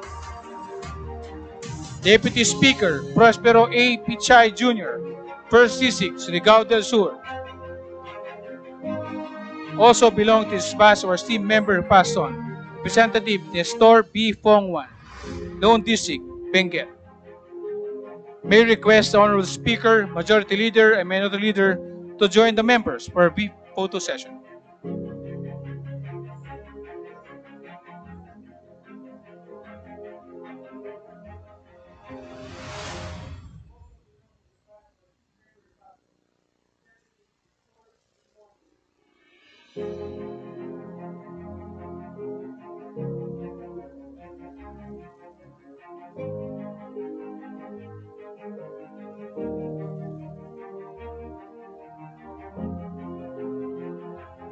Thank you, Your Honors.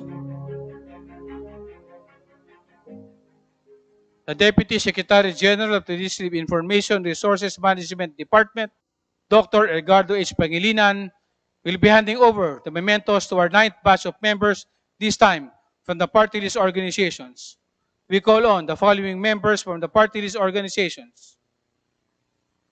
Representative Enrico A. Pineda, Juan Pacman, One Patriotic Coalition of Marginalized Nationals. Representative Maria Victoria V. Umali, a teacher. Advocacy for teacher empowerment through action, cooperation, and harmony towards educational reform. Representative Sharon S. Garin, Ambis OWA, ang Asosasyon sa Mangugma ng Bisaya OWA, Mangugma Incorporated.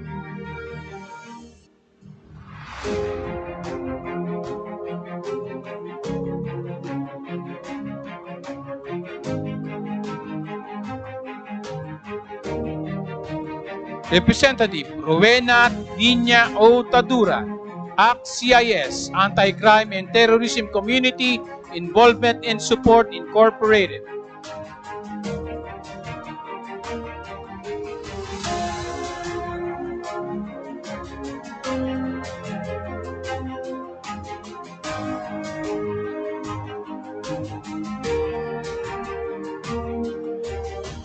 Representative Jocelyn P. Tulfo, ACT-CIS, Anti-Crime and Terrorism Community Involvement and Support Incorporated.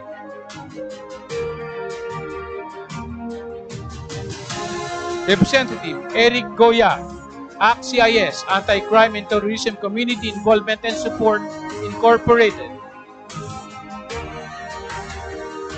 Representative Franz L. Castro, ACT-Teachers, ACT-Teachers Party List.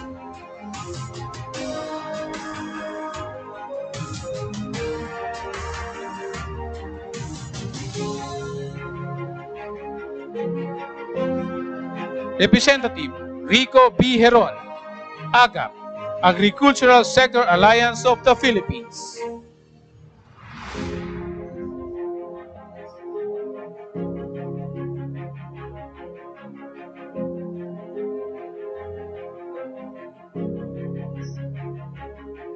Representative Elizalde Esco, Ako Bicol Political Party.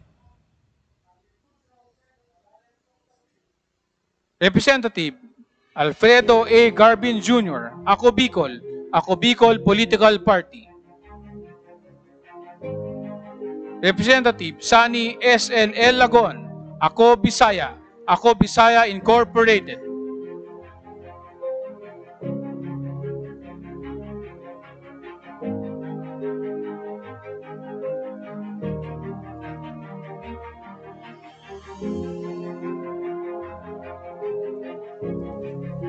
Representative Adriano A. Ebcas, Ako Padayon Pilipino.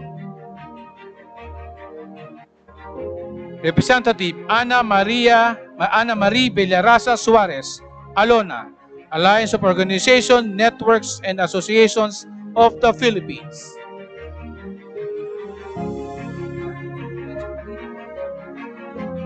Representative Amihilda J. Sangkopan, Amin, Anak, Mindanao. Representative Lorenzo G. Noel, Anwaray. Representative Michael T. Defensor, Anak Kalusugan, alagaan natin ating kalusugan. Representative Alfred C. De Los Santos, ang probinsyano, Alyansa ng mga mamamayang probinsyano. Representative Edward C. De Los Santos, ang probinsyano, Alyansa ng mga mamamayang probinsyano. Representative Sergio C. Dagoong, APEC, Association of Philippines Electric Cooperatives.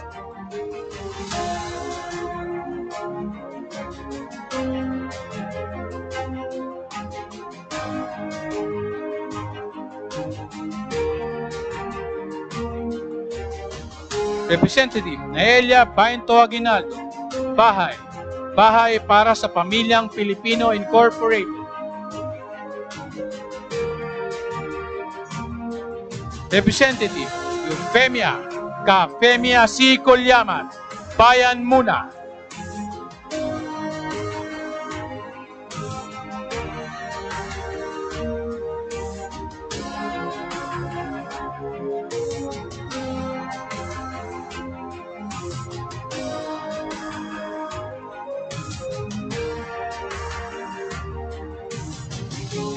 Representative Ferdinand R. Gaite, Bayan Muna.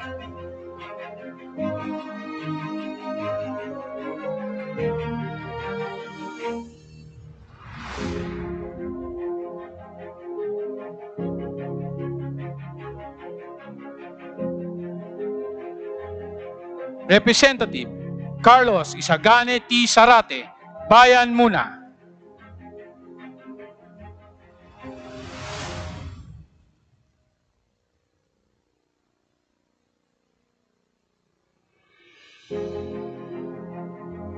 Representative Angelica Natasha Co., BHW, Barangay Health Wellness.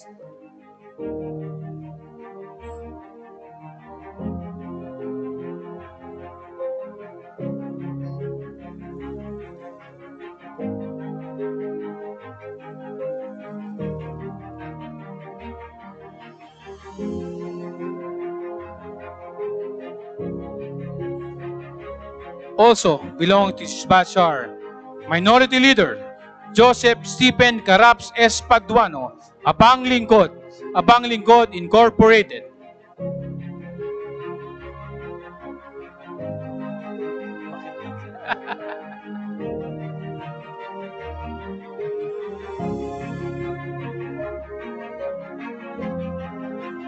Deputy Speaker Michael L. Romero, Juan Pacman, One Patriotic Coalition of Marginalized Nationals.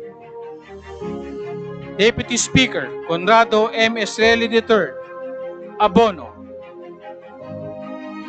Deputy Speaker Bernadette Herrera, PH, Bagong Henerasyon. Deputy Speaker Jose L. Atienza Jr., Buhay, Buhay Hayang Yumabong. Deputy Speaker Eduardo Brother Eddie C. Villanueva, SIBAC, Citizens Battle Against Corruption.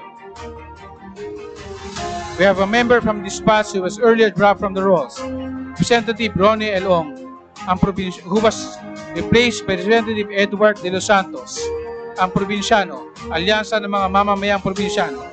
May you request the Honorable Speaker, Honorable Majority Leader, and the Minority Leader to join the group for a vote.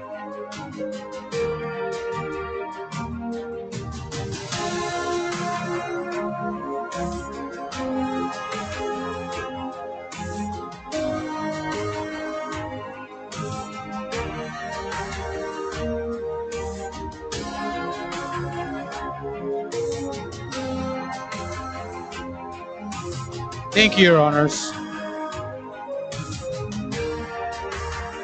The Deputy Secretary General of the Interparliamentary and Public Affairs Department, Attorney Grace N. Andres, will be handing over the mementos to our 10th batch of members.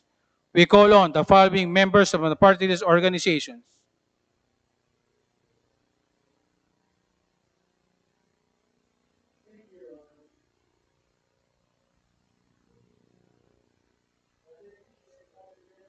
Representative Sabiano S. Canama, Co-op NATCO, Cooperative NATCO Network.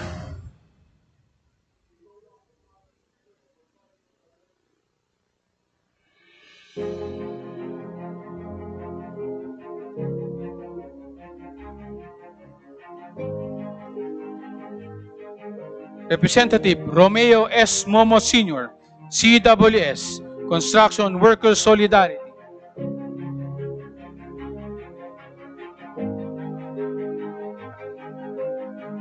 Representative Michael Edgar Y. Aglipay, DIWA, Democratic Independent Workers Association.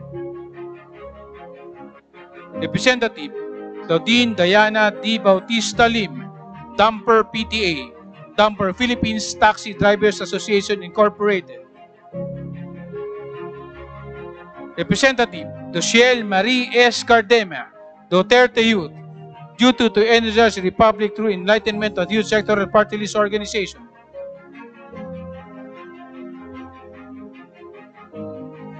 Representative Arlene D. Brosas, Gabriela Women's Party.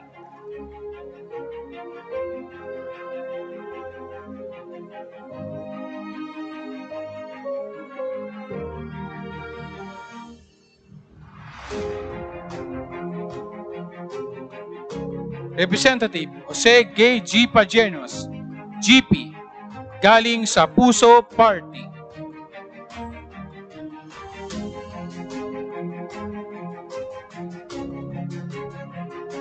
Representative Sarah Jane I. Ilago, Kabataan Party List.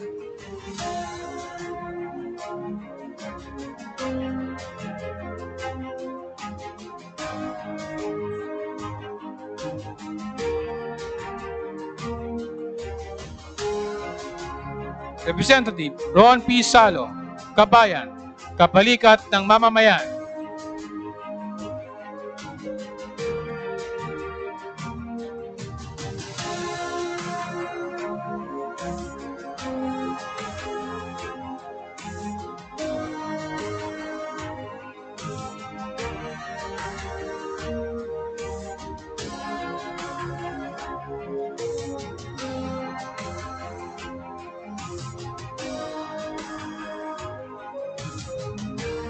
Representative Irene Gay F. Saulog, Kalinga Advocacy for Social Empowerment and Nation Building through Easing Poverty Incorporated.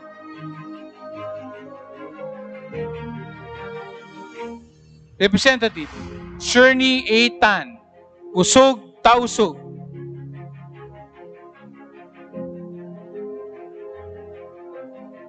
Representative Alan U.T., LPGMA, LPG Marketers Association Party List. Representative Manuel D.G. Cabochan III, Magdalo para sa Pilipino.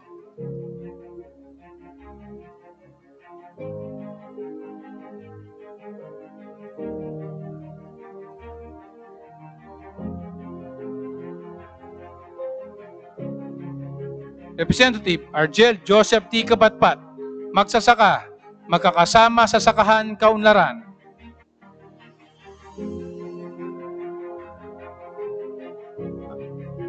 Representative Virgilio S. Lacson, Manila Teachers Savings and Loans Association Incorporated.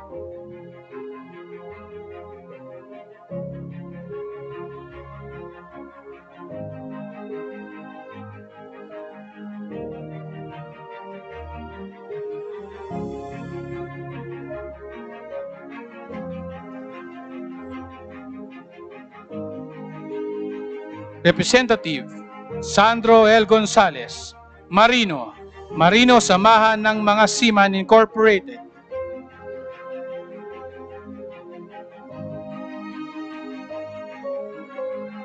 Representative Mactel M. Lusotan, Marino Samahan ng Mga Seaman Incorporated.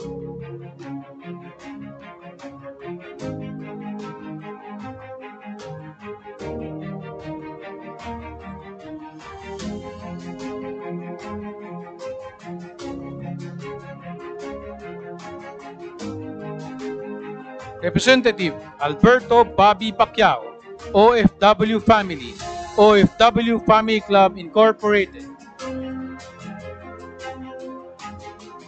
Representative George Patrol Bustos, Public Safety Alliance for Transformation and Rule of Law Incorporated. Representative Jericho Jonas B. Nograles, PBA, Puwersa ng Bayaning Atleta.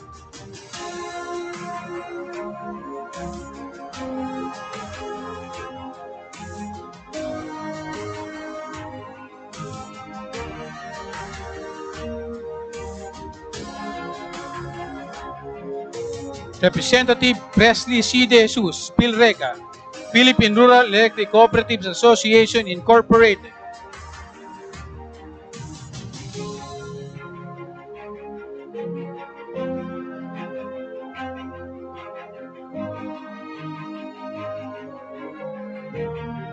Representative Rudy Cesar G. Farinas, the first. Probinsyano ako. Representative Jose Bonito C. Singson Jr., Probinsyano ako. Representative Aloy Lim, RAM, Revolusyonaryong Alyansang Makabansa.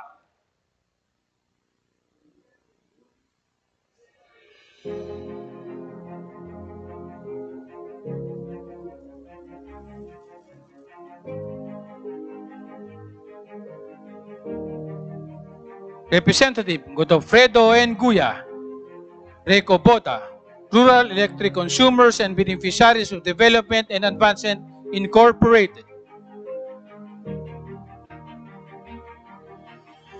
Representative Rodolfo M. Ordonez, Senior Citizens, Coalition of Association of Senior Citizens in the Philippines Incorporated.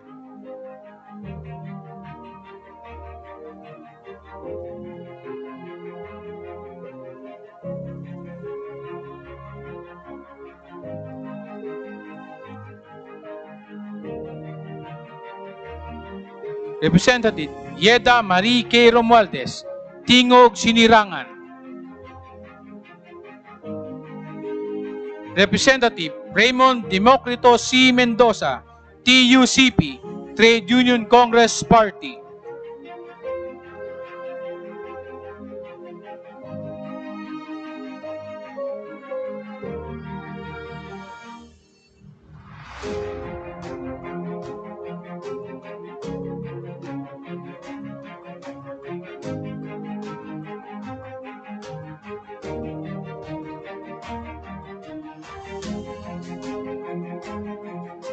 Representative Jose Bong J. Teves Jr., TGP, Talino at Galing ng Pinoy.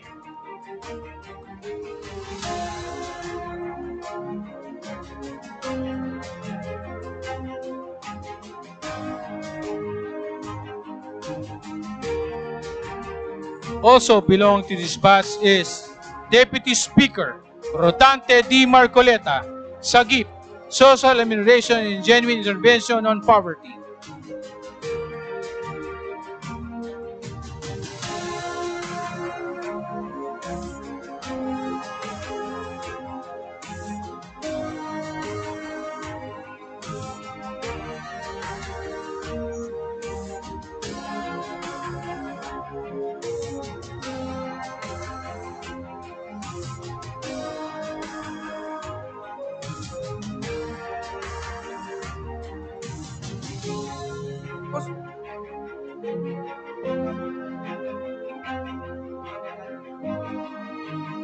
Also belong to this batch were esteemed members who pass on.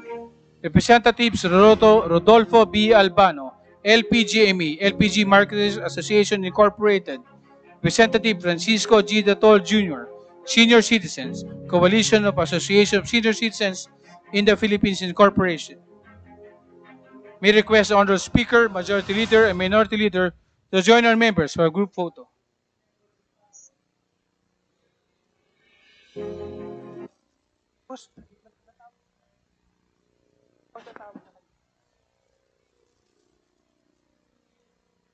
Takti Kong Sandro.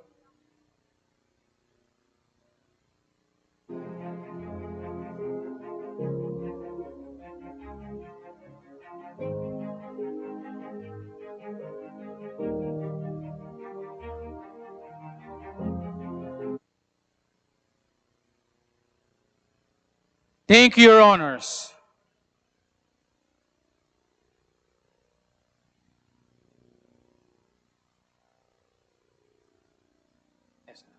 We have called all the 296 members of the 18th Congress.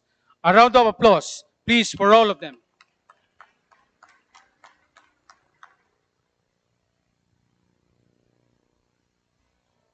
At this point, the Secretariat wishes to additionally recognize the feat of the 53 House members of the 18th Congress who have completed 3 full consecutive terms in the last 3 Congresses.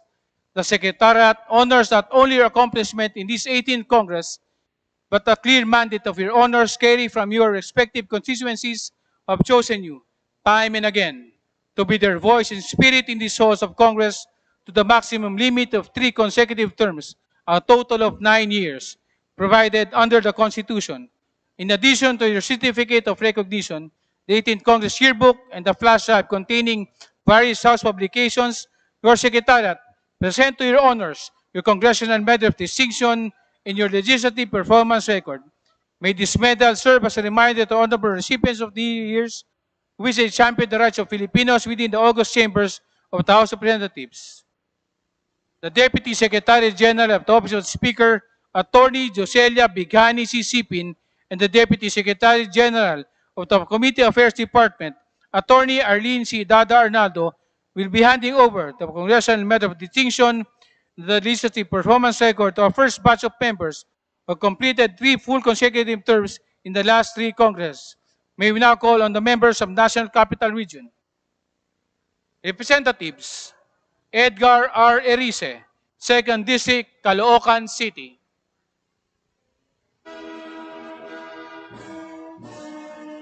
Representative Eric L. Olivares, 1st District, Parañaque City.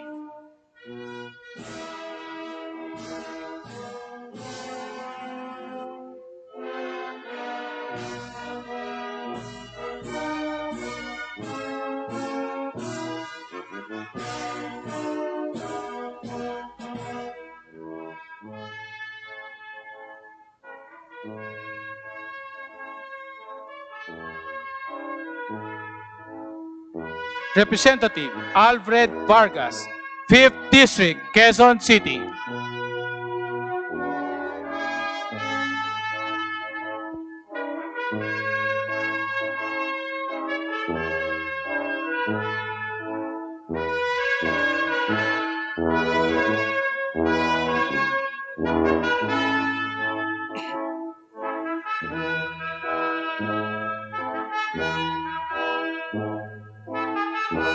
Representative Jose Christopher Y. Belmonte, 6th District, Quezon City.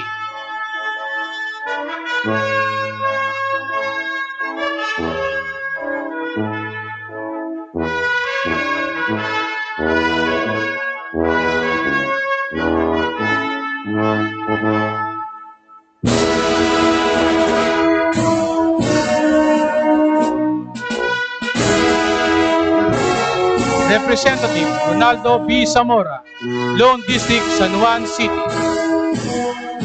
Region 3, Central Luzon, Representative Lavini Apple C. Pancho, 2nd District, Bulacan. Representative Estrelita B. Swansing, 1st District, Nueva Ecija. Representative Noel L. Villanueva, 3rd District, Tarlac.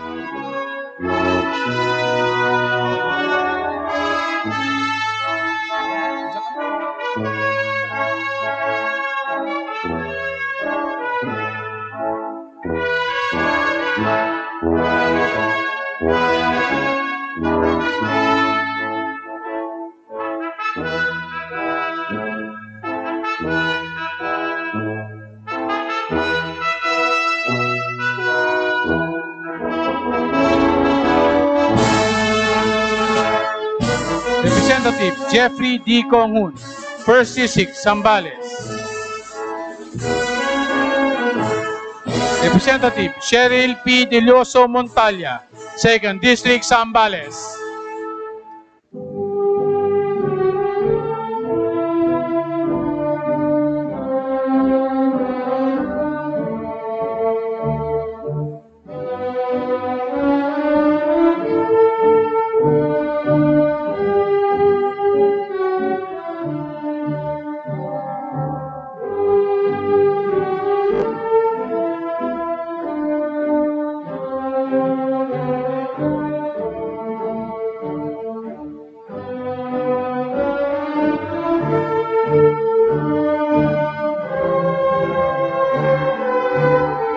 Region 4A, Representative Elenita Milagros Aileen Ermita Buhain, 1st District, Batangas.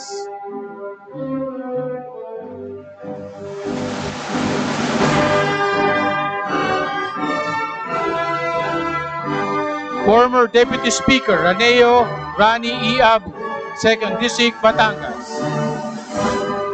Representative Joaquin M. Chipeco Jr., Lone District, Calamba City.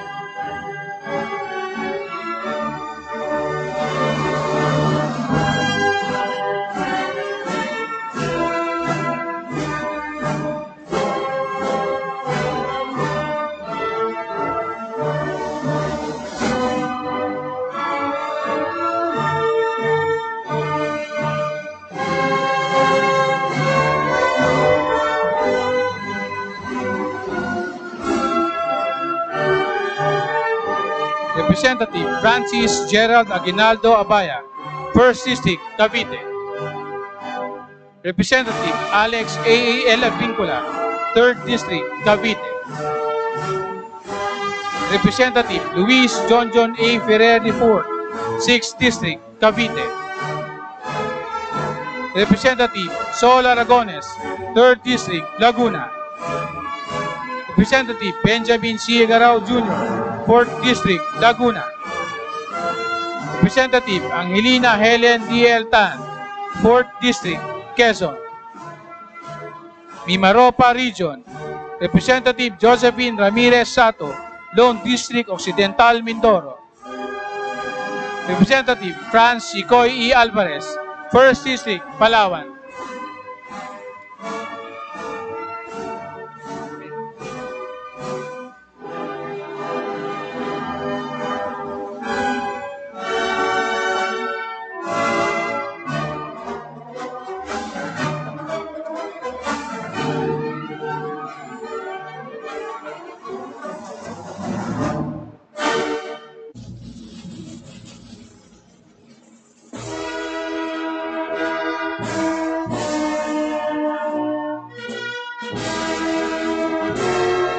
Also belong to this batch are Deputy Speaker Abraham Bambolen Tolentino, 8th District, Cavite.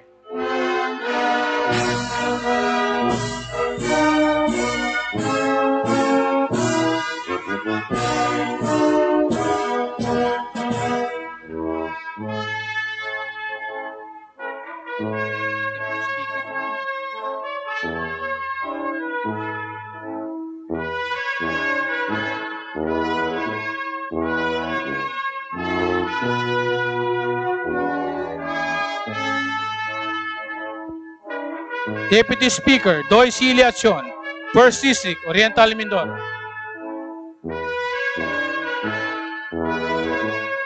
Deputy Speaker Juan Pablo Rimpi P. Bondok, 4th District, Pampanga.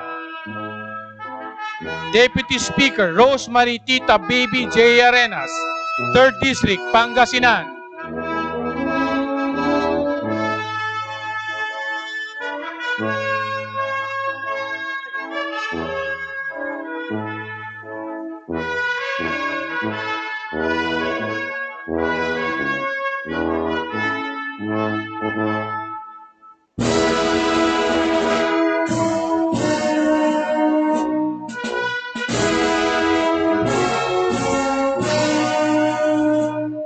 Deputy Speaker Wes Gatchalian. May request Honorable Speaker, Majority Leader, and Minority Leader to join our members for a group vote.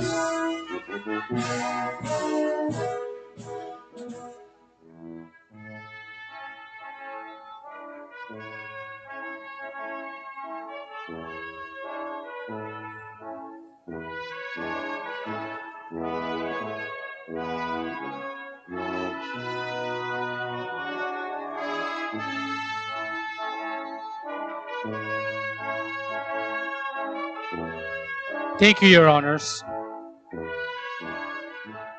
The Deputy Secretary General of the Administrative Department, Dr. Ramon Ricardo A. Roque, and the Deputy Secretary General of the Finance Department, Mr. Dante Roberto P. Maling, will be handing over the Congressional Medal of Distinction and the Legislative Performance Record to our second batch of members who have completed 3 full consecutive terms in the last 3 Congresses. We call on the members from Region 5, Bicol Region. Representative Elisa Olga Tico, 2nd District, Masbate.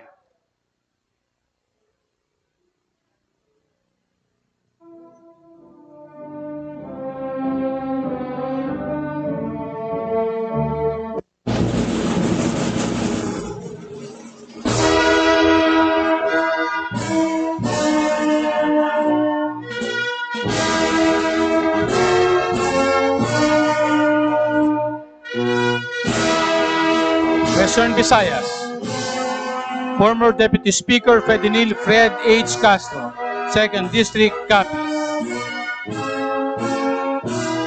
Representative Leo Rafael M. Cueva, 2nd District, Negros Occidental.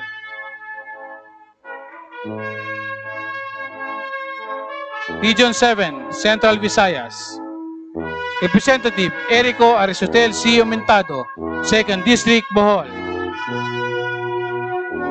Representative Wilfredo Willie S. Caminero, 2nd District, Cebu.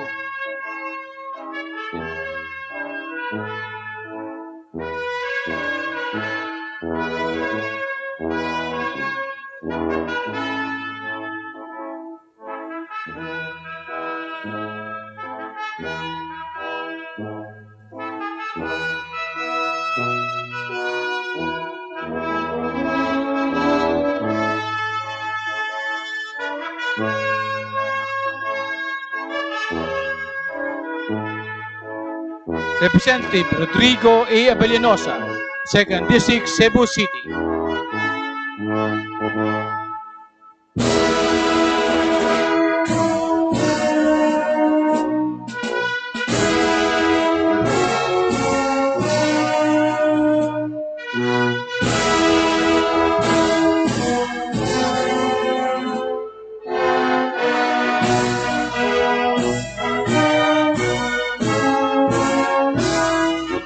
Eastern Visayas, Representative Lucy Torres Gomez, 4th District, Leyte.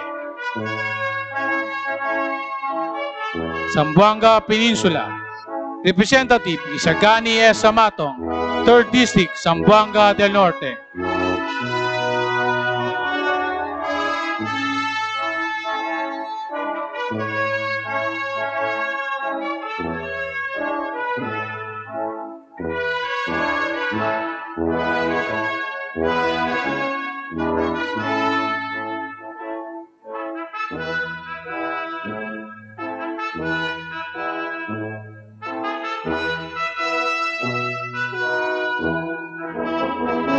Representative Ann K. Hope, 2nd District, Zamboanga, Sibugay.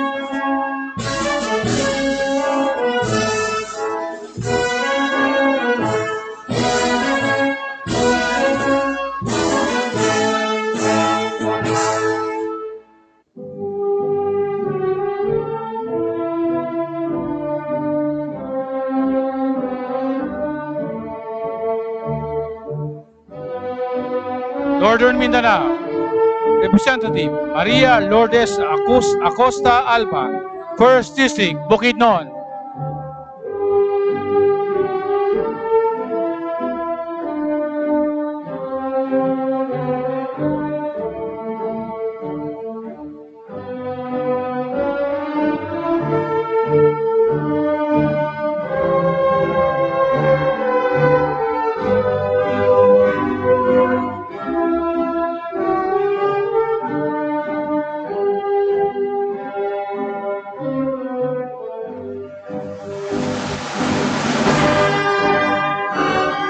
Representative Rogelio Neil P. Roque, 4th District, Bukidnon.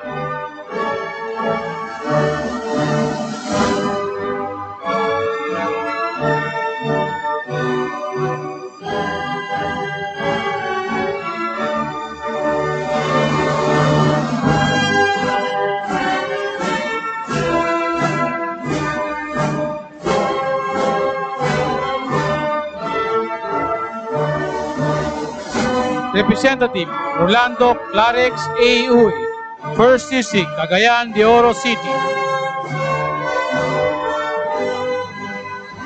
Representative Xavier Jesus D. Romualdo, Lone District, Camiguin.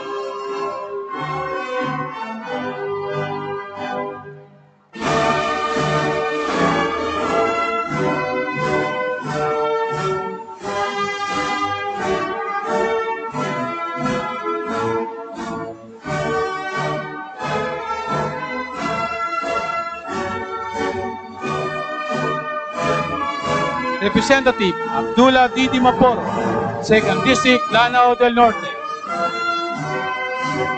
Representative Juliet T. Uy. Second District, Misamis Oriental.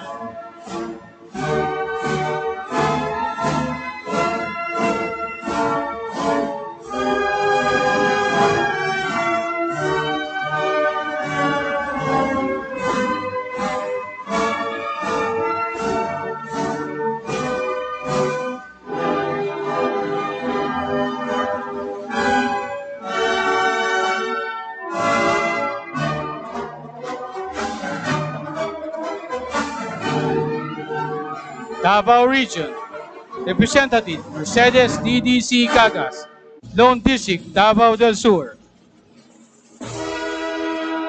SOC Sergeant, Representative Jose Pingping I. Tejada, 3rd District, Cotabato.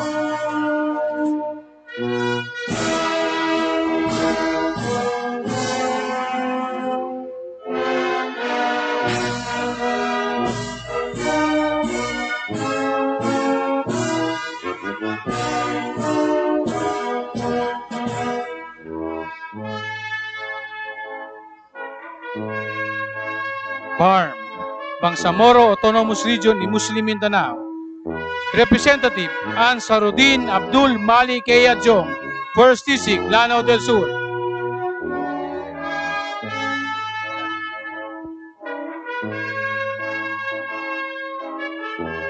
Caraga, Administrative Region. Representative Lawrence Lau H. Fortun, 1st District, Agusan del Norte.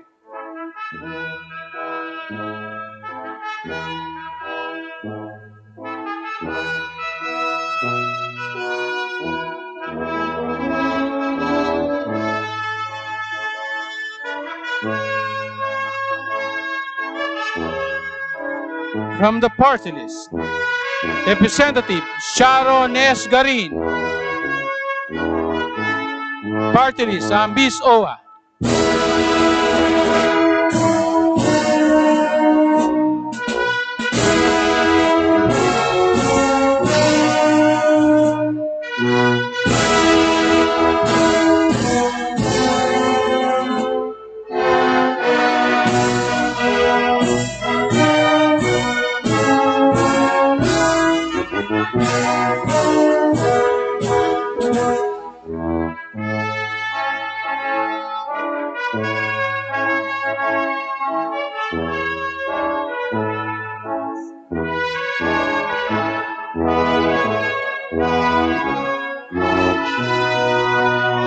Representative Rico B. Heron, Party List, AGAP.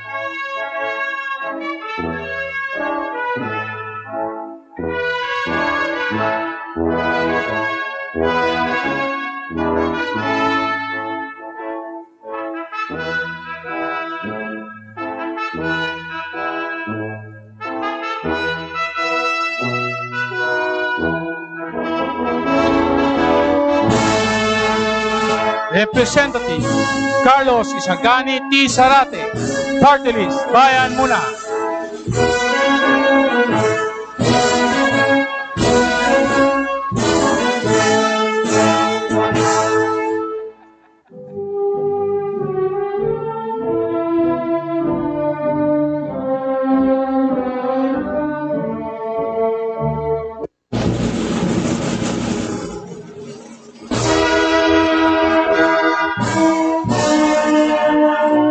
Also belonging to this batch are Deputy Speaker Henry S. Waminal, 2nd District, Misamis Occidental.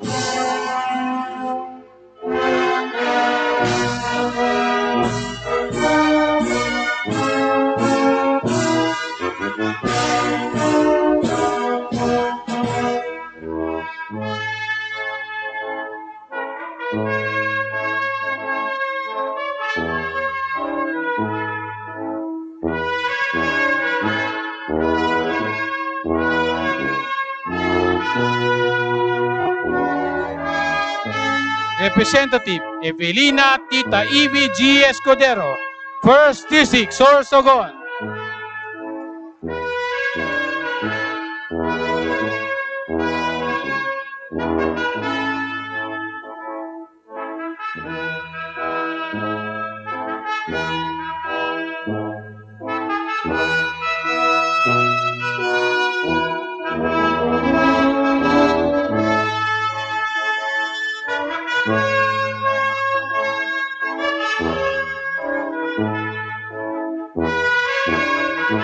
Representative Ferdinand Dinan L. Hernandez, 2nd District, South Cotabato.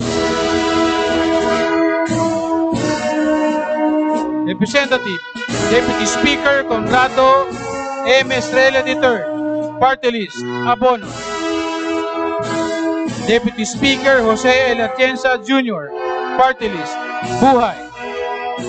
Also belonging to this batch was our esteemed member who passed on, Representative Raul V. Del Mar.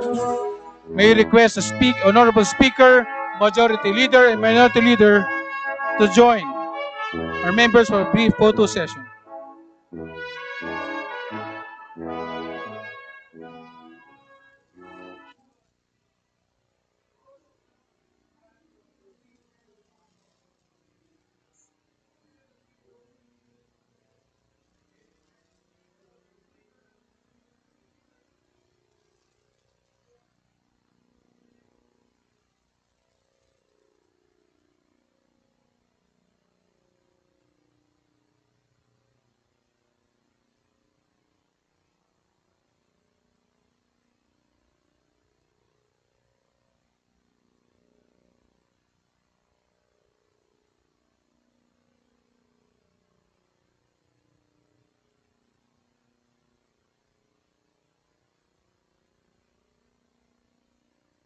Thank you, Your Honors. At this point, please allow the Secretariat to present its video tribute to the 53 members who completed 3 full consecutive terms in the last 3 Congresses.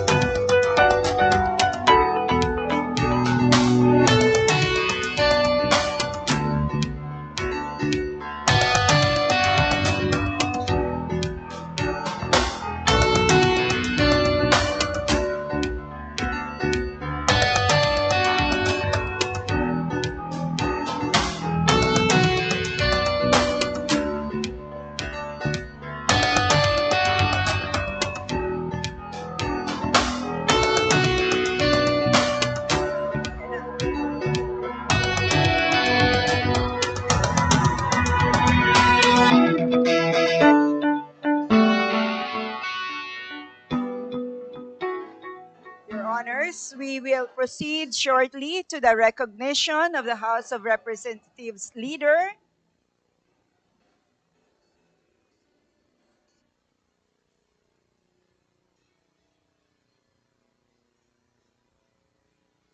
Okay, thank you, Your Honors.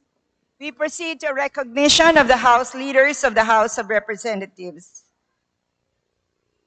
Your Secretariat now wishes to acknowledge the leadership of the 18th Congress who has ably steered this chamber and to likewise pay its respect to the Minority Leader. The Honorable Surgeon at Arms, Philippine National Police Retired Brigadier General Rodelio Hocson, on behalf of the Secretariat, will be presenting to our Deputy Speakers, our Majority and Minority Leader, the Congressional Sash. Thereafter, the Secretary General will present to each of the House officials a miniature set of gavel and mace as another memento. As I call on each of the Deputy Speakers, the Majority Leader and Minority Leader, please come forward one by one to allow the Surgeon at Arms to bestow upon you the Congressional Sash and the Secretary General to hand over to you the miniature set of gavel and mace. Thereafter, please proceed to your respective places on the stage.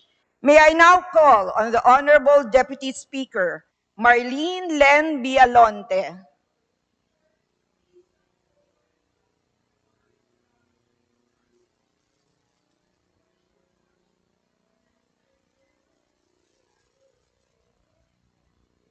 Ay.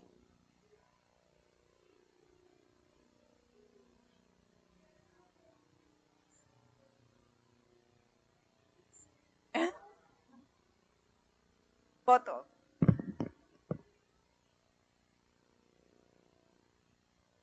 Thank you, Your Honor. The Honorable Isidro P. Ungab.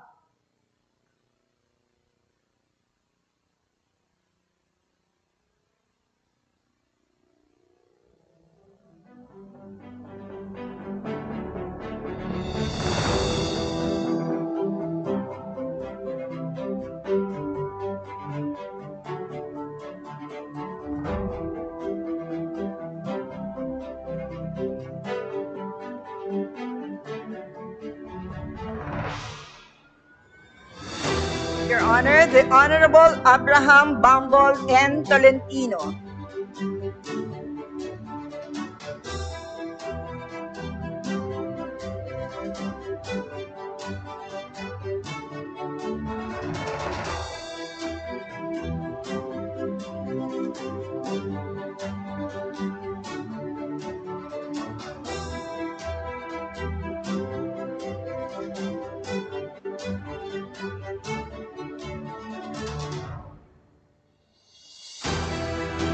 The Honorable Strike B. Revilla. The Honorable Rufus Rodriguez.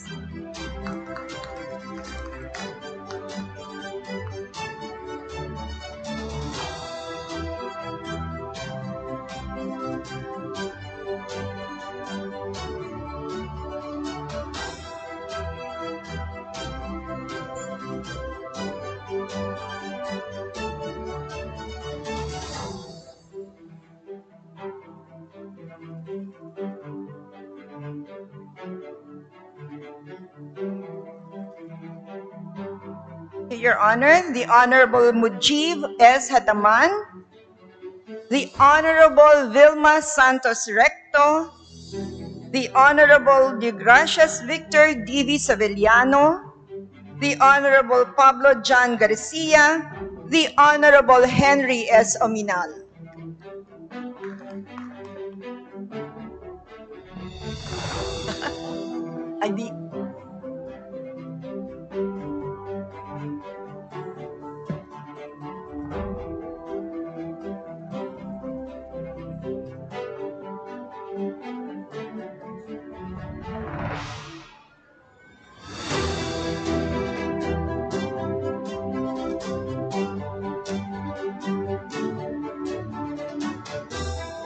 The Honorable Rodante D. Marcoleta.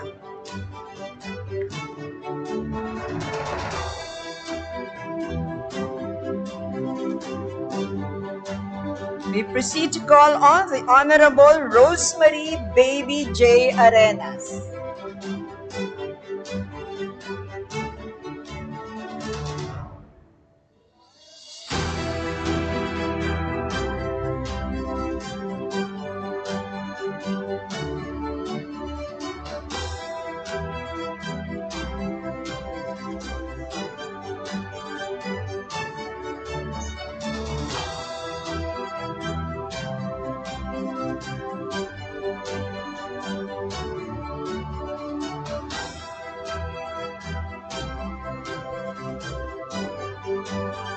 The Honorable Jose Atienza Jr., the Honorable Neptali Gonzalez II, the Honorable Camille Villar, and the Honorable Bienvenido M. Abante Jr.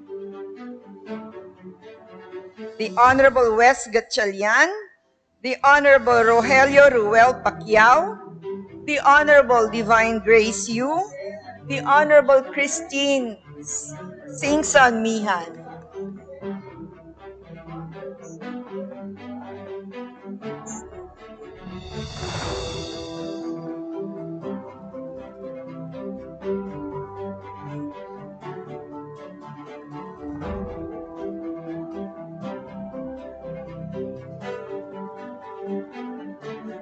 The Honorable Bernadette Herrera, the Honorable Eric Martinez, the Honorable Juan Paulo Rimpi Bondok, the Honorable Arnolfo Arnie Teves, the Honorable Eduardo Brother Eddie Villanueva, the Honorable Roberto Puno, the Honorable Prospero Pichay, the Honorable Conrado Estrella III, the Honorable Lauren Legarda, the Honorable Evelina G. Escudero.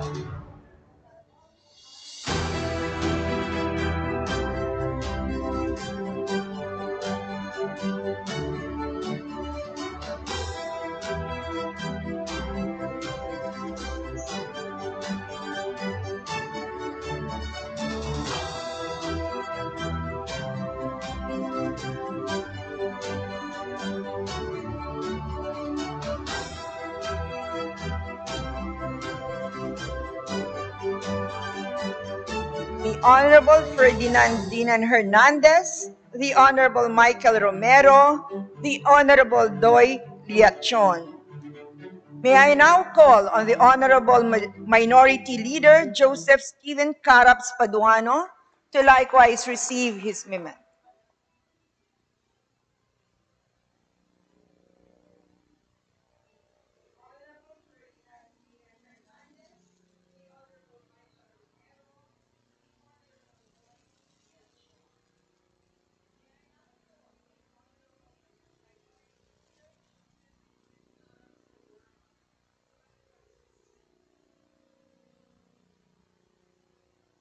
We now call on the Honorable Majority Leader Ferdinand Martin G. Romualdez to likewise receive his memento.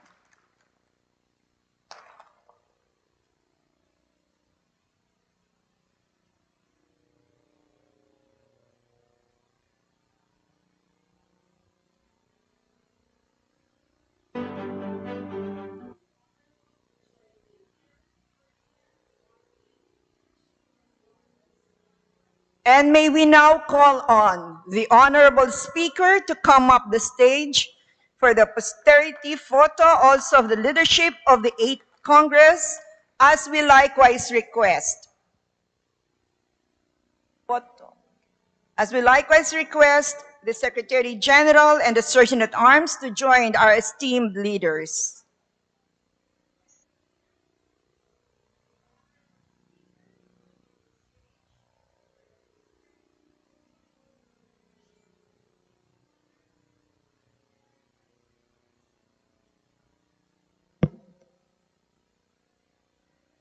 Thank you, Your Honors.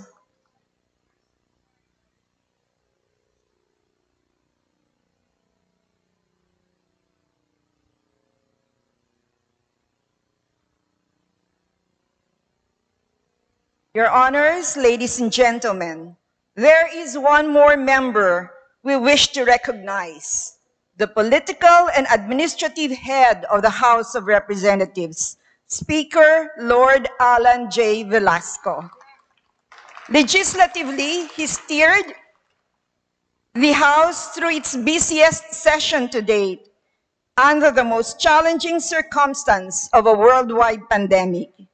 He has seen to the upgrading of our House facilities to better comply with the laws and keep us abreast with the requirements of the future. A strong partnership with the Senate and the Office of the President had been forged. Let us now hear from our Speaker, our beloved Lord Alan J. Velasco.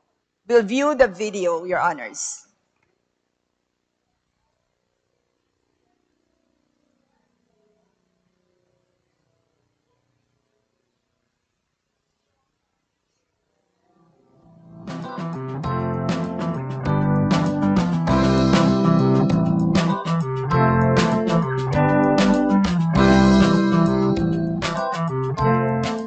Kamusta po kayo? As we conclude the 18th Congress, I am happy to report that we have achieved our sacred duty to the Filipino people, and that is to craft measures that would greatly benefit our countrymen and specifically ensure that the country will emerge stronger from the global pandemic.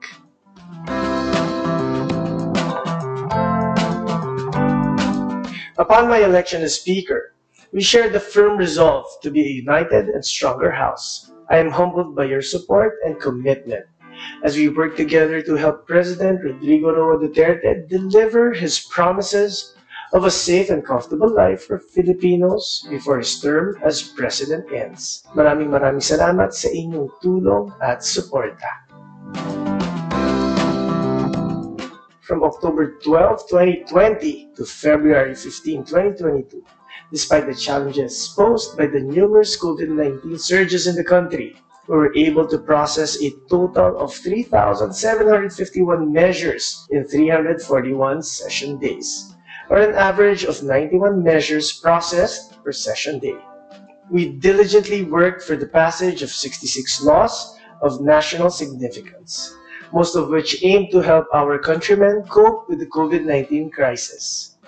Notable of this is the COVID-19 Vaccination Program Act of 2021, which expedited the procurement of COVID-19 vaccines that would protect our people, most especially the elderly, and immunocompromised from the serious effects of the virus. This law helped pave the way for some sense of normalcy that the country enjoys today.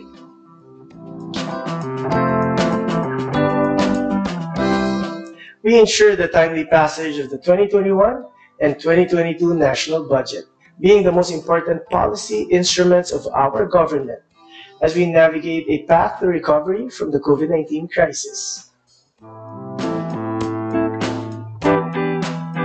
To give our people the much-needed relief from the ill effects of the pandemic, we also saw into fruition the passage of Republic Act 11548, granting the President of the Philippines the power to defer the scheduled increase in the contribution rates of the Social Security System, or the SSS.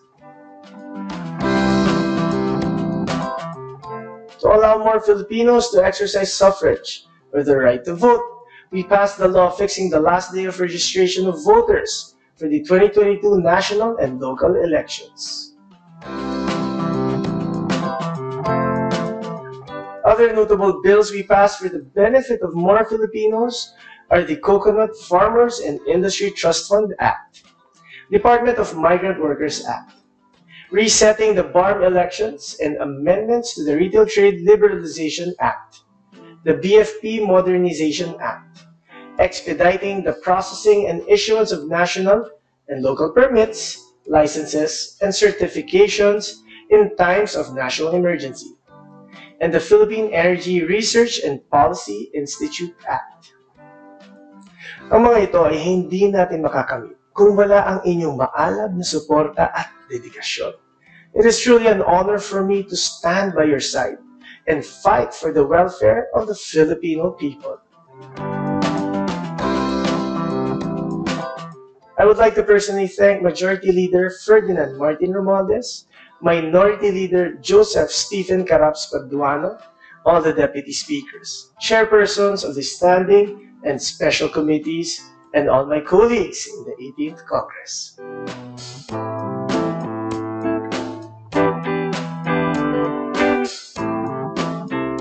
Let me also express my gratitude to the House Secretariat, led by Secretary General Mark Leandro Mendoza, of course, to the Office of the Speaker's Deputy Secretary General, Attorney Joselia Bighani Sipin, and all the House Deputy Secretaries General, Sergeant at Arms, retired Brigadier General Rodelio B. Hoxon, and our former SAA, Brigadier General Mau Aplaska, and other officials.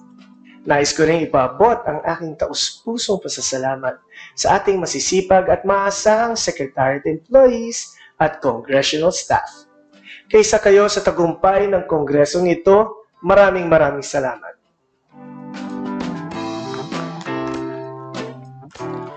The House in the 18th Congress has developed a strong partnership between the Senate as well as the executive branch. For this reason, I also thank our colleagues in the Senate for working with the House in ensuring that key programs essential to our economic recovery and pandemic response are put in place. Subalit, hindi sapat na ako lang ang magpasalamat sa inyo. As we close the 18th Congress, it is an opportune time to express my sincerest gratitude and appreciation to all the men and women behind the House of Representatives for their invaluable service. Also, a pat on the back for a job well done in the recently concluded canvassing of votes for President and Vice President. I have high respects for all of you who have selflessly and faithfully discharged your duty regardless of the risk brought by COVID-19. Your unparalleled commitment indeed demonstrated service above oneself. Maraming salamat at mabuhay kayong lahat.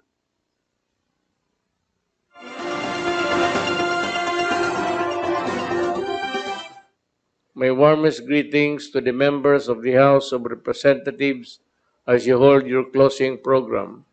Thank you for enacting laws that responded to the needs of our countrymen, particularly during the challenging times of the COVID-19 pandemic. May you continue to touch lives and make positive changes at the grassroots level so we can bring our government closer to the people and improve their lives. Mabuhay kayong lahat. Muli po, maraming salamat at love ko kayo.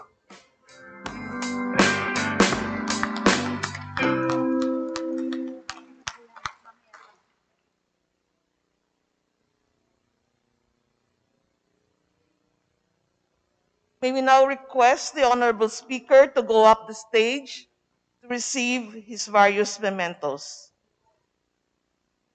Deputy Secretary General Attorney Joselia Bighani Sipin of the Office of the Speaker will present to this Honorable Speaker his congressional sash.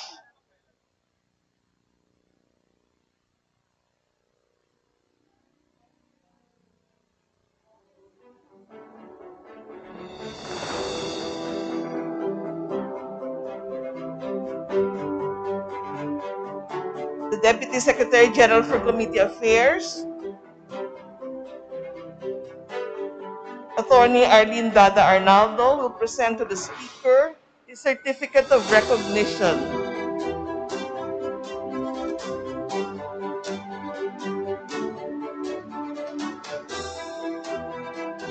Sergeant at Arms will present to the Speaker a near replica of the mace.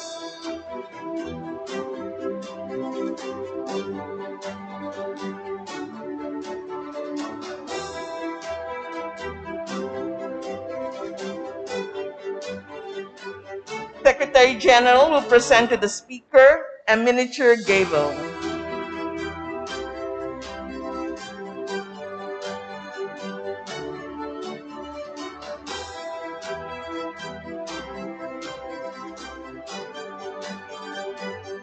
May we now call on the rest of the members of the Executive Committee to join the Honorable Speaker on the stage.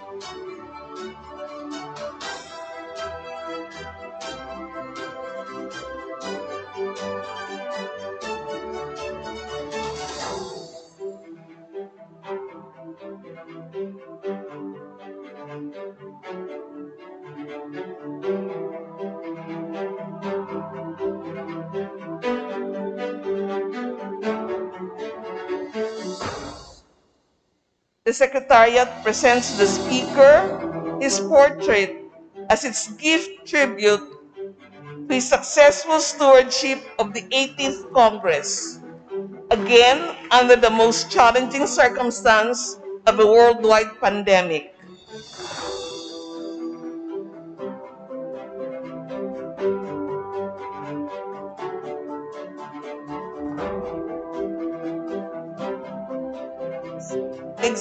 The Secretariat's Executive Committee will have a posterity photo with the Honorable Speaker.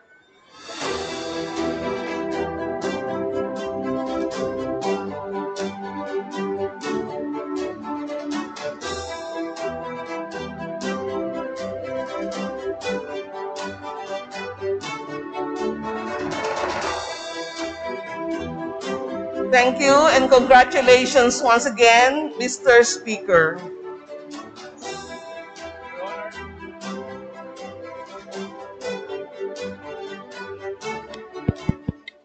Your Honors, Mr. Speaker, sa ngalan po ng Secretariat, congratulations po, isang karangalan na mapaglingkuran po namin kayong lahat, mga mahal naming kinatawan ng 18th Congress. Mabuhay po kayo, mabuhay ang Pilipinas.